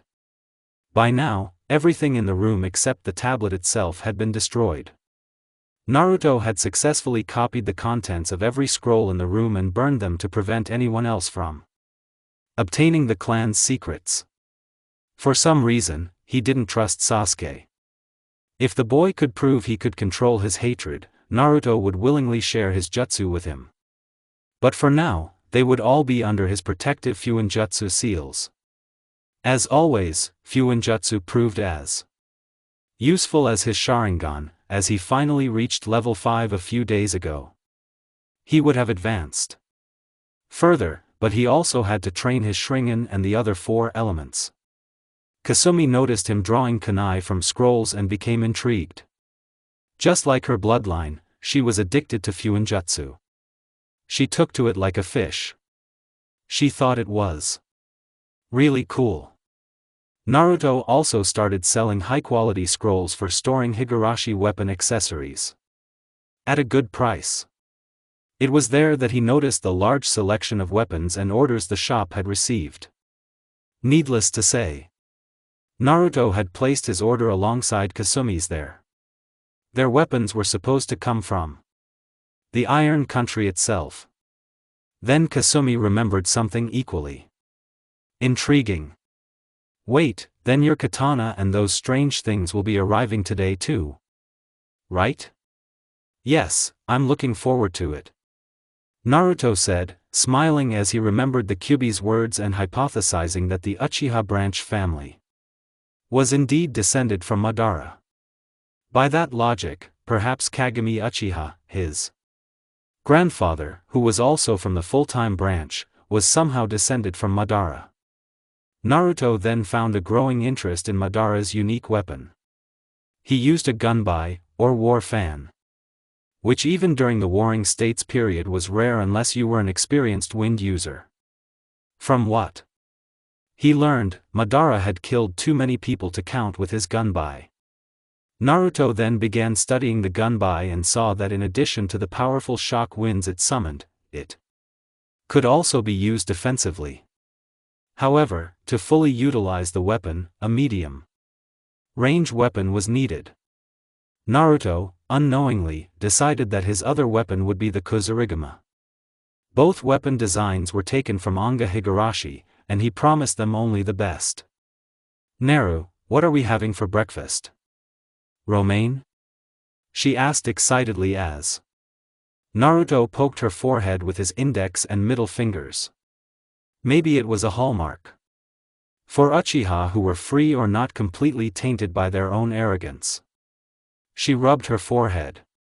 She simultaneously hated and loved it when Naruto did that. Sorry, Sumi. Maybe we'll have romaine for breakfast some other time. Naruto smiled and told her to wash up. Naruto and Kasumi then took separate showers and decided that they would go through their usual training. Uchiha clan training grounds. You have to do something better than that, Sumi, Naruto said, blocking another punch from Kasumi. He left a shadow clone to keep an eye on Sasuke in case he suddenly decided to show up, as he usually did for the past 2 months. His reaction to both of them changed. Well, not for Naruto. They were simply clan members. Nothing more, nothing less. They did care for each other to some extent, but there was no real connection or kinship between them. But his reaction to Kasumi had changed over the past 2 months, and he did give her some strange looks when he thought Naruto wasn't looking. Too bad for him. Naruto had actually seen it. From then on, he'd made sure to have some safeguards in place against Sasuke. The look he gave Kasumi was both unhealthy and somewhat repulsive. Futon, a Idamahenshin Bakya, Kasumi unleashed a powerful gust of wind to deflect a shuriken Naruto launched at her. 2 months ago, Naruto decided to reveal the secret of Keiji Bunshin to Kasumi. And she was delighted when she learned of the memory transfer system. Out of pure curiosity, Naruto gave her a piece of paper with chakra to determine her elemental affinity. To his surprise, the paper split in two. One part became soaking wet, and the other turned into mud. Kasumi had a high affinity for wind, water, and earth. So, Naruto began teaching her water walking, and she quickly mastered it. Then came the leaf-splitting exercise. It took a long time, but he had to be patient with her. After she finally learned to split leaves easily, he gave her the wet leaf exercise, where she would hold a leaf on her forehead, attempting to dampen it through her chakra outlet. The leaf became completely soaked, and his theory was correct. Kasumi could absorb water molecules from the air to some degree. He then decided to teach her some wind and water jutsu first. Earth was something he hadn't paid any attention to, so he thought he'd teach her some earth jutsu later. Naruto and Kasumi came into close contact again, as they both held kunai and tried to hit each other's vital points. He was imparting knowledge of the human body's vital points to her. Naruto had to admit that if Kasumi had received proper training from the moment he started, she would undoubtedly be on his level. She was a hard worker and had ample chakra reserves to support her. Finally, Kasumi's kunai was knocked out of her hands, and she was forced to draw her tanto. She needed more practice, as Naruto dodged every blow. It was funny how 2 months of training had improved her so much, even though she was a 0 in genjutsu. He caught her in genjutsu. Then he sat down and began counting how long it would take her to break free. It took about 2 seconds, and Naruto was glad she'd gotten the hang of it. But for some reason, she seemed angry now. Her hair was fluttering around, and if Naruto didn't know any better, he would have said he could see it taking the shape of the Kyuubi's tails. He remembered Kasumi telling him she absolutely hated genjutsu. Kasumi began performing hand seals with good speed and completed them. Suetun, Mizu before a bullet-shaped stream of water, erupted from Kasumi's mouth and headed toward Naruto, who returned from it and threw a pair of kunai at her. He performed hand seals and chanted the name of his jutsu, Ninpanai. Kajibun Shino Jutsu. 6 kunai became 18. She used Kawarii and replaced herself with the most powerful object in the people, a log. Then Naruto sensed Kasumi approaching him, and he turned to grab Kasumi by the wrist as he twisted her arm and brought the kunai to her throat. "I win," Naruto said, and Kasumi pouted before a trick popped into her head and she decided to use it. She'll feel bad about this, but she'll win. "Narukan," she said with a groan, and Naruto immediately stuttered and released her, a red blush spreading across his face. His brain stopped working, and soon he found himself lying on the ground with Kasumi on top of him. She now held a kunai to his throat. "I win this time, Naru," Kasumi said with an infectious smile. Naruto, still blushing, couldn't believe that he had fallen for such a trick. Then again, Kasumi was perhaps the only girl who could use that trick against him. "That wasn't fair, Sumi," Naruto said, looking at the girl who was still looming over him as he let himself get lost at her appearance. "Shinobi don't play fair. They believe and employ deception." "You said it yourself, Naru," Kasumi said, realizing the small distance between them. Naruto secretly felt proud that she had used a clever trick to turn the situation to her advantage. Slowly but surely, both teenagers began to close the distance between their faces. Then Naruto suddenly stopped. "Sasuke is coming this way." Whatever moment they had was ruined by the clone dispelling, as both now had frowns on their faces. Naruto was a little angry, because he told himself that he was sure that he had feelings for Kasumi, and he was sure she felt some affection for him as well. The fact that he found her the most beautiful girl he'd ever met certainly didn't help matters. He hadn't confessed to her because he was afraid she'd reject him for looking like one of her admirers. Naruto could handle anything, but he was almost certain he couldn't bear it if Kasumi rejected his friendship because of this development. Meanwhile, Kasumi was angry. She felt his lips on her forehead, and it felt so good. She wanted to say something about her budding feelings for her friend.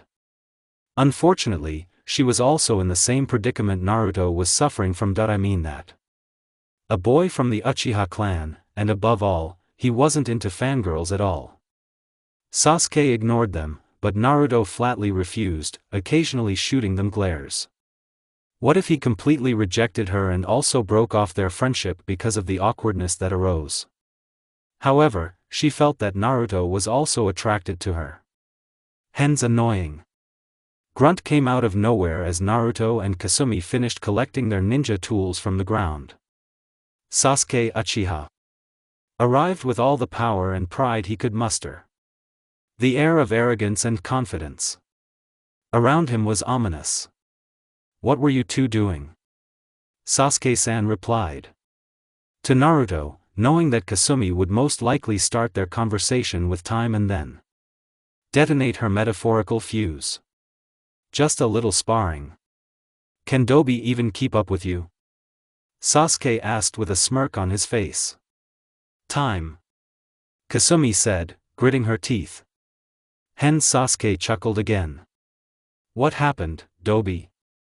Does the truth really hurt too much?" Sasuke-san spoke to Naruto with an irritated look. "Why do you keep calling her Dobi?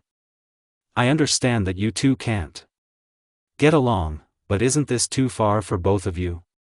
"No," they both replied and stared at each other again. Naruto sighed and just waited for something to happen. If those two were on the same team together, it would be one big problem. Somewhere in the hidden leaf, the old man smoking a pipe came to the conclusion that he made the right decision. "Naruto," Sasuke said, looking towards the man in question, "remember that you are an Uchiha. Don't lose the clan's pride." "I am an Uchiha. But I am also a Shina Ballista." "Like you, Sasuke-san, you would do well to remember that," Naruto said. He usually tolerated Sasuke, but he was not in the mood for it today. "What did you say?" Sasuke yelled, getting angry. "I am the head of the Uchiha clan. You are a member of a branch house. Remember? You may be from the main house." "Sasuke-san." Naruto cut him off. "But you are not the head of the clan yet.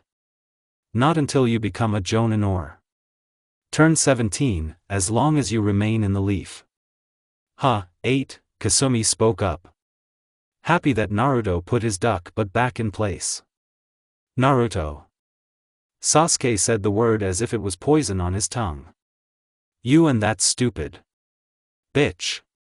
Sasuke felt the air leave his body and the pressure on him increase. "What is this? I feel like I'm suffocating. I can't move." His gaze was directed at Naruto, who had a murderous look in his eyes.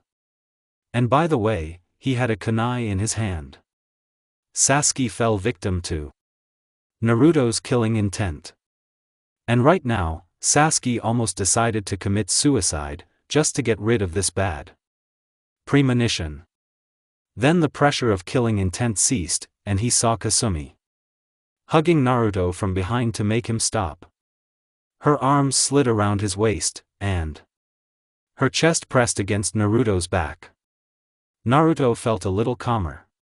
Kasumi must have been affected by his ki too. He looked at Sasuke with a static gaze. Sasuke hated that look. It was the same ed expression Itachi had on his face.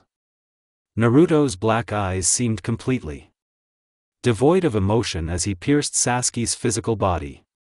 Sasuke-san said to Naruto in a voice that had no hint of a particular tone. His face was as blank as possible. "I strongly advise you to never insult Kasumi like that in my presence again. She is very dear to me, and I hate it when someone humiliates her."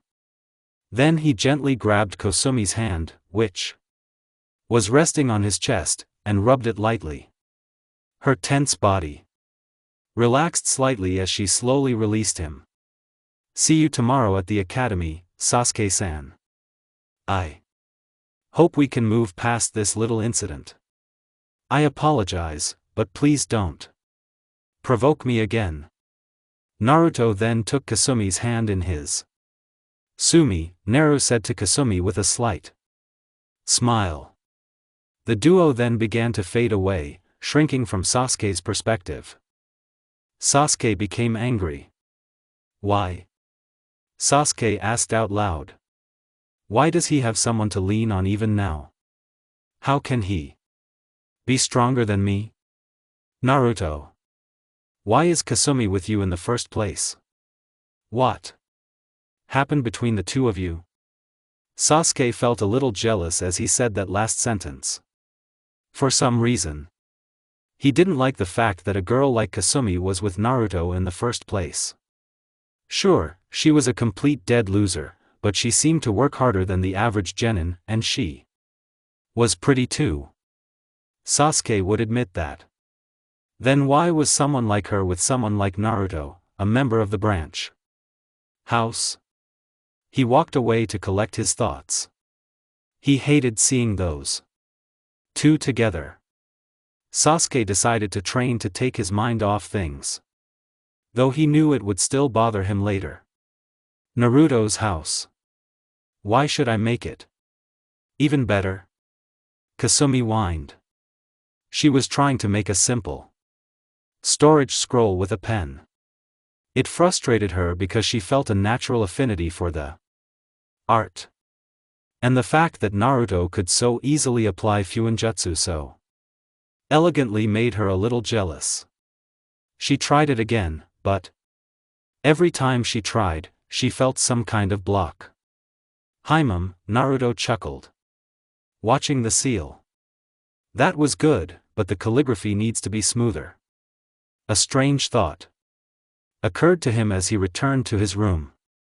He came back later with a comb and gave it to Kasumi. Hey, Sumi, try doing it with this. His hypothesis was confirmed.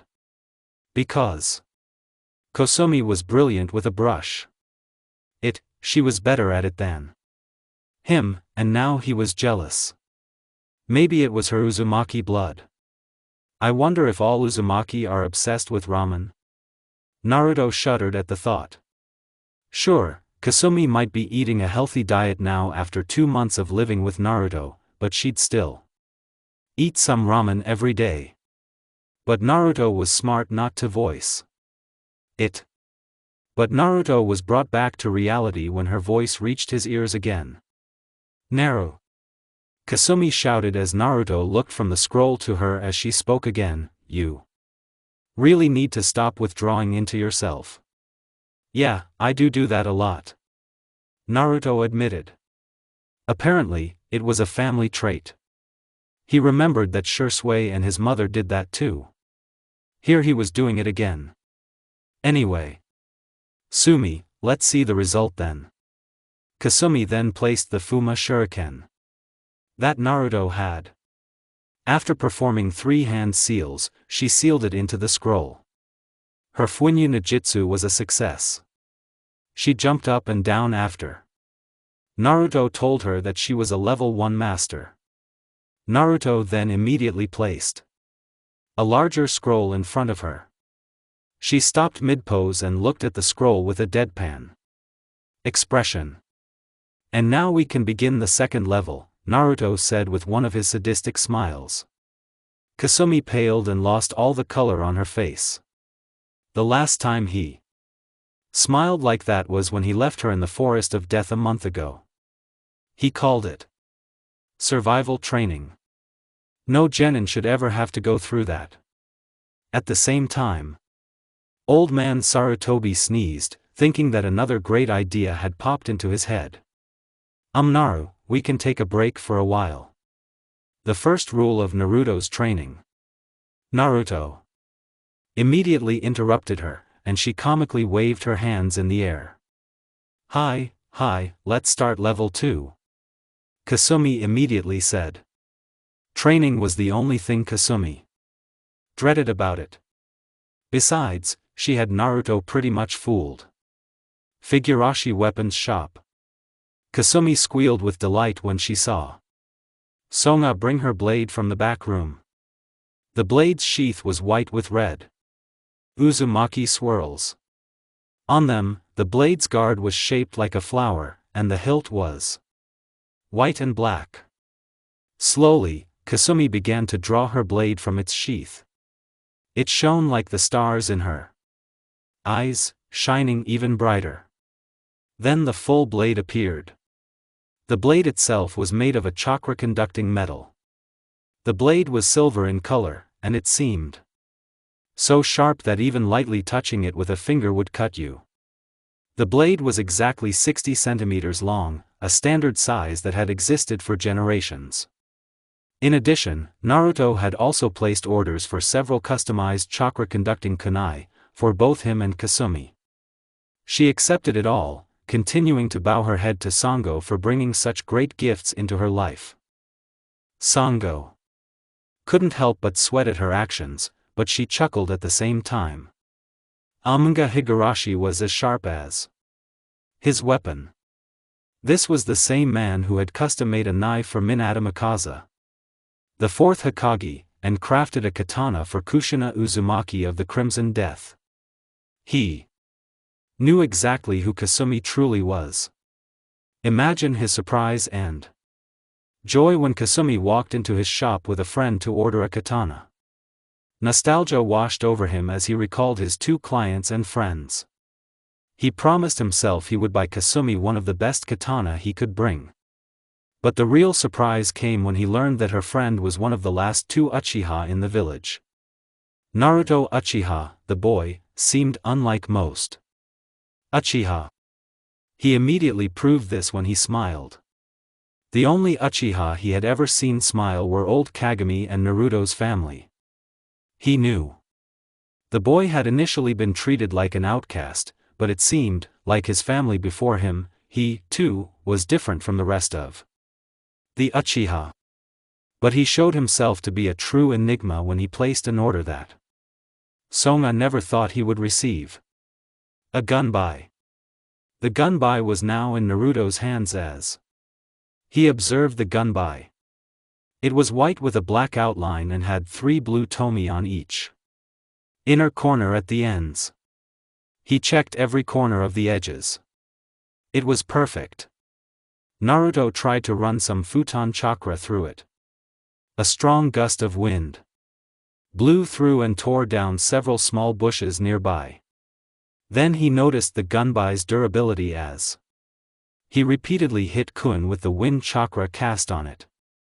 Not a single scratch. It was perfect. Apparently, the gunbai itself was specially crafted, as Morimasa Shizura, the man who made all their weapons, sent a letter to Soma explaining that this gunbai was one of a kind. It was carved from a unique spiritual tree that was itself a rare weapon these days, used to craft ritual tools. Next came the Kusarigama. The Kama blade itself was made of chakra metal. And as per his commissioned specifications, the chain attached to it could be removed, and there was no added weight or sharp weapon at the end. Naruto planned to use it as a Kama, and then attach the chain at the end to his gunbai once he got the hang of it. Naruto imagined it as best he could. He had no practice with any weapon, and he noted that he had to send about 40 clones to work on it. He didn't want to waste too much energy, as he knew Kasumi would want to learn kenjutsu. Speaking of kenjutsu, Sango then gave Naruto his katana. The scabbard was black. The guard was a shade of color that resembled both gray and blue. The blade's hilt was black and dark purple, completely embedded in each other. Naruto slowly began to unsheath his blade, as did Kasumi. His blade itself was pitch black, but he noticed something quite unique about it. There was a slight tint of red on the sharp edge. It seemed to absorb the light surrounding it, as if it wanted to lash out at its enemies and draw blood, losing its purity in the process. The blade itself was about 70 centimeters long. The only thing this blade had in common with Kasumi's was that both were much heavier than a typical katana. Sango then handed them 4 large scrolls. It seemed that Muramasa Shijura, the master of weapons and the man who forged the 2 blades, had also sent 2 sword styles in scrolls. In his letter, Muramasa explained that he had fallen in love with the 2 katana he had forged and considered their obi his finest works. Therefore, he had sent 2 sword styles that he thought would be perfect for the 2 swords.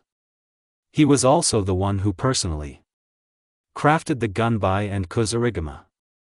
He also sent scrolls to those who said few people used gunbai anymore, and he was happy to create such weapons, and the kusarigama scroll was an added bonus. Kasumi immediately named her sword Jinkin. Naruto, on the other hand, decided to call his Hidakir. After receiving their blades, weapons, and scrolls, they paid for their goods and also received a pretty good discount, despite spending a fair amount of money. A few hours later, in the backyard of Naruto's house, Naruto and Kasumi were training with their weapons. Both held their katanas and practiced the basic kata for their swords. Much to his surprise and disappointment, Kasumi was picking up kenjutsu faster than he was. Seriously, she was starting to gain an advantage over Naruto, and he couldn't help but rejoice at Kasumi's success. It seemed that she would undoubtedly be better than him in kenjutsu. And eventually, when the time came, she would surpass him in fuinjutsu. After several hours of training, they had dinner and were sitting in the living room. Naruto's clones returned along with the gunbai and kusarigama, which Kasumi named Hamaru and Shikiya. The clones dispersed and Naruto, and he received knowledge from his clones, smiled slightly, seeing that he had some natural talent with the gunbai and kusarigama. Tell Naru, Kasumi asked, sipping a cup of quick ramen, pleased with herself for having been consumed in such a grueling manner. Who do you think we'll be on a team with? It will be hard to say, considering it's an odd number now. It might be that we end up on a team of 4 with Sasuke, Naruto said calmly. Ah, Kasumi exclaimed. She had wide eyes and a large check mark on her head. Why do we have to be on that Teimo's team? It's because I'm the only one Sasuke gets along with, Naruto stated. So it makes sense that they put me on the same team with him. Besides, they always pair the worst and best students. Considering that you passed last chronologically, you will be put on Team Sleep and Sasuke. Okay, but could you tell me why you're trying to be nice to that Teimo? Kasumi asked. She saw that Naruto always tried to be nice to Sasuke and even smiled at him to lift his spirits a little. But King Emma would never let her shell crack indiscriminately. Good. It's because I owe a lot to his mother, Naruto said with a sad smile, remembering Mikado Abakan. After Kakanon's death, she was essentially my mother in everything but blood. She came to me every day and even cooked for me, even though I knew how to do it. One time I had a bad fever, and she stayed with me for 3 days straight along with Sasuke. Even then, he was nice, but he still kept me at arm's length. Although I don't blame him. Fugaku Uja San was a strict man. You never told me that, said Kasumi. Sasuke's mother seemed like such a nice person. Why couldn't Emma be more like her mother? Well, you never asked, said Naruto, scratching the back of his head. That's why I want to help Sasuke. He wasn't so thoughtful, and since then. Like more accurately, Naruto hesitated, remembering the figure of his older brother and the sacrifice he decided to make to keep this village safe. For a moment, just for a moment, hatred lurked deep inside Naruto, but it stopped when he felt Kasumi looking at him with her piercing purple eyes. Kasumi, that's why I'm asking you. If we do end up on Sasuke's team, please try to get along with him a little for me. He finished with a bow of his head. Okay, Kasumi said with a groan. Then an amused expression appeared on her face as she spoke again. At least you'll be there, Naru. I really don't want to be on a team with anyone else.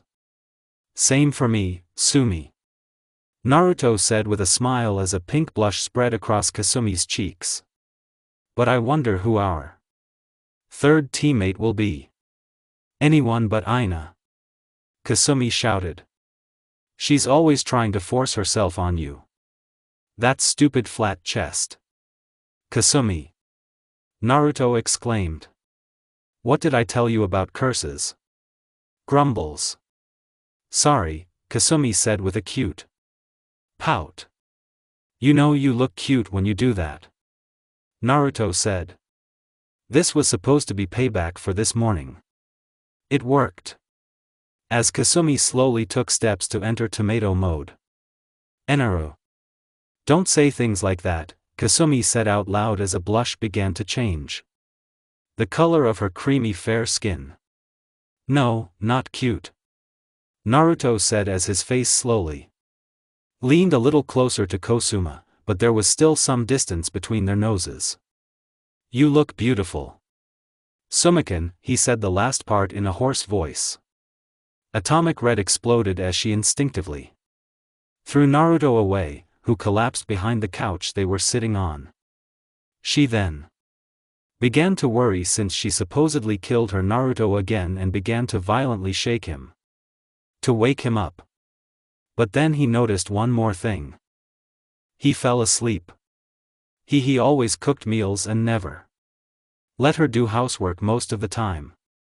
He also spent time training her and pursuing his own training.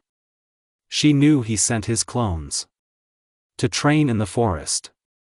Naruto also had some secrets that he kept from her. Kasumi didn't mind. Everyone has the right to their own secrets. She knew how much pain he went through, losing his family and his clan. But he never showed his pain to anyone.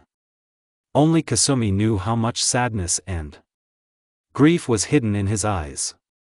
When Kasumi tried to lift him, she felt the definition of his body and blushed as her fingers slowly ran over the muscles of his body over his shirt. He was really well toned. He wasn't too bulky, and he wasn't as skinny as Sasuke. His body seemed to be in balance between the two.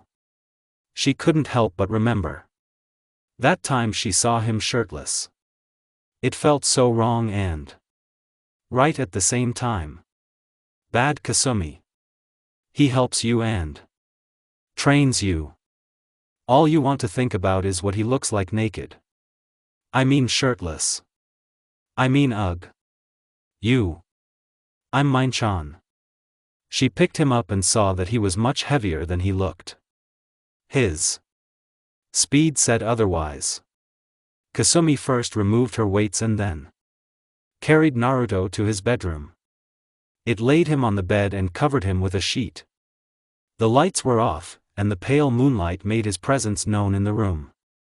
It glowed on Naruto's face as his raven hair seemed to have a contrasting look compared to the dull sheen that was there. He looked so calm and peaceful now. Kasumi stood and stared with her violet eyes. She looked at the man who saved her dignity and accepted her without asking anything in return. He wasn't even snoring. Kasumi lightly ran her fingers over his cheeks, kneeling next to the bed. Naruko said to Kasuma, knowing full well that Naruto was asleep.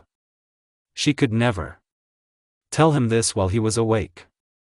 You always work so hard so I don't have to worry. Sigh. What have I done to deserve your help? You're too kind to me. Sweet dreams. My Naruko. Kasumi leaned forward, kissing his cheek. And to her delight, Naruto smiled slightly in his sleep. The smile on his face made the blood rush to her cheeks as she realized what she had done. The last time she kissed him was 2 Months ago, when he held her tightly. It was the best feeling she had ever experienced. She felt at peace. She changed into her cute pink pajamas and let the sweet embrace of sleep carry her away into blissful oblivion. Konoha Academy. All the graduates had arrived and were seated on the benches. All the clan heirs and heiresses were sitting with the civilian children. All but two. Then the door opened. And two teenagers walked in. Naruto and Kasumi. Immediately, a deafening silence reigned, echoing throughout the room. Then, a loud gasp or two later.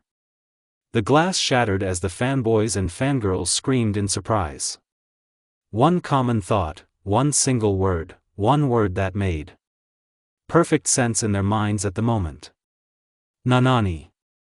Naruto and Kasumi sighed simultaneously as they walked down and sat next to Hinata Hyuga. Apparently, the girl had gained some confidence after graduating and had stopped stuttering a little when talking to her friend. Kasumi and her friend. Why is Kasumi-chan Naruto? That Naruto. Naruto-kun sobbed with her. This happy, Naruto couldn't help but chuckle at their reaction. Even Ina Yamanaka loudly expressed her shock. Then she declared that Kasumi was her love rival. Whatever the hell that meant. But it was Sakura Haruna, who had sat Isasuka Uchiha's son, much to his anger. Who asked the question of the day. Kasumi baka, Sakura squealed. Plus, why are you here? Only those who have passed the exams are allowed here. Talk to Bansha from the main group, Kasumi exclaimed, pointing to her Hitai. I was allowed to take the exams again, and I passed them because they mixed up my exam papers. A good lie. Naruto also taught her how to lie a lot. Apparently, she was good at that too. Hey, Kasumi-kun, Kiba said impatiently. Want to go on a date with me? Sigh. Kasumi then smiled sweetly. This made all the boys flinch, including Naruto and Sasuke. Do you want to die, Kiba? Nah, Kiba said, backing away. He then looked at Naruto, who was simply staring ahead, but stole a glance at him and smiled. A smile that angered Kiba and the fans. Even more. Naruto roared. Kiba. Why did you come here with Kasumi-kun? You're following her. The fanboys also stood up in support. Kasumi was about to say something, but Naruto decided to speak first. He wanted to make sure no one else would bother him about this. I'm Nikiba. Naruto paused. He was about to drop a bomb on them. As you can see, Kasumi is living with me now.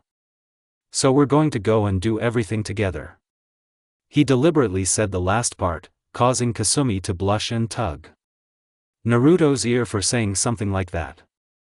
But Naruto got what he wanted. All of her fans, and his admirers, were shocked by his words. They lived together and did everything together. So many anime tears fell to the ground as that statement echoed in their minds. The fact that Kasumi tugged his ear and arm certainly drove even more nails into the coffin. Kiba looked a little comically upset, but still hoped that one day she would go on a date with him. Then he looked at her and blushed. She was so pretty. But even he had to admit that Naruto, despite being an Uchiha, was never arrogant and rude, unlike Sasuke. Sasuke himself looked at the situation and was annoyed. For the life of him, he didn't know why. Maybe because Naruto was raised differently. He was always stared at in the clan. His family had disgraced them, but his mother and brother were exceptionally close to him. Now he had Kasumi, a girl who undoubtedly had the potential to be a good kunoichi, judging by their training. The truth was, Sasuke wanted someone like Kasumi, someone Strong and kind at the same time. He needed to restore the Uchiha clan. And he would have to do this to truly do it. Iruka walked in and began his lectures again. For some reason, he was crying too. Some of the students cringed at the manly tears that streamed from his eyes. Okay, then Team 7. Iruka said and paused for a moment. He reread it again and spoke again. This is strange. Team 7. Sasuke Uchiha. The fangirls crossed their fingers and took out their prayer beads to be on the same team with him. Sakura Haruna. Yeah, Sakura screamed so loudly that many people's eardrums burst. True love prevails over everything. Sasuke sank into the ground. Kasumi smirked at his despair. Naruto sighed. Kasumi Uzumaki. Many of the fans were disappointed. Sakura felt jealous, thinking that such a beautiful girl like Kasumi could steal her precious Sasuke-kun. Kasumi herself clung to Naruto and comically cried on his shoulders while he stroked her head and sighed again. The fans and Kiba were even more upset when they saw her clinging to Naruto. And Naruto Uchiha. Naruto sighed, but that changed when Kasumi hugged him tightly in front of everyone. Now even Sasuke felt jealous of this. But deep down, Kami knew for what reasons, and began to wonder what the situation would have been like if he had been there instead of Naruto. The fans were completely devastated by this sight, while the fangirls held their broken hearts. In the beginning, she began to wonder if perhaps she had a better chance with her other lover, Sasuke. The remaining teams followed canon. All the genin had left with their respective senseis. Naruto was especially happy to see two people he recognized, Asuma Sarutobi and Kurenai, former classmates and comrades of his older brother, a bit. Kasumi was still looking at Naruto because Kurenai had kissed him on the cheek, telling him he'd grown into such a handsome young man. This caused Kasumi to point a finger at Kurenai, stuttering out useless nonsense. She chuckled at her reaction and saw Naruto's nervous expression after the incident. Even Asuma found it amusing. Naruto walked over to Sasuke's bench and sat down on the seat opposite. Sasuke. Naruto said. What do you want, Naruto? Plus, Sasuke's tone was neutral. First of all, I apologize for my rash behavior yesterday. I shouldn't have threatened your life, Naruto said. Since we're going to be on the same team, I think we should all try to get along. Sasuke replied. I don't need a team with those two. You alone are worthy of being my teammate. They're not close to my level. Sigh, it might be true, Sasuke-san. But a tree can only grow well if it has strong roots. Naruto replied. For the sake of our shinobi careers, let's get along. If not, then at least tolerate each other. Naruto smiled as he said that. You're too soft. You know that? Sasuke asked. Then he asked something else. One that was completely inappropriate and personal. Naruto, what does Kasumi mean to you? Why is she living with you? Sasuke-san, said Naruto before looking at Kasumi, who was reading some notes about level 2 Fuinjutsu. He smiled when he saw her, and Sasuke noticed the peaceful expression on his face. She's dear to me. She's my first friend. She's the first person who didn't look at me as an Uchiha. As for why I live with her, well, she used to live alone, and frankly, I enjoy her company. Excuse me, Naruto said, standing up and walking over to her. Sitting down next to her. Sasuke lowered his eyes to the ground, thinking about what he'd said. He looked at them again and felt a tugging sensation in his stomach. He wasn't sure what it was, but he didn't like it. 3 hours later. I'm back, Naruto said as he brought some food. He bought romaine for himself and Kasumi. Some dang for Sakura and udon for Sasuke, who was happy to see his favorite food. Their Jonin sensei hadn't arrived yet, and Naruto pretty much figured out who their sensei was. He had heard stories about how his older brother, Obita, was always late and got into situations that made him late. His only living comrade decided to honor his memory by being late. Shisuya told him that his teammate had picked up a lot of habits. Naruto then sat down and began to eat romaine with Kasumi. When the team finished their meal, another 5 minutes passed before the door opened for her. Hey! A man with gravity-defying silver hair walked into the room. He was wearing the standard Jounin outfit, and the hitai on his forehead was lowered to hide his left eye. He was also wearing a mask that hid the lower half of his face. Underneath this the mask hid a great secret.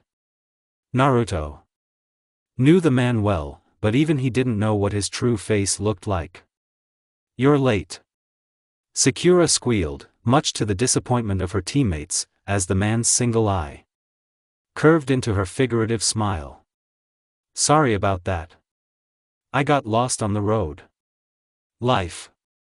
Everyone was sweating from his excuse, except one. Yes, this road has too many twists and turns. You could easily get lost. Naruto replied with a smile. I'm glad I have a student who understands this experience. Team 7. Meet me on the roof in 10 minutes. The man disappeared in a puff of smoke. Sasuke stood up first. Sakura followed him. Kasumi was about to leave, but Naruto caught her wrist, and she looked back at Naruto. He had a smile on his face, and she became curious. Then he kissed Kosumi's cheek when she became excited and waved her hands in the air. Then Naruto poked her on the other cheek to make her stop. Thank you for bringing me to my room last night, Naruto said as he passed the door. And for the kiss too. It was quite loud since he was nowhere to be seen. Kasumi rushed towards the stairs to go up to the roof. She would give him a verbal and literal beating for this. But she was also smiling. She liked the feeling of Naruto's lips against her skin. I wonder what his lips taste like. The roof of the Konoha Academy Konohagakure no Sado. The white-haired man sat. His emotions are impossible to read, and he does not show absolutely anything except the fact that he is generally lazy. Sitting resting, he holds a book in his hands. The cover of the book is orange, and you can also see that it has hearts on it. His lonely voice is focused solely on the book as he turns another page, reading the book's content as if it was a scroll containing the keys to the most powerful technique. And Okina-chan, you are a naughty girl. A man in the mask covering the lower half of his face lets out a perverted chuckle as he becomes even more immersed in the orange-walled book that holds the words of a true pervert. If anyone were to read this book, they would have the perfect visual image of pure filth turned into words. However, that's not all the shinobi was thinking about. He wonders when his recently assigned team will arrive. As if Kami heard his prayers, 2 of them arrived. A raven-haired boy with a duck-butt hairstyle arrived, along with a pink-haired girl. Soon, 2 more arrived. Another boy with spiky raven-colored hair arrived with a smile on his face, while the blonde girl seemed flustered. The man also noticed the expressions on the other 2 genins' faces. The duck-haired boy looked annoyed, while the pink-haired girl seemed to be sneaking glances at the owner of the duck-butt hairstyle. Shaking off his perverted mood, he looked at them with a smile when a single eye formed a smile. How did he do it?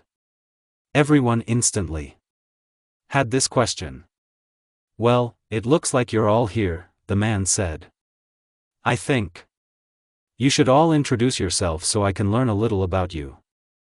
The 4 genin looked at him. 3 of them were still baffled by the fact that this man had the nerve to not only be late, but also come up with such a terrible excuse. Now he asked them to introduce themselves. He didn't mention how they should describe themselves. The spiky, raven-haired boy smiled inwardly, seeing a familiar face after so long. He was glad that the teacher he received was someone he knew, someone he could trust. And given his left eye, he wondered if he would have to use his gift as well. Sensei Ka. The pink-haired girl spoke up. Could you please show us how to do it first? Then we'll know how and what we should say. Heim. The man looked down and up to look at them. Okay. How about something like that? My name is Hitaki Kakashi. Things I like and things I hate. I don't feel like telling you that. As for my hobbies, I have a lot of hobbies. The genin in front of him were simply stunned at his introduction. All they recognized was his name. Naruto was also stunned, though not as much as his teammates. He had entered Bing's book when he killed one of the non-hunters. The man in front of them was a high-ranking shinobi, known to have over 1,000 jutsu at his disposal. Kakashi the copy ninja or Sharingan Kakashi. The Sharingan was located in Kakashi's left eye. He lost his original eye and his comrade Obita Uchiha gave him his eye before his death so that he could see the world through his friend. Naruto felt a little sad, remembering Obita. Although he had never met his older brother, he had seen him at Tsukuyama, which his mother often used to show him her entire family, including his father, Genjiro. Then he saw Kakashi speak again. So that's the point. How about you go first, he said, causing the pink-haired girl to be irritated by his comment, which was directed at her. However, she shrugged and complied. My name is Tsukura Haruna, she said. Then a very noticeable blush appeared on her face. Her forehead lengthened slightly, and her face lit up as she said her next words. What I like is looking at Sasuke. Or rather, the person I like looks at Sasuke, and my dream for the future is looking at Sasuke and seeing. Then she closed her eyes and squealed some more. Naruto's sweat dropped. Poor Sasuke-san, of all the people he's teamed up with the president of his fan club. I hope she becomes more serious in the future. Kasumi looked at her impassively. Okay, even I feel sorry for Tima. Say. No, it's Chibaya who's suffering. Kasumi smirked. Sasuke looked like someone had reached deep inside, grabbed his intestines, and wrapped them around his esophagus. Why, Kami? Why? We agreed. I'm getting stronger and avenging the Uchiha clone. Why did you put her on my team, that stupid fan? Kakashi looked at this misunderstanding with a mental sigh. Something had gone wrong with the Konoishi these days. Or maybe it was just in Konoha. Nevertheless, he dared to speak up. It's good that you don't like it. Sakura perked up a little at Kakashi's words. She started to whine at both Pork and Kasumi Baka. Naruto had already put on earplugs. Somehow, they were useless against the sheer power of her Keki Jinkai. Kasumi also covered her ears. Sasuke, for his part, was cool, but he, too, was reeling from the effects of the screech element. Kakashi was unaffected. Okay, I guess you're next. Kakashi said, looking at Sasuke. Sasuke's hen began his introduction with a universal Uchiha grunt. My name is Sasuke Uchiha. I don't particularly like anything, and I hate many things.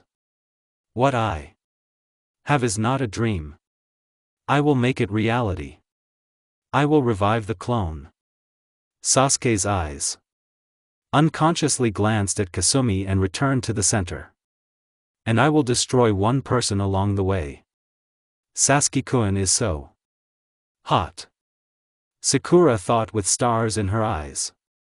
He must be talking about Itachi. I wonder why Naru isn't as obsessed with revenge as he is. The question Kasumi was now pondering. Kakashi and Naruto had also caught the words he'd said and the sudden change in his gaze as he looked at Kasumi for a split second. So, he's obsessed with revenge. That'll be a problem, Kakashi thought as his lone eye grew serious to see Naruto's changing emotions. Sasuke. Naruto with an irritated expression. I hope you don't cross the line for your goal. Kakashi then decided to soften the situation, clearly aware that Naruto seemed a little hostile right now. The last thing this team needed was an internal rift before it had even formed. Okay, Orange, why don't you be next? Kakashi asked. Even the Jonin and Umbu were afraid of the level of pranks Kasumi could pull. How did all the Hyugas get glitter on their kimonos? That was still a question that needed to be answered. My name is Kasumi Uzumaki, the blonde girl chirped. I love romaine, training, and spending time with Snaru. The man was a little confused by the way Kasumi had just said that sentence, as well as the nickname she had given him. No doubt Sakura would tell Ina, and then a storm would break out. I don't like the 3 minutes it takes to quickly make ramen. I hate arrogant people who think they're above others, as she glanced at Sasuke, and people who jump to conclusions about things they don't understand. My hobby is trying all the kinds of ramen that Chichi-Jija makes. And my dream is to become Hokage, so that everyone in the village respects me for who I am. She said, raising her fist in the air. Kakashi's eye gave a smile. He felt some relief. Well, at least one of them is normal. Well, sort of, although she is overly energetic. Sasuke chuckled at her dream. Sakura took her statement in stride neutrally, but perceived it as a fantastic dream. Naruto smiled slightly at Kosumi's dream. It was surprising how cheerful she remained.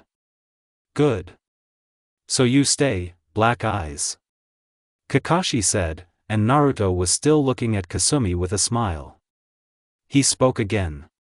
Gem. Kakashi said lazily. Ah, excuse me, did you say something? The birds stopped chirping. The air blew through the roof, and Kakashi's figure broke. In his soul, he cried huge waterfalls. He used my own phrase against me. Somewhere in the hidden leaf, a certain man in green spandex was talking about his youth and feeling happy. A mini-clone similar to him decided to join him. Sorry about that. Naruto chuckled shyly, scratching the back of his head. My name is Naruto Uchiha. I like things. Well, I like training, learning Fonjutsu, and spending time with Sumi. Kasumi chuckled at his mention of her. As for dislikes, well, I don't like power-hungry mongrels, Ainu perverts, people with the proverbial stick-up their asses. The entire group was silent. Kakashi was surprised. He'd said it out loud. He knew Naruto had mentioned the term before. Sakura had scolded him and told him he shouldn't say that. Sasuke frowned and somehow felt like the last one was directed at him. Kasumi was embarrassed that he mentioned it here. On the other hand, Naruto was an enigma that not everyone understood yet. As for my hobbies, well, I like to train and learn new jutsu, so I can better protect the village. And my dream, I suppose. Well, it's really my brother's dream. I hope to complete it for him and become the first Uchiha to become Hokage. And if not, then to make sure I can help Kasuma become Hokage. He finished with a smile. Kasumi perked up again. Sakura was neutral. That's not true.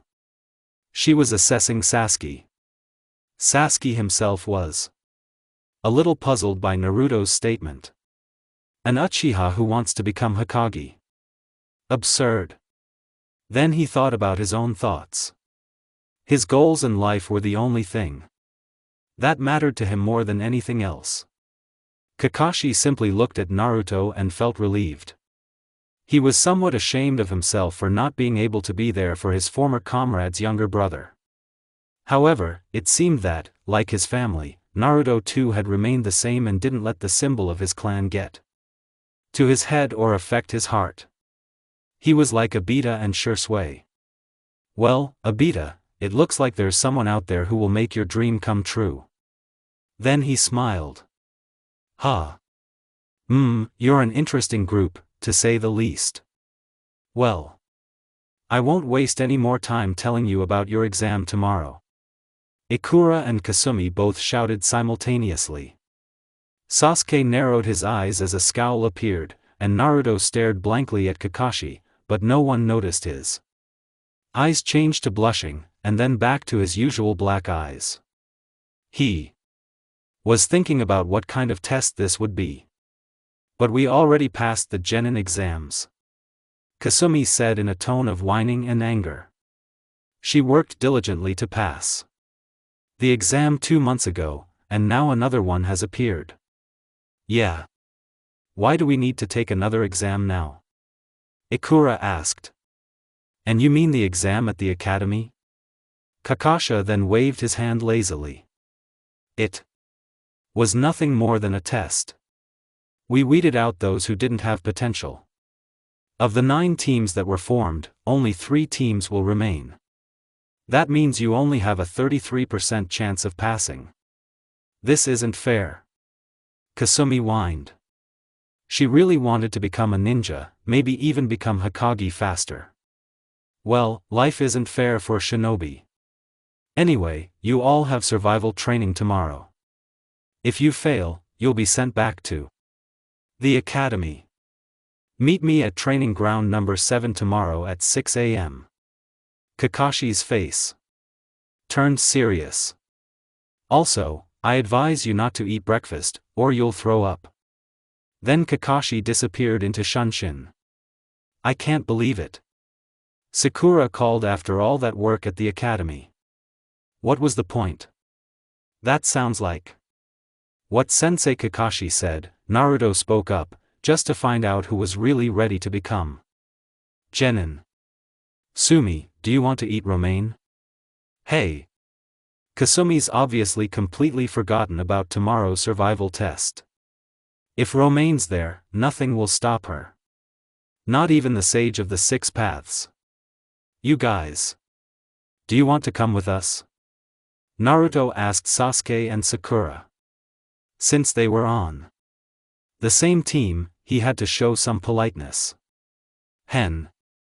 Sasuke grumbled, I have more important things to do than eat that starchy stuff. Kasumi was about to say something, but Naruto interrupted her. I see. See you later. Then Sasuke-san. What about you, Sakura? Naruto asked with a blank expression. Kasumi pouted. Why was he asking her to join them? No, it's fine. I still have something to do. Sakura declined the offer. Sasuke seemed to be getting angry again, and Naruto and Kasumi thought together. Then the duo walked away from the team. They walked side by side. They wouldn't say it, but silence fell over them. So Kasumi decided to speak first. So, Naru, she said with a pause.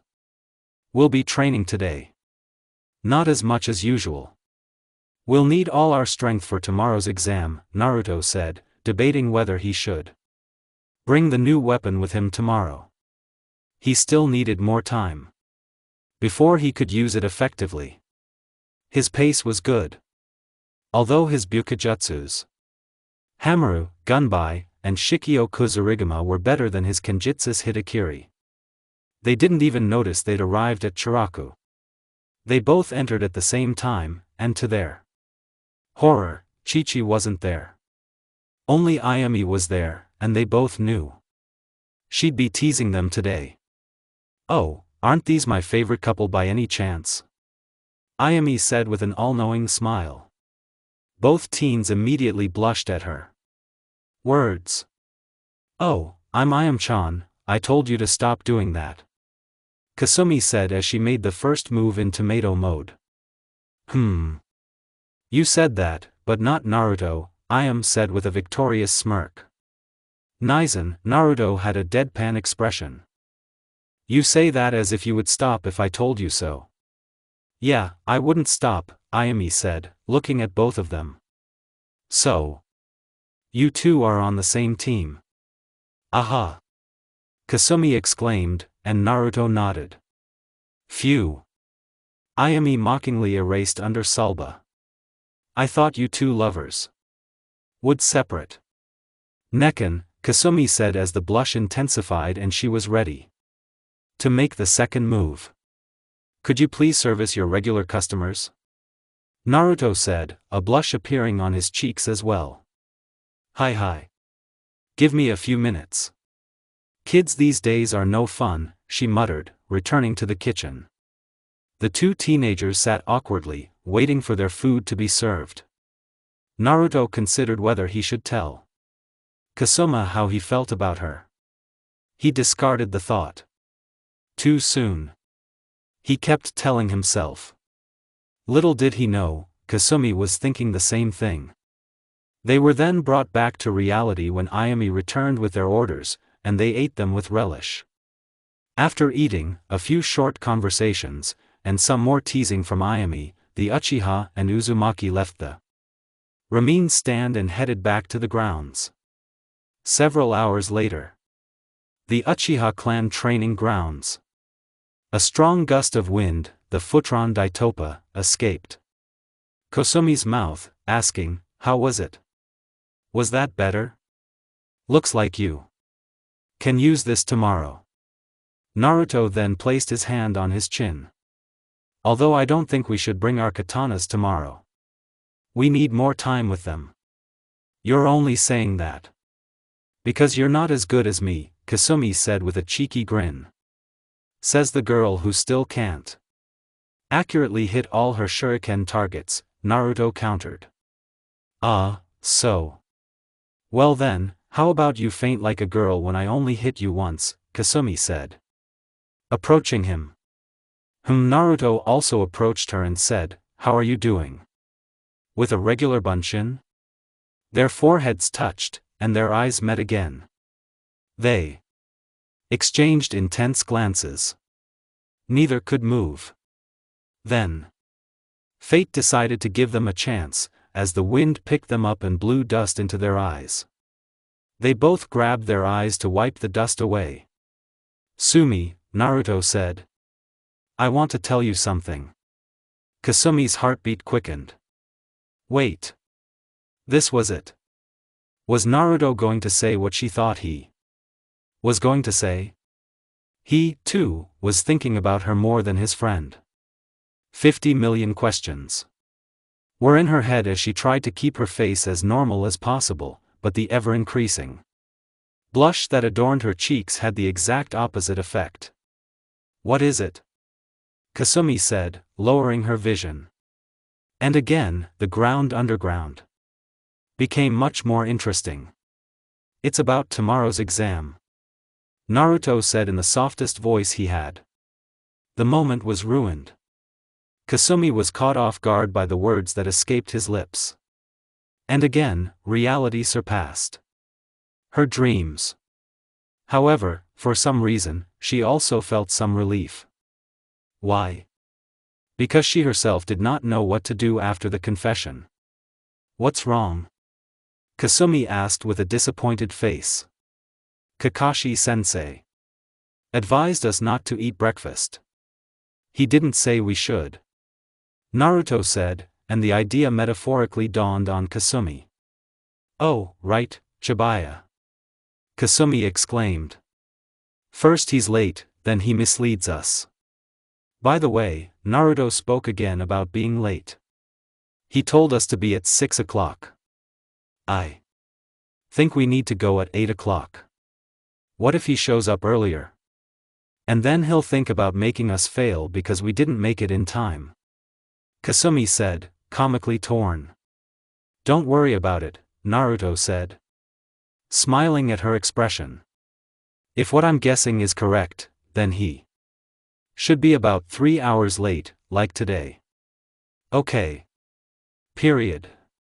Kasumi then fidgeted with the end of her sleeve and looked at Naruto, who was simply staring at the sky with a distant gaze.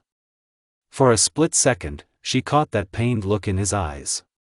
Over time, she realized that even though many years had passed since the massacre, Naruto was still suffering from it. Naruto sighed and turned to his thoughts. Whatever happens tomorrow, I just hope we can handle it. I'm not fighting for myself anymore. I have someone now. Naruto then smiled at the thoughts that came to his mind. If someone had told him all those years ago, right after the massacre, that he would live and be completely in love with a girl, he would have laughed at such words. But now, he truly found it hard to imagine his life without her. He looked at the earth, mentally noting that somewhere in the heavens, his mother and Mika Abakan must be having a good time, seeing his current predicament. Sumi, he said, looking at her. As soon as he looked at her, her vision immediately shifted. She fidgeted with the ends of her sleeves. Something happened. It's okay. Sumi, yes, period. She responded quickly. Let's go home. She ran towards the house herself. He simply shook his head at her antics. She was an enigma he could never fully understand. The next day, Konohagakure no Sado Training Ground 7. Naruto and Kasumi were walking side by side. They were wearing their usual clothes and were in close proximity to each other. Both were armed to the teeth. Kunai, shuriken, fuma shuriken. Tanta, fox, explosive tags, and for some reason, a frying pan. Naruto sealed Hamaru and Shikio onto his wrists. It was just a precaution he hoped he wouldn't have to take.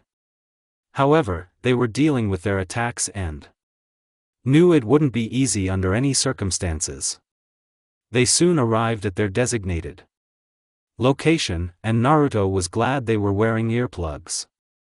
However, earplugs are useless against Sakurahara's screech element. Kasumi Baka. Naruto pulled out the earplugs. Noting that they were completely useless, he let Kasuma have this round with Sakura. Honestly, the girl had amazing chakra control due to her small volume. And she probably had the best potential of all the civilians who decided to become shinobi. But for the life of him, he couldn't understand why she was a fan. So many opportunities were wasted because of a boy who didn't even give her the time of day.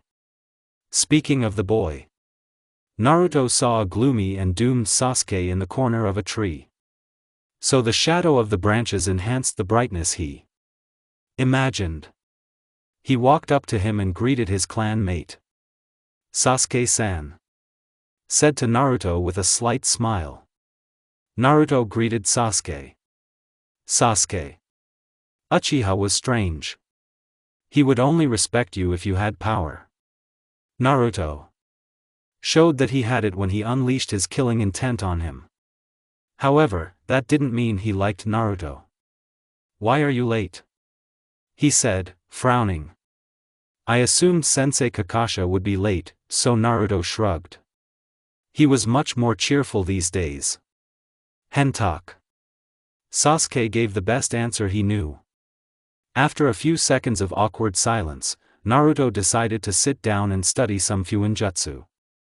Level 6 was far from easy, and if it had been a hill before, the rest of the way to level 10 was a mountain to climb.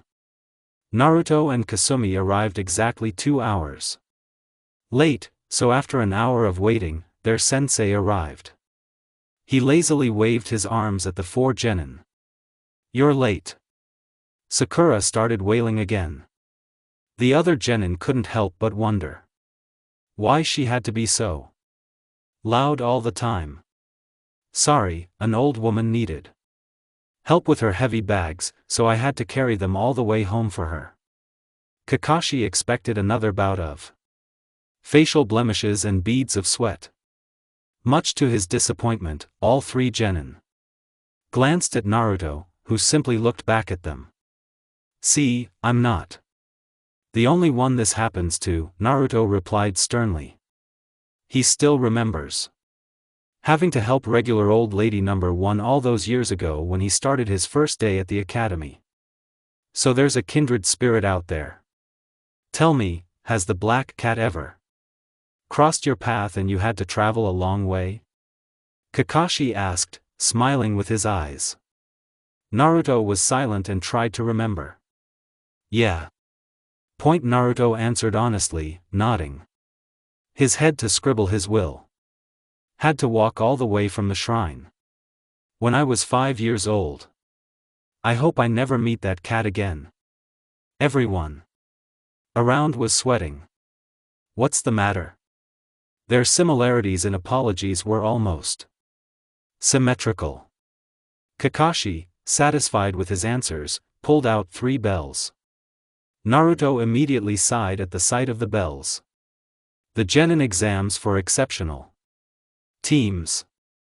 However, right now Naruto was confused. From what he heard and learned, the test, including the bells, was all about teamwork.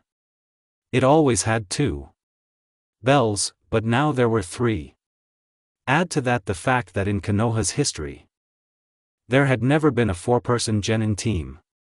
And the end result left Naruto Uchiha very confused, unsure how this exam would go. Kakashi then took out an alarm clock and placed it on one of the wooden poles. He set the alarm. "Okay. You all have until noon to get these bells from me." He showed the 4 teenagers the bells before tying them to the bottom of their flak jackets. "But sensei," Sakura said, "there are 4 of us and only 3 bells. What happens if we don't get a bell?" "That's a very good question on your part." Sakura Kakashi said, "The person who doesn't get the bell will be eliminated and sent to the academy." After all, in the history of Shinobi Konoha, there has never been a 4-person team. All the genin had nervous and curious expressions on their faces. Kakashi, seeing that his words had the desired effect, continued, "One more thing. Attack with killing intent. Only then will you have a chance of defeating me," he said as he prepared to give them his final order. "Okay, get ready. Now disperse." All 4 teenagers disappeared from their places and hid through the forest. Exo muttered to Naruto and the rest of the genin team. He was genuinely confused by Kakashi's words. The bell test was always about teamwork.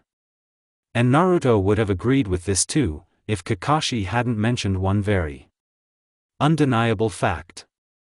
In the history of Konoha, there had never been a 4-man squad. There had always been 3 genin and 1 jounin. Even the Umbu followed this procedure. Naruto tried to comprehend the difficult situation he found himself in. Would one of them really return to the academy? Deciding to risk fate, Naruto began searching for the team. He would agree with his original theory. He found Sakura and decided to talk to her. After explaining the situation, she allowed her stubbornness to outweigh her reason. Naruto was almost sure he heard her muttering something about Sasuke-kun and something about true love. He didn't. He was confident. Now he was looking for Sasuke, whom he found quietly watching. Kakashi, who was reading his dirty laundry in the middle of the clearing. Sasuke-san, Naruto spoke quietly. We need to talk. How? Sasuke said in an irritated voice, his gaze focused on Kakashi's attacks. I think this is a test of teamwork. Naruto said, if we're going to pass the exam, we all need to unite. Sasuke glanced at Naruto. Maybe you just need help. I was born in the main line. I'm an elite. I don't need anyone's help, and I never will. Naruto sighed. There was no point in continuing this conversation. So Naruto simply left and started looking for Kasumi. Hopefully she was nearby and well hidden. Okay, Kakashi, sensei, Kasumi exclaimed, standing in front of Kakashi. Then she rushed towards him with a modified taijutsu style Naruto had taught her. To be honest, it was a distorted version of many taijutsu styles. He first noticed the large chakra reserves Kasumi had. Add to that the absurd number of shadow clones she could create. He developed a taijutsu style that relied on powerful strikes and the cooperation of the clones. It would be a team effort. He named this style Legion Taijutsu in homage to the shadow clones she used. Of course, that didn't mean he didn't teach her his special taijutsu style. Naruto knew she couldn't learn the Uchiha Interceptor Fist, as it was a quick, patience-based game. It could only be fully mastered if you had a fully matured Sharingan. And those who truly mastered this style didn't even need the Sharingan unless they were in dire straits. He noticed Kasumi launch several shuriken at Kakashi, who simply caught them. Then Kasumi approached and began taijutsu. She practiced the style Kasumi had named Yuzuken in honor of her heritage. To some, it might have seemed crude and nothing more than a way to drag out a fight between brawlers, but in reality, it was quite different. It was meant to look like a complex style, and the blows it delivered were quite heavy and always seemed to be aimed at critical points. Kakashi seemed to notice this too and was paying more attention. However, 2 months of training can only get you so far. Still, given who Kasumi was during her time at the academy, she had increased her potential significantly. Then Kasumi started using the Legion style. And that was when Kakashi had to put his book aside and engage her less. In taijutsu, she would summon a clone by tilting it. One would serve as a distraction, while 2 more would try to strike at the same time as the original. It was annoying, distracting, and Kasumi would be hit, only to be thrown into the river. A few seconds after she appeared with a battalion of shadow clones, Naruto simply watched her handle the situation. Then Kasumi began throwing several kunai and joining her hands in hand seals. 6 kunai turned into 20, and all of them rushed towards him. Kakashi planned to use Kawarimi at the last second. However, Kasumi instead used futon, a gust, to increase the speed of the kunai. Kakashi dodged them all with Kawarimi at the last second. He then appeared through Shunshin and took care of all of Kasumi's clones. He fought with taijutsu, but noticed Kasumi smirking. Her clone had an explosive tag on her chest. Kakashi jumped back at the last second and saw Kasumi emerge from the water. He had been fighting the clone since she was thrown into the water. She went through hand seals and finished her jutsu. Suetun, a wild water wave. Kasumi fired a stream of water at Kakashi, who erected a mud wall to deflect the water that was rushing towards him. He smiled internally. He'd heard Kasumi staying with Naruto and was rather skeptical about the situation. However, she was now showing how much she'd improved based on the academy reports.